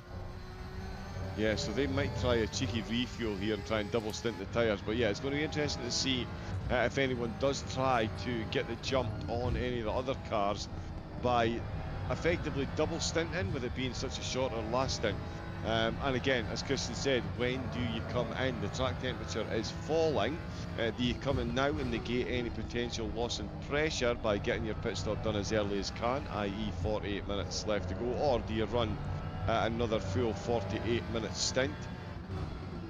as a few more cars interacting with the blue flags. And the same again in the GT4s. We've seen how effective it's been for Calet Racing. They've got themselves up 7 positions from where they started, so qualified almost outside of the top 10, and now find themselves running in a very comfortable second place with Dragon in third. So again, they could look to throw the dice again, or they could feel like the job's already done. They're another team with about 20 minutes left of their stint, so again could come in halfway through what we've got left of the race, or could come in 12 minutes and just look for another 48-minute. I wouldn't be surprised if that's what they did, given their penchant for running the double stint. And I do think as well, Christian, that going forward, surely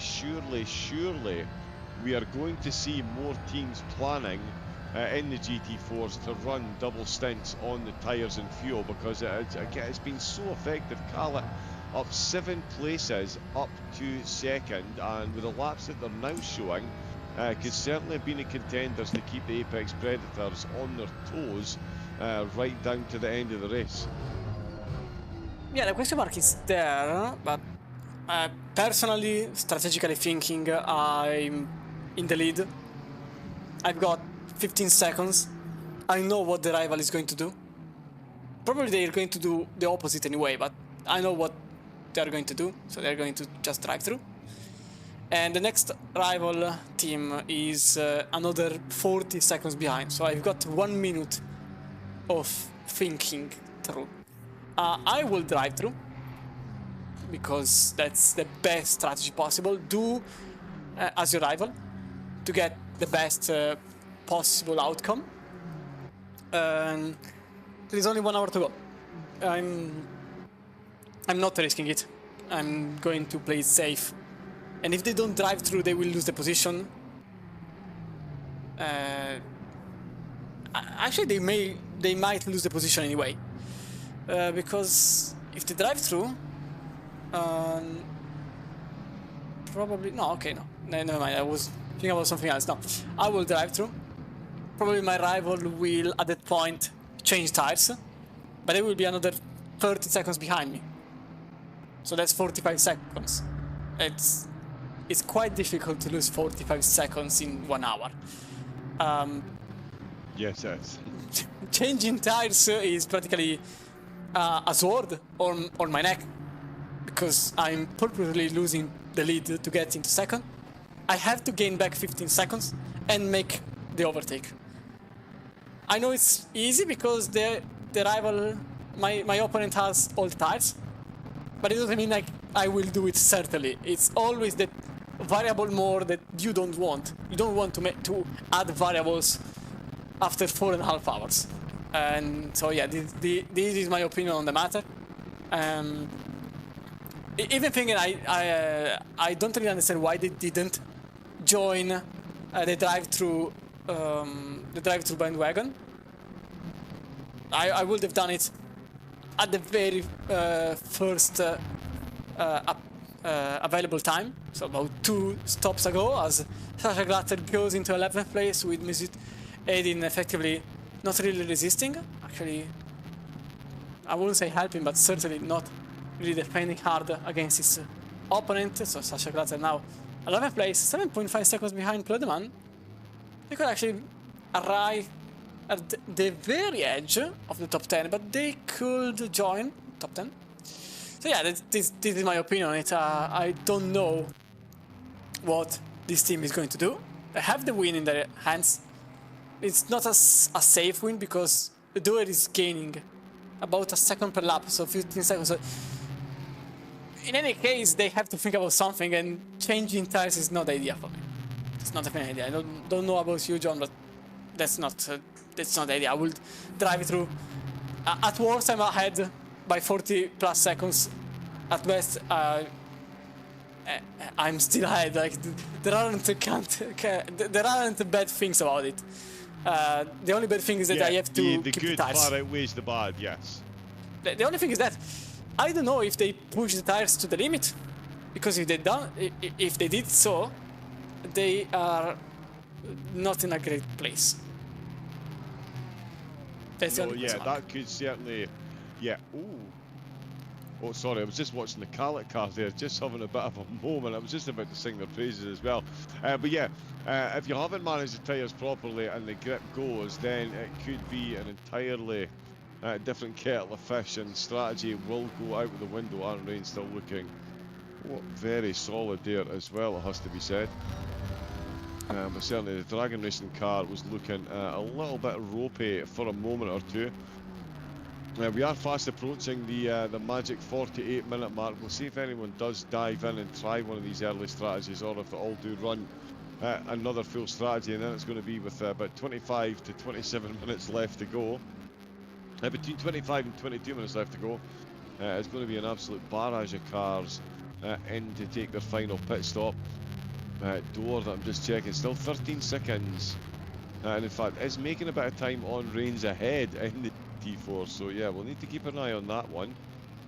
As we're also watching Jan Hoppel, he is trying to get himself up onto the podium if possible. Kreuzelberg, the car ahead, with only 2.5 seconds of a gap. It's been quite a battle between them so far. And Cyprus not to be forgotten as well, and he has put in some phenomenal stints so far.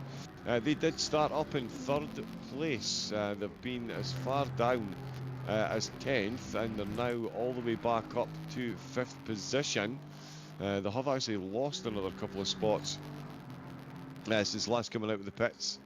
The way the strategies have worked, so it'll be interesting to see what they do with their final stint as well. Tim Flake still looking close to Fabors. He's certainly keeping in touch with them, only 1.3 seconds down. Out with Stavolo, they go. But yeah, certainly Cyprus at the minute, he is putting in some decent laps, but that last one there, 219.6, is really going to cost them a bit of time. To the drivers ahead, who are just a little bit more consistent at the minute, actually. I thought Cyprus might start closing up there, but the lap times suggesting potentially otherwise, unfortunately for him. And for us, let's bring on the battles for the end. We absolutely love it. I do think we're going to see more in the GT4s though. Surely more teams are going to throw the dice on the last pit stop. We will certainly see Meerman and Team Dragon will be keen to catch up to Calet. Ooh, and a bit of an off-track moment there for Nalhala Racing. Nalhala down, now find themselves 5th place. They've just been overtaken again by Livraji, so they're just in a moment out of the final chicane there. They have steadied the ship once more. But Livraji getting himself a cheeky little free spot earlier in his strategy than he would have thought, and that's at the expense of Nalhala. They have gained places overall, it says, but mostly that is GT3 cars that have disconnected. They were... Okay, it never happened. Livragi lost 4 seconds in the last lap. I just think it was a graphical glitch, because at times... at times certain cars gets overtaken only in the graphics, but right, okay. I will point out the fact that Livragi lost 4 seconds in the last lap compared to Julian's anyway, and the gap is 5 seconds, so a mistake happened on Livragi, that's certain, but he's now risking his 4th place. 44.2, yeah. 43.4, 36.8. He's all over the place in terms of lap times. Or Julian's magically started to go quick once more, because look at it, 30.8, 30. Nobody in the field managed to get 30s, apart from their rival, ironically, in the other McLaren. So seems like with colder temperatures, this car changed from day to night. 30.4, they are 4 seconds, no, 3.5 seconds in the last lap only. They were quicker than Livragi. They were quicker than Dearman by about nearly 3 seconds. This is a complete overhaul of their performance. And both McLarens are like, okay, never mind, because Ante just made another mistake, but it seems like the McLaren just changed completely all of a sudden. Yeah, Nalhala are getting back into the rhythm. They've certainly been a force to be reckoned with in the opening 2 rounds. They're making overtakes and taking positions hand over fist. They did have a rough start to the race. They lost quite a few spots, but they are definitely trending in the right direction. As you say, he's one of the few drivers to hit a 2:30 at the minute. So Julien's is absolutely flying. The McLaren loving the cooling conditions here in the Belgian night. What with 7:30 local time in the evening. Hey, look at that. That's a McLaren. Yeah, just appearing out with the source as he's heading down the hill. That gap is definitely closing. And again on that last lap there, Julien's was almost 2 seconds quicker.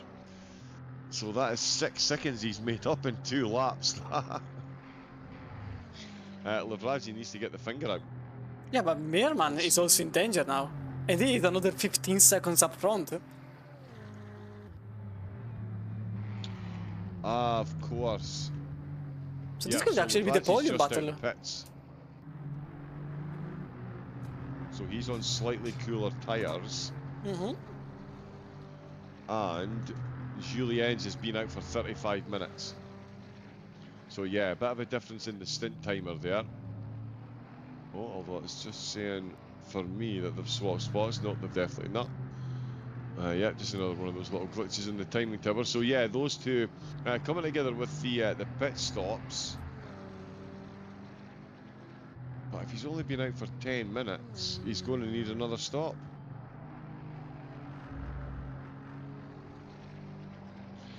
Yes, so Lavraji needs another stop with about 10 minutes to go. So Julien's is still definitely in the hunt here. He might have a stop coming up in 10 minutes, but Lavraji, unless my maths is completely off. Well, I mean, now we are in the territory where everyone has to yes, sorry, 1 minute. Yes, he's not. He's been out for. He's got 40. Wow. So Lavraji's got 46 minutes left of his stint, and he's got 45.5 minutes left of the race. So if there's an extra lap, he's in trouble. Oh, yeah, that's not great. That's definitely not a great scenario I would like to be in. But in any case, he will lose the position. Look at this. It's already 1.3 seconds. In the time you were looking at the stint timer, Julian made up 2 seconds on his opponent. This is insane. Look at this. It's like he's run deep. Oh yeah, that's a mistake for the Italian. That's a mistake, and I think the overtake will happen even before last source. But this car managed to become a GT 3.5 all of a sudden. Look at this. There is no battle. It's practically another car all of a sudden. Meanwhile, Italian, never mind, there is a battle. For before, oh, that was Lucas Rode nearly colliding with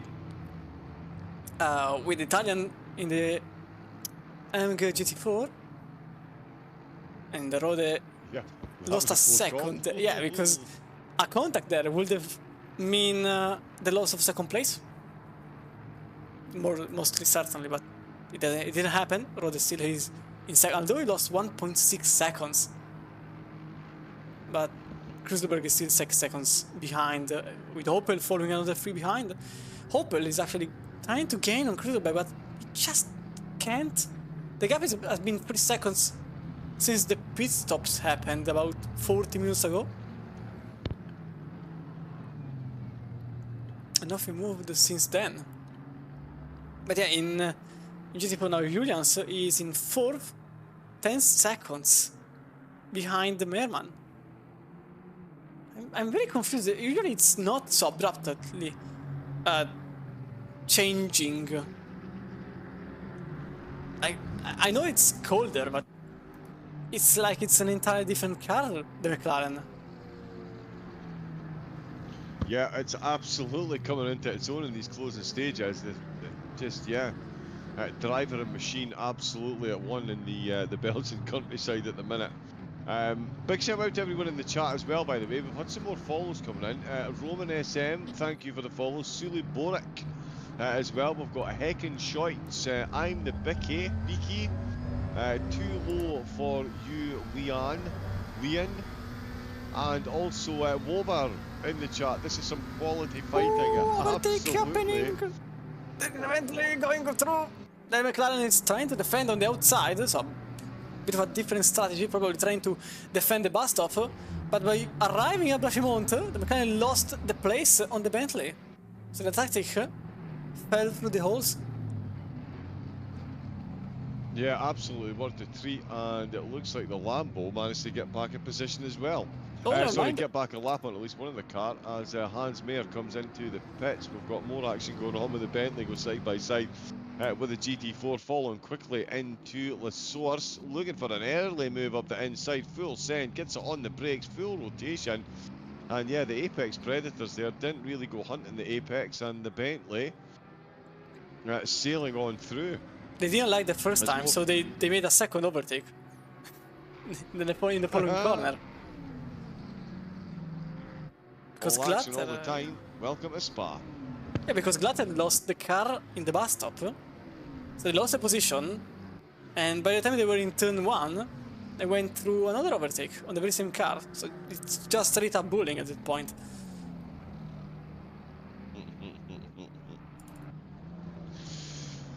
Jans Pluderman still trying to bully his way back up into the top 10, currently sitting in 10th place.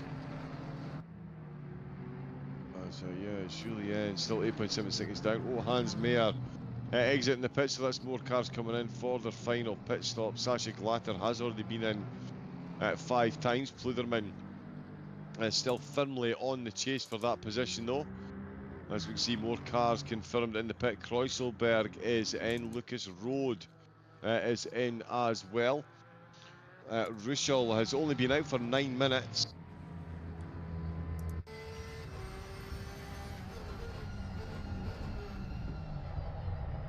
Oh no, sorry, he's only got 9 minutes left. My apologies. 9 minutes left of his stint up at the front of the field. Boers still hanging on to 6th position. Flake now just dropping off the back, not able to find a way past. That gap now trending more towards the 1.5 seconds as Kreuselberg exiting the pits. Oh, bit of a wiggle. And that's the thing as well, actually, we haven't even touched on, Christian. The pit exit here at Spa is enough to weaken the knees of even the most staunch drivers. It's not the smoothest of road. It's almost like a reverse roller coaster trying to get the car out of there. Not fun on cold tyres. There is actually a bump on the outside. There is a slight bump on the outside that in dry conditions is not as much of a problem because you simply avoid it. It's very easy to avoid it, but even because when you reach the bump, it means that you are going into the grass and then into the wall, so it's already too late. But in the wet, you usually try to go a bit wider to get a better exit through the pit lane. And there is a little bump on the outside that sometimes throws certain drivers off line, and the consequence is obviously them crashing just outside the pits. It's something that usually happens in the wet. In the dry, it's very difficult to go there because you purposely have to go wider on entry to get a better exit. In the dry, it's not necessary. But another problem is that you have cold tires and you're in the marbles in a place where it's basically a blind spot. And if someone goes wide, you have your spotter. If you are a car on track, you have your spotter saying there is a car exiting pit lane. So you tend to be safe on that regard. But if you lose the car while a car is exiting the pit lane, you, as a exiting car, don't have any control. You can't avoid it. You can simply see something with 4 wheels coming through very quickly towards you, and you are just there witnessing your end. It's not a funny experience. I saw it in a couple of races. Some drivers had a bad luck of having basically they had the bad luck of being in the wrong spot at the wrong time, with certain cars losing control and spinning.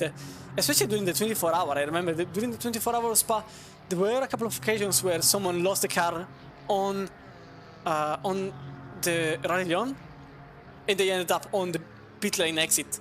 And you are on cold tires on the marbles. You can't brake, because if you brake, you lock and you crash it anyway.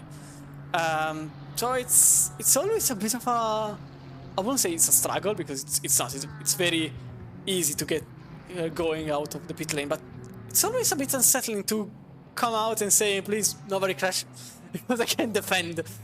And it's one of the few tracks where this happens, because it's rare that, actually I think it's unique that the pit lane exit is on the outside of a corner. The only thing that comes to my mind is Karami, but that becomes the inside quickly after.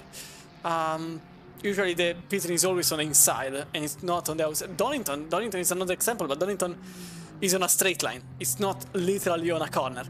So Spa is unique in that sense, because you are exiting, you know you are safe because nobody's coming through. But what if someone doesn't come through cleanly?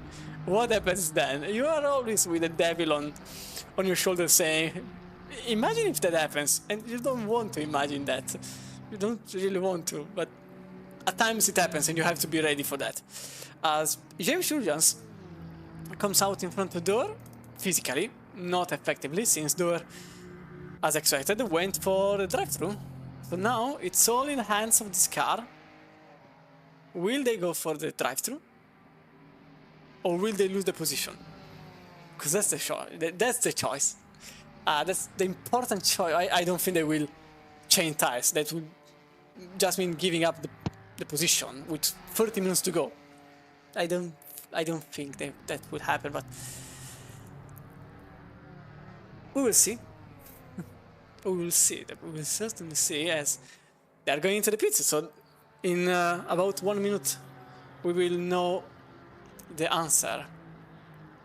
So John, there is also a possible battle for fourth. You can see here Sebastian Zenner, who is for now in fourth place, but effectively this is going to be a battle for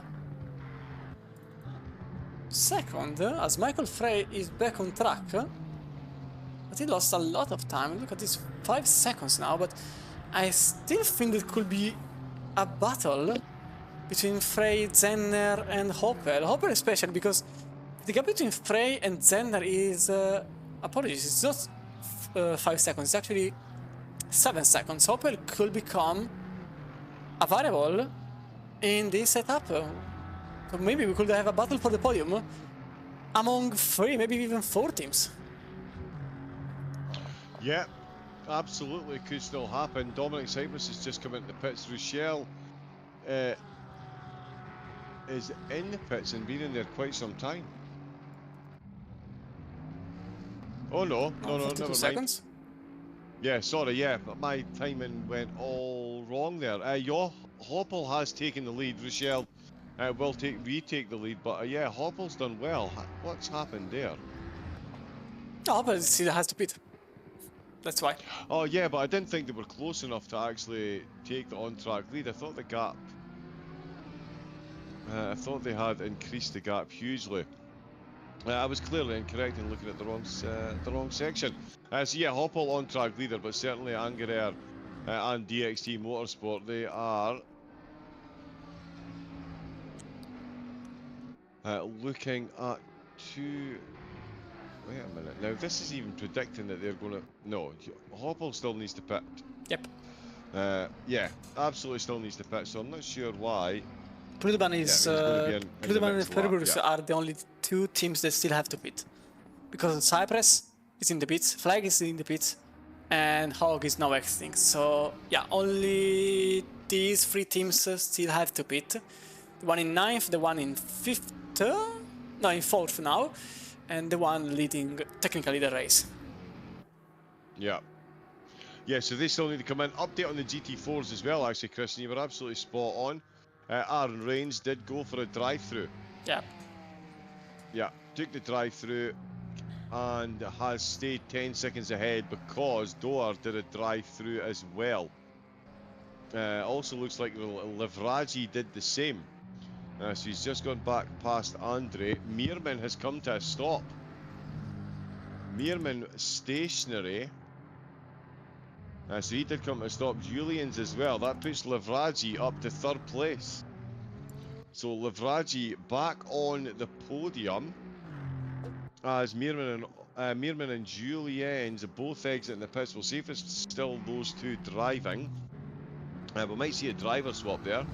But we've certainly seen a position change, and that is Livraji back up to third place as there is full side-by-side action there. Musterman and Larsheed then are Larsheed in the Aston Martin. He's got the inside line down the hill, but it's not what you want in the BMW. Done. Out with a source. That's a monstrous exit by Musterman in the Beamer, and he has held on to that full grip. And yeah, no slipstream attempt by the Aston Martin. It does move over to make way for the GT4 as they tear their way along the Kemmel straight and heavy onto the brakes. They will go. We'll see. Yeah, there's Angerer back in the lead of the race as Hoppel does come in for their final pit stop.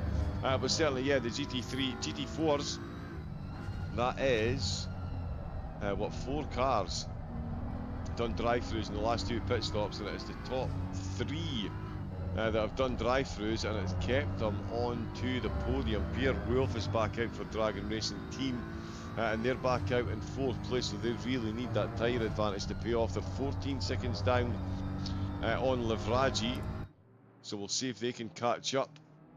And there is Hoppel. That'll be, well, they're certainly hoping it'll be their final time in the pits. There's Michael Frey. Oh, really ragdolling up the top of the hill there. And that is Frey. Ahead of Hoppel. Yep, he made it through by yes, indeed, 4 seconds only. So it's still very close, but for now Frey is leading in front of Hoppel.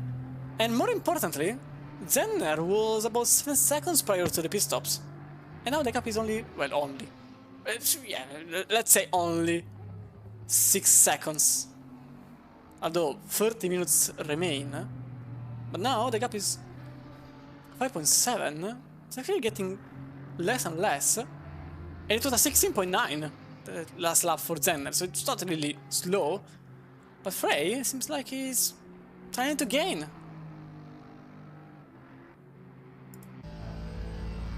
Yeah, I think he is. And he will certainly do everything he can to close up. He is running in 3rd very nicely at the minute. It's been a good race. Did start in 4th and made it up to 3rd. Was down at one point to 5th, but back up to 3rd in this closing stint. And this is what it's all about. Hoppel will be doing everything he can to close in. Zahentner in 2nd place, just making it past another GT4 BMW. Is he going to be looking over his shoulder? As I say, he's just done a 16.9 compared to Frey's 17.1. So only 2 tenths separating their lap times at the minute. That's not bad. Sebastian Papp comes out for Nalhala Racing to finish off their race. They're currently running 5th position. So they've made gains on where they started, certainly. I did think they qualified a bit out of position. But they have made up a few spots, obviously not as much as Carlett. And Livraji as well has absolutely flown through the field as our GT3 race leader. Just makes his way past Papp as well. Through Stavolo we go. The difference is that the top 3 doesn't have new tires. Wolf and Papp have new tires.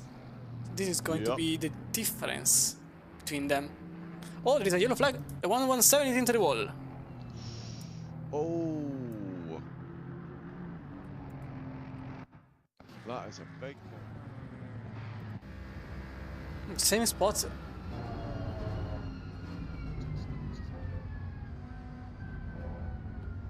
It's a literal replay of what happened early on. Same exact crash in the same exact spot. Yeah, another time into the pits now.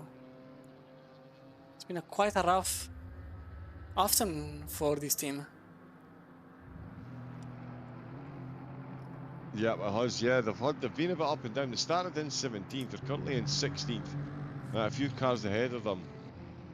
They have disconnected though, so they've gained a couple of places back that way. But yeah, that was a tough one. As Christian said, same place, same time, same spot, same mistake. And yeah, unsurprisingly, the same outcome. Damage on the front and a trip into the pits. We'll see if they recover and come back out. Yeah, with They will 27 get a minutes to 2-minute go. hold, of course. Might as well end it. Sorry, yeah. Might as well end the race with 27 minutes to go. Yeah. Although, with the amount of teams that have quit, the all-important points might just help. I mean, there's quite a few of the top 5 teams not here in race 3, so they'll use this as a drop round, I'm sure. And in fact, yeah, Platinum team, they'll be able to use this as a drop round as well, now I think of it. So, yeah, we'll see what they decide to do. Livraji, a second slower than Doer on that lap.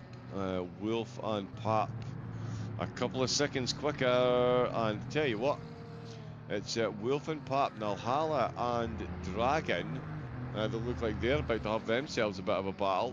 Rather than catching up on the drivers ahead, there's only a couple of seconds between them. They are actually the closest two GT4 cars at the minute.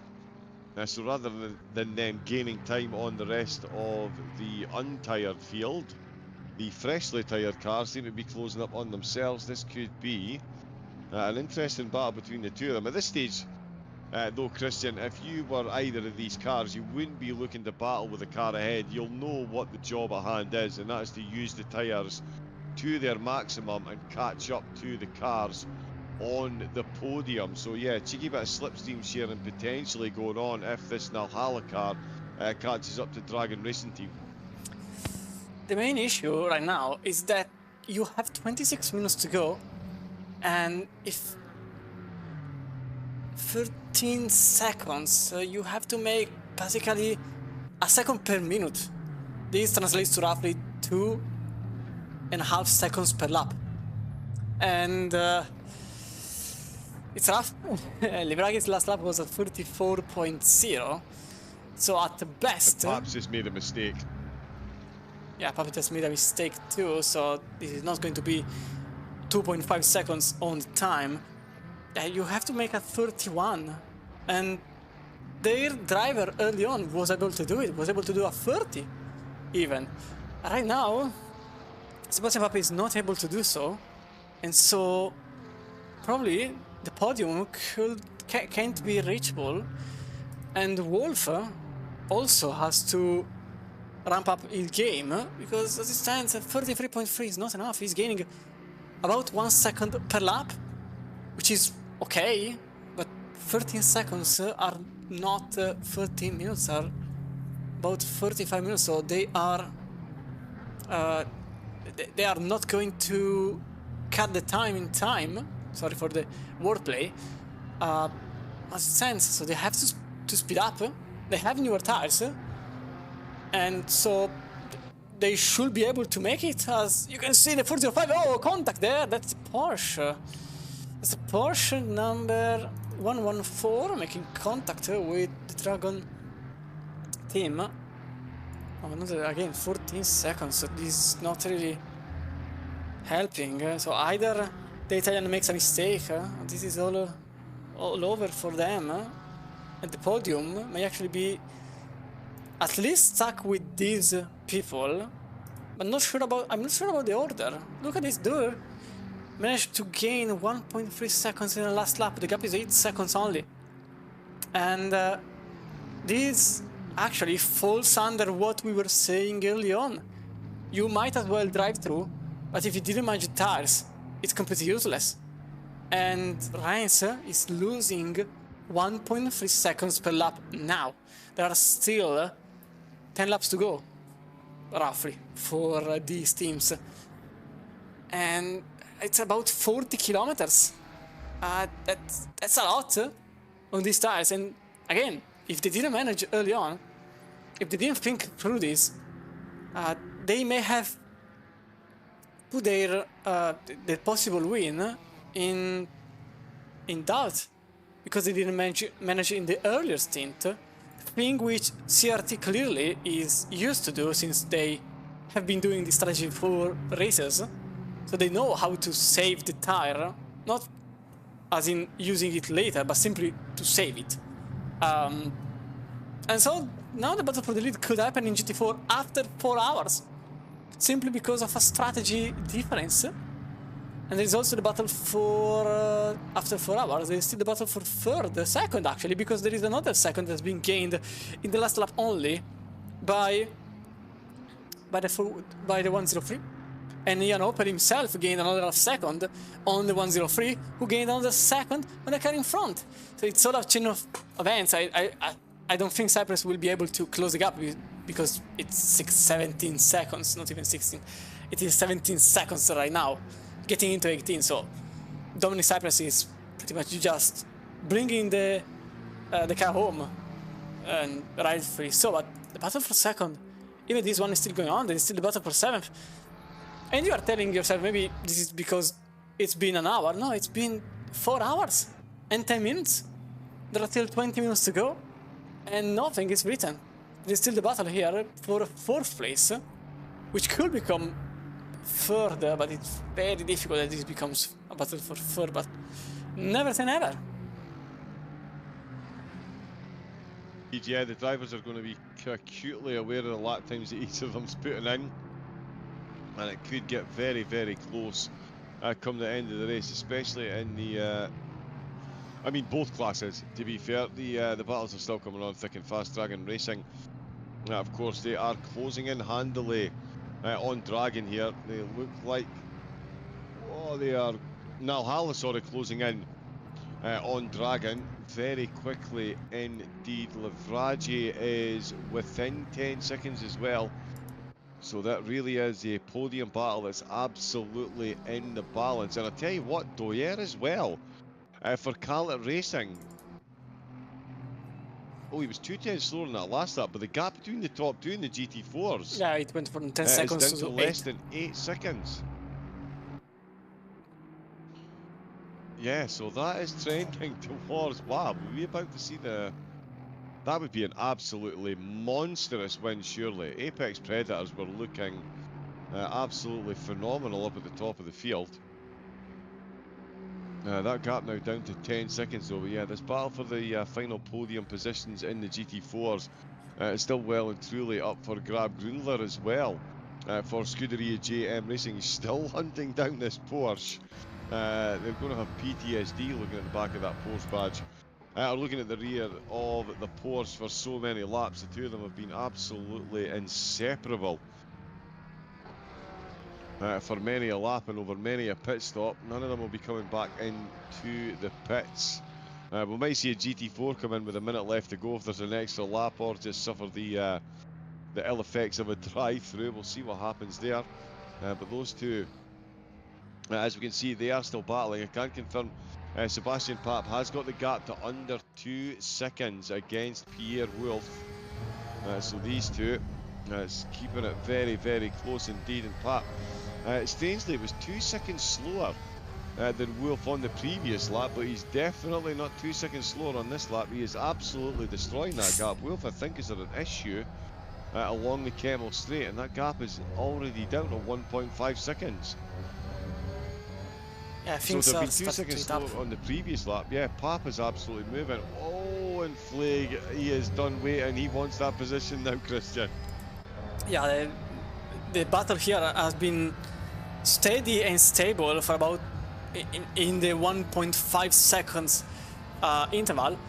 All of a sudden, Grundler decided that he wanted to overtake. He probably decided to save the tires, but as you can see, the dirty air is not really helping. Luckily, it wasn't an off-track, so no track. Oh, there is an incident. There is an incident here between Livragi. Livragi has been in. Oh, Livragi is off. The 404 is out of the podium. Massive one here. Wow. What just happened to the Italian driver? So you can see here, Francesco Livragi for Sunset Outrun. I can expect what happened. The Lexus comes through just after. Oh yes, that's a tap into the rear and into the wall for the Italian. That's the podium gone. That's the podium gone, and also Grundler managed to get past Baptiste Rohr as the Frenchman lost the position here in the Camel straight, in a very odd way. What happened here? Let's see from the onboard of the Ferrari driver.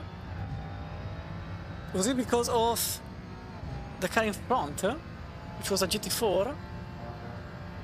Yes, it is because of the GT4. Getting stuck there, and then a free wide situation, which brought Grundler in. Ground. How do I pronounce it? I'll be honest. Grundler. Okay. Grundler in 7th place. And again, another GT4 effectively deciding the outcome of a battle. This time it was the Frenchman losing the position with Grundler in 7th for Scuderia JM Racing. And Francesco Livraghi, unfortunately, out of the podium position. Oh! Pierre Wolf into the pits. He was in the podium seconds ago. Is it a drive-through? For track limit violation. This could be a drive-through for track limit violation. Yeah, it could be. Yeah, it was a drive-through. Drive-through for track limit violation. 405. Pinged 16 minutes before the end of the race. Massive one, and they lost the podium. They actually lost 3 positions more. Because they were in 3rd in class. Now they are in 6th. So Aaron Reigns for Apex Predators.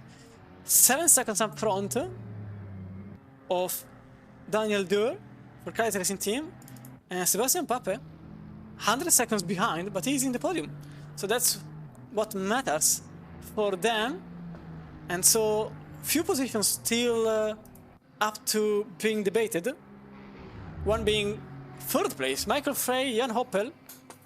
And further along the way, Sebastian Zenner has a 4.4 seconds gap on Michael Frey. Jan Hoppel just made a mistake there in the bus stop. This led to Hoppel losing about 3 to 4 attempts. Yeah, you can see 18.2 compared to 17.5 for Michael Frey and 17.7 for Zenner. 15 minutes to go. What could you expect here, John? Yeah, even I'm not brave enough to attempt a prediction on that one. We could expect lots of things. Let me see, sorry, there was a question in the chat. How can some GT4 cars have a 50-minute stint timer? I'm not sure they can. They've done a drive-through to reset the timer. I know that the timer does seem to stop as long as they cross the line. It still does keep running until they get up to their pit box, even though they just need to cross the line to enter the pits. But certainly, if there is any cars that have breached that, you would think that gets picked up. If it hasn't, then yeah, definitely report it. But I do think that they have all managed to meet the requirements. In the closing stages, what we're going to see, Angerer bring home the win in the GT3 class. It is now a 1 minute lead he's got over Zahentner, so it's all ironed itself back out. Since those pit stops, it's been an absolutely flawless display. I think Aaron Reigns, is still on for the race win in the GT4s, as the 2 class leaders actually just passed one another, going through La Source and Reigns. The team have had a really good drive. They've gone full service bar 1 pit stop when they did the drive-through. Their previous one there, they're still 6 seconds ahead with 14, so they've lost another second or so in the last 6 minutes. So still on track for the win, 4/10 slower. Oh, Livraghi's off again. Yep, Livraghi off. Oh, once more. Wow. Yeah, on the brakes, on the main.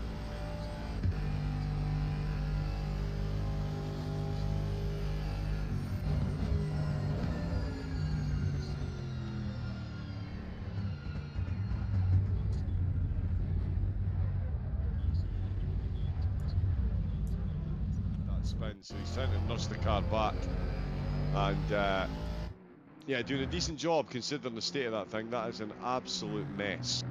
That is safe to say. At the front of that car, look at that. I could lose the position on Brunberg. Yeah, and Bloomberg served the drive-through as well. Correct. So Brun Huber for North Racing, that's going to be quite the result for them if they can get up to 4th position ahead of Livraghi, even after serving a drive-through. Not seen many drive-throughs in the GT3s. They've all been exceptionally well behaved. I was Mr. Doom and Gloom at the start of the broadcast, thinking we were going to see quite a few for the track limits. It's the GT4 drivers that have been struggling with the track limits, and certainly finding out the hard way that the stewards are not shy of handing out a penalty or two should that be required, and they've certainly done so so far. Here comes Brunhuber then, 20th position overall. He's never mind. He's already got the overtake done. Heading into Blanchimont, the Mercedes has got absolutely no speed whatsoever, and that is Livragi down another position after that contact. So unfortunate. But it's a real wind that blows nobody some good, and that is Brunhuber and North Racing then up to 4th position. So good result for them so far, making up a couple of places on where they started, but it is still Grunler that we are watching. Can he get this overtake done? He is very close to that Porsche indeed. The battle for 7th and 8th has been hotly contested between these two. They're going to sail up the inside of the Merc variant. Mistake there for the Porsche. Yeah, just trying to avoid the GT4 there, I think. The GT4 has suddenly lost its livery for me. Love it. Heading into the source, we're going for another lap on board with these two. Grunler 2:19.9, Roar with a 2:19.1, but they do look considerably closer than they did on the previous lap, that's for sure. Yeah, there's been not quite close enough to. Sorry, on you go. There has been the overtake during the replay where we were looking at Livragi. There has been the overtake back on from Roar to Grundler, and now they are back at square one with Grundler following the Frenchman, and the Porsche still has to battle for 7th place. This has been going on for practically 2 hours already. Honestly, I can't remember when this battle was not going on. Did say that, yeah, there was a couple of battles that were destined to go on forever, and this one has absolutely stood the test of time. Ooh, although the Porsche going for a late apex there through Bruschetti, brave strategy. And yeah, the cracks will be seeping in here. They're both collected enough data on one another, as you were mentioning earlier. It's not easy side by side, or if someone makes a mistake, because you don't know them. Safe to say these two cars know one another very well at this point. It's been yeah, a couple of hours.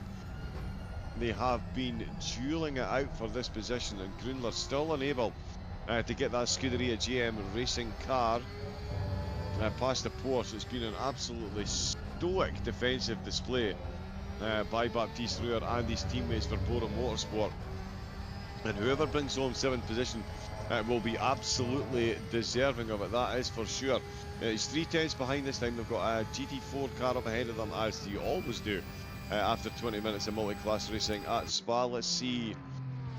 So not catching up before the apex, which is good for everyone involved. It's Dragon Racing's Mercedes goes sailing past as they get into the braking zone. Both cars undisturbed on their entry into the corner.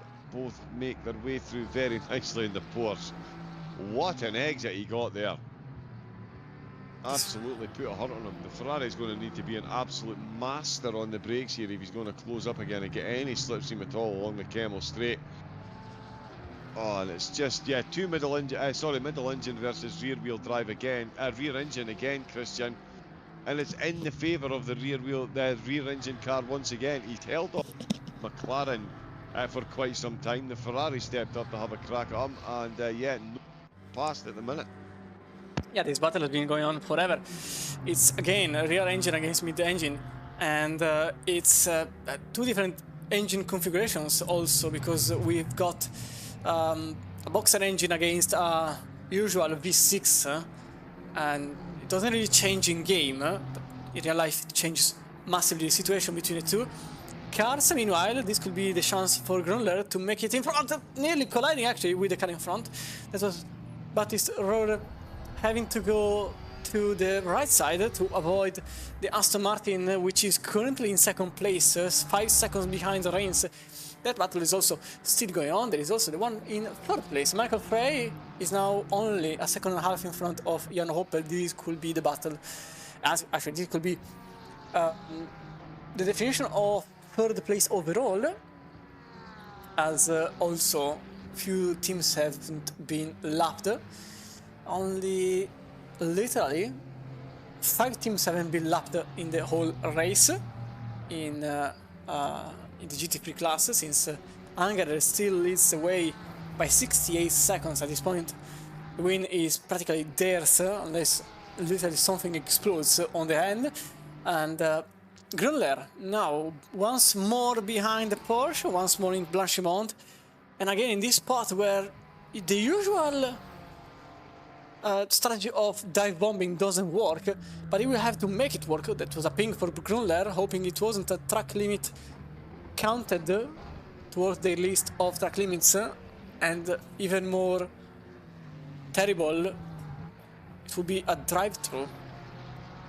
But here, Baptiste Rohr last lap around 19.9, 19.7 for Grünler. Again, the German can't really have the upper hand. It seems like he has some more pace, but he can't just prove it. And, well, he could prove it, but he apparently made a mistake, and now he's back behind the Frenchman who has been in front of him for practically the entire time. Grünler could be able to draw the Porsches back by sheer memory by this point, and have a good drawing of it. Meanwhile, Jan Opel also gaining on Frey, but this battle is completely different. Jan Opel finally, just now, arrived behind Michael Frey. This chase has been going on forever, basically, but always a tenth at a time, very, very slowly. But look at this now, the gap is only 8 tenths. And last lap around, 17.4 for Jan Opel, 18.1 for Michael Frey. This could be, finally, the difference Opel was hoping for, and this chase, again, has been going on for hours. It's just that it has been a very, very slow chase. As Pierre Wolf managed to gain the position on Francesco Liveraghi. This is for 20th place overall, or 5th place in the class. Baptiste Rohr struggling with some lower class traffic. The same goes for the Ferrari that, again, gains a lot and then loses a lot all at the same time. And then there is the battle for position number 3 overall. Now Michael Frey can't look forward anymore, he has to look behind. In his mirror there is a very, very bright... I forgot, it's an Aston Martin, isn't it? Yeah, it's an oh no, it's a Lamborghini, apologies. I'm so used to Aston Martins in GT3, I forgot Opel's car for a moment. And the Lamborghini here, the Huracan, which again, last year for this car. Quite sad about it because it's one of my favorite car of, well, of the entire Lamborghini lineup that ever existed, just behind the Aventador. It will be substituted by the Temerario, which will make the approach in 2026 first in IMSA, and not with all teams, and in DTM, theoretically, and obviously GT World Challenge. But in IMSA it should be just one team, and moreover it will not be ready for Daytona anyway. It will be ready for Sebring and so forth. So for the first round in IMSA we will not see this new car around. Sebring will be the first time, and theoretically the DTM will follow through, but the teams that have been given the green light are still unknown. The 117, Harry Platt again, yellow flags showing for this car. It's been a tremendous afternoon for them. Last overall at this point, even behind, no, not last, but second to last overall, even behind the majority of the GT4s. Now, the Huracan can still raise its voice, rather, can still raise its voice against the Aston Martin, which is not the Evo version, which exists in real life. You can see it by the rear bumper that does have the flaps behind the wheels, and from the front headlights that are still the slim ones compared to the big eyes in the newer Aston Martin Vantage. The V8, as always, Huracan, which has a V10, that will be subbed for a V8, unfortunately. The V10 era is over, and I'm pretty sad about it because the noise this car makes is incredible. Even the rear wheels made a beautiful noise right now because Coppel lost the rear end of the car, nearly crashing into Pujon, and now the gap is back to 1.3 seconds with 2 minutes and 53 seconds to go.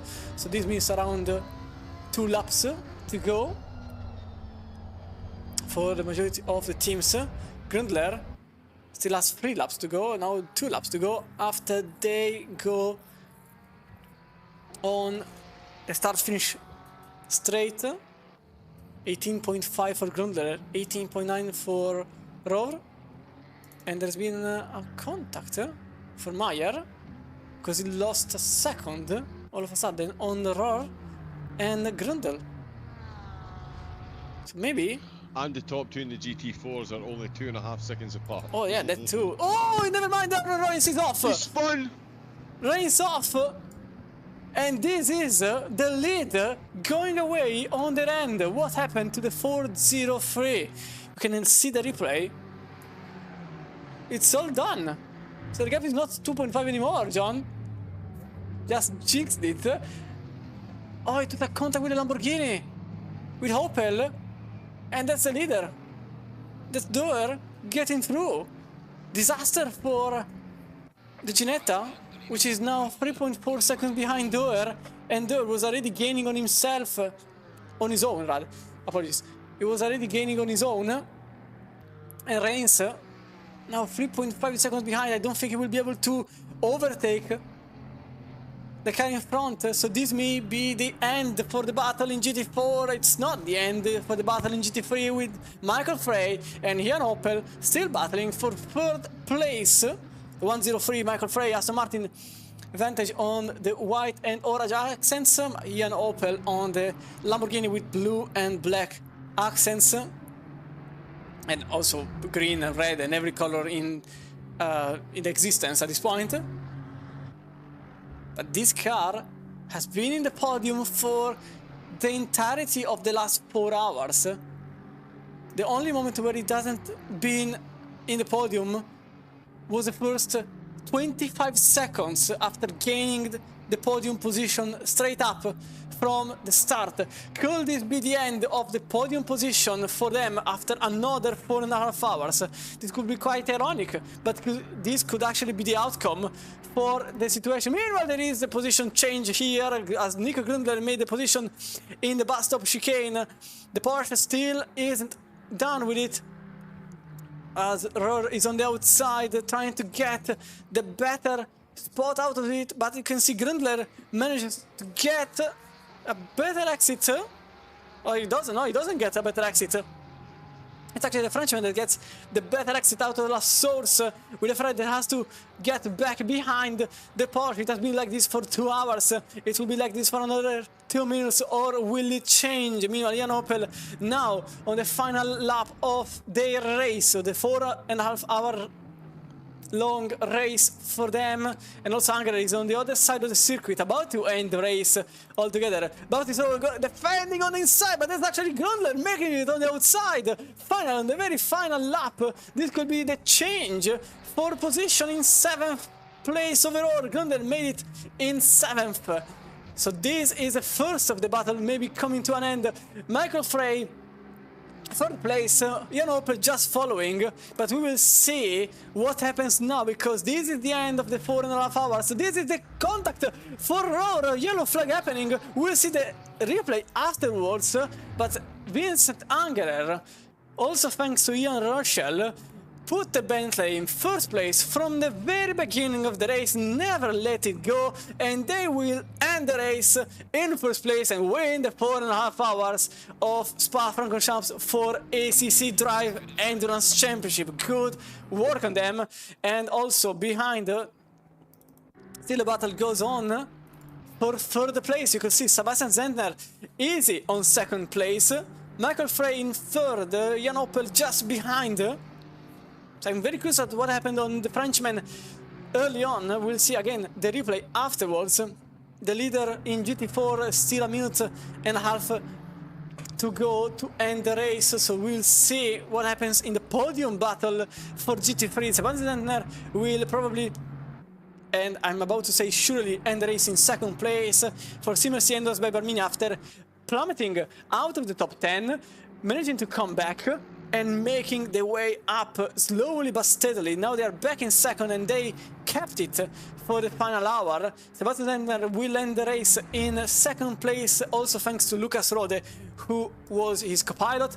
But Michael Frey and Jan Opel are battling here at the bus stop. There is a Nelson in the middle. There is a freeway battle for a single second. There is Nelson trying to take the advantage of the horse. There is a spin, and the Lamborghini takes the position. That's the podium spot for Jan Opel at the very final meters of the racetrack. Michael Frey will conclude the race in fourth place. This will be a lot to discuss for these two teams. Dominic Cypress for the other Simmer Siendos by Barmini will end the race in position number 5, but this is also the win in GT4 class. Daniel Doer in the Khaled Racing Team Aston Martin will win the race in GT4 class, just 5 seconds in front of Aaron Rines in the Apex Predator Ginetta. Thanks to Michael Mice too, this team managed to get the lead at the very final moments in front of Matthew Yule, Tyron Rines and Tom Winch, with Sebastian Pape and James Julians completing the race in the podium in GT4. What a finish! This was epic. Yeah, absolutely incredible from start to finish. The drivers that won the splits.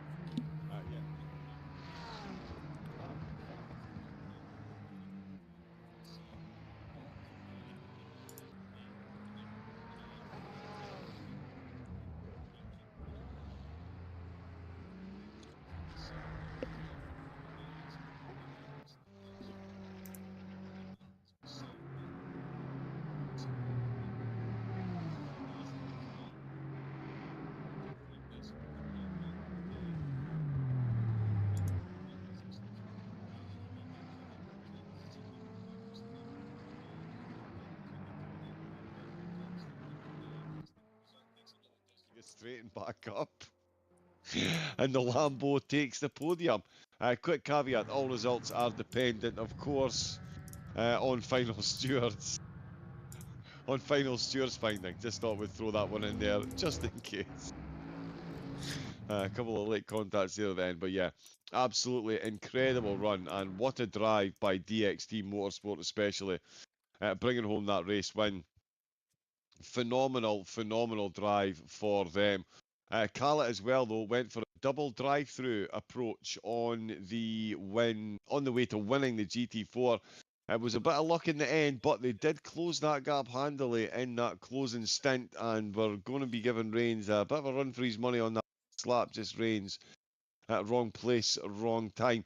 It's so heartbreaking for Reigns and the team, Christian. They'd had such a clean race, absolutely zero incidents up to the end, and yeah, 4 hours and 29 minutes, 4 hours and 28 minutes into a 4.5 hour race, they do have an incident, and it costs them the win. Heartbreak for them. Great drive nonetheless. Everything went out of the window the final 5 minutes. I will just say this because it was it was honestly astonishing. Everything was pretty calm. Everything was going smoothly. Final 5 minutes, the leader in GT4 crashed out. The podium positions in overall crashed out. There was another car that had the yellow flags. That was the battle for 7th place. Apologies. And I suspect a penalty will be given to everyone because Jan Opel actually created the crash in GT4 that made the Apex Ginetta lose the lead. So everything is obviously still there. Opel is actually involved in 2 major incidents, and it's going to be interesting. Now, don't look at the tower right now because it's in the replay mode, and it still shows Opel. But let's have a look again at the incident, because I think this would be, if the game would cooperate. Thank you very much. Let's have a look again. I would like to put the focus on what happened to Opel. Let's see Opel goes on the right. There is a Aston Martin GT4 there on the left, so he is pretty out of options. He has to commit to the middle, as you can see here. He then goes on to try an overtake. The Aston Martin is not really happy with it, so Michael Freddy tries to take advantage of the situation by just take out every single chance of overtake out of Opel's car by simply denying him the chance to exist in the bus stop, which I admit it was a bit cheeky, but you can see there is still some gap there. It's pretty visible from here, from the helicam. And at this point, Opel has two choices. Either give up the position or commit to a gap that doesn't exist.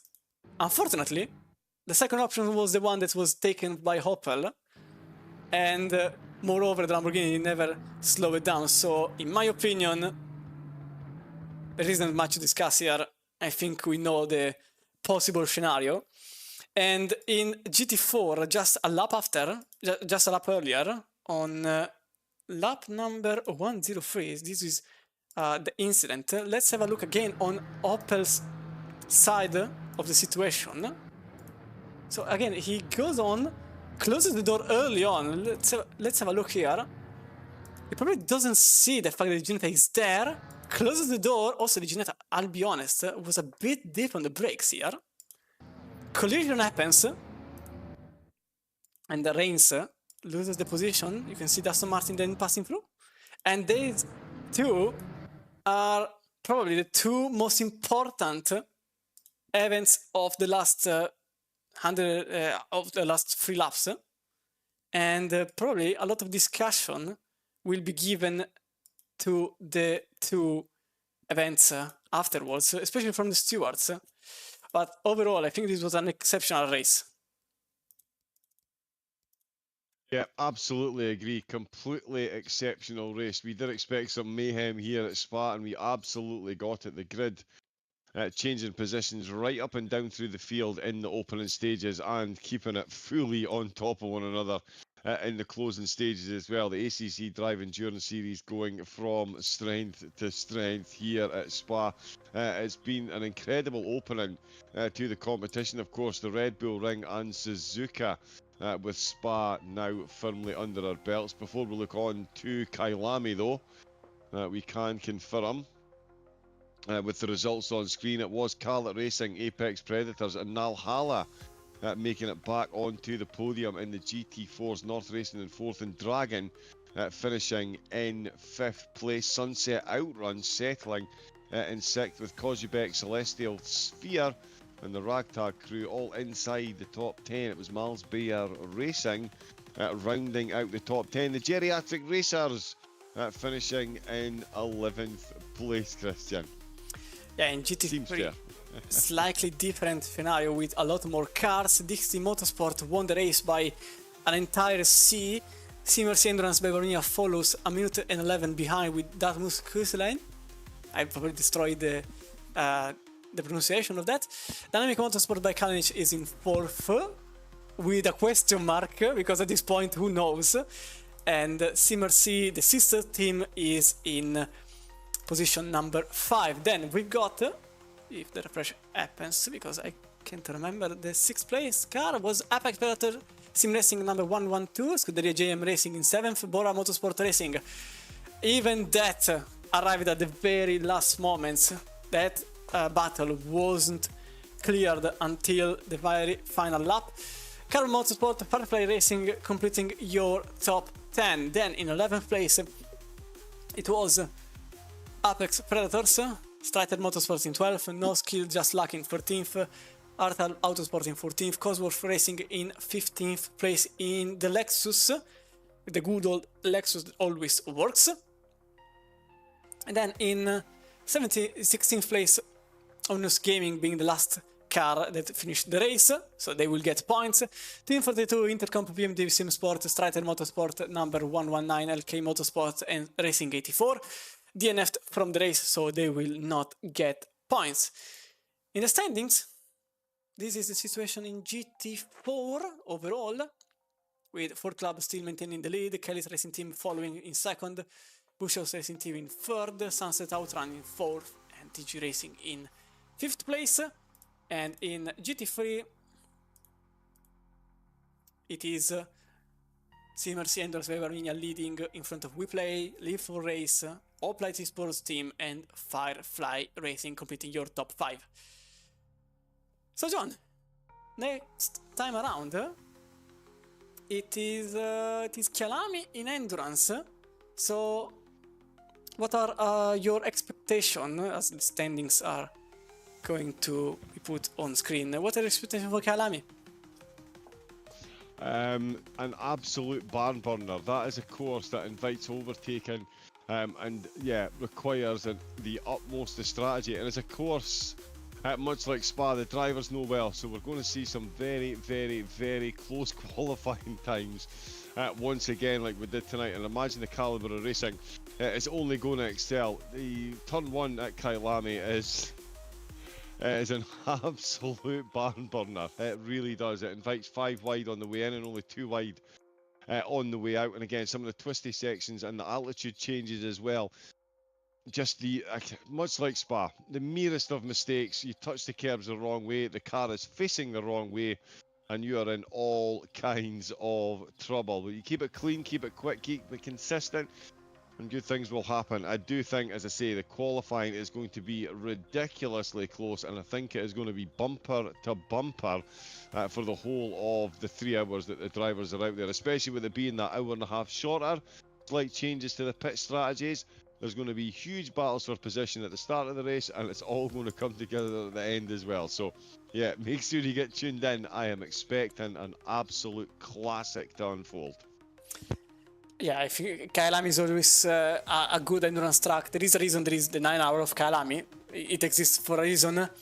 And we will certainly see next Sunday. Next stream is going to be on Thursday in the English channel. Meanwhile, in the German channel, there are streams on Monday and Wednesday. But next time is going to be the Pro Series. And I can't wait for it. But for tonight, this is all. I was Chris Romano. Alongside me, it was John Wright that put a good British sound to my stream, since I don't have it. Since I lack it, unfortunately, or luckily, depending on the point of view. But in the end, I hope everyone had a good, fun afternoon and evening. Thank you so much to have followed the race in its entirety or in part of it. So, good evening, good night, wherever you are in the world, and I will see you all next time. Goodbye from me, Chris Romano, and... It's a good night from me. Good night. And John Wright. Thank you very much. See you next time.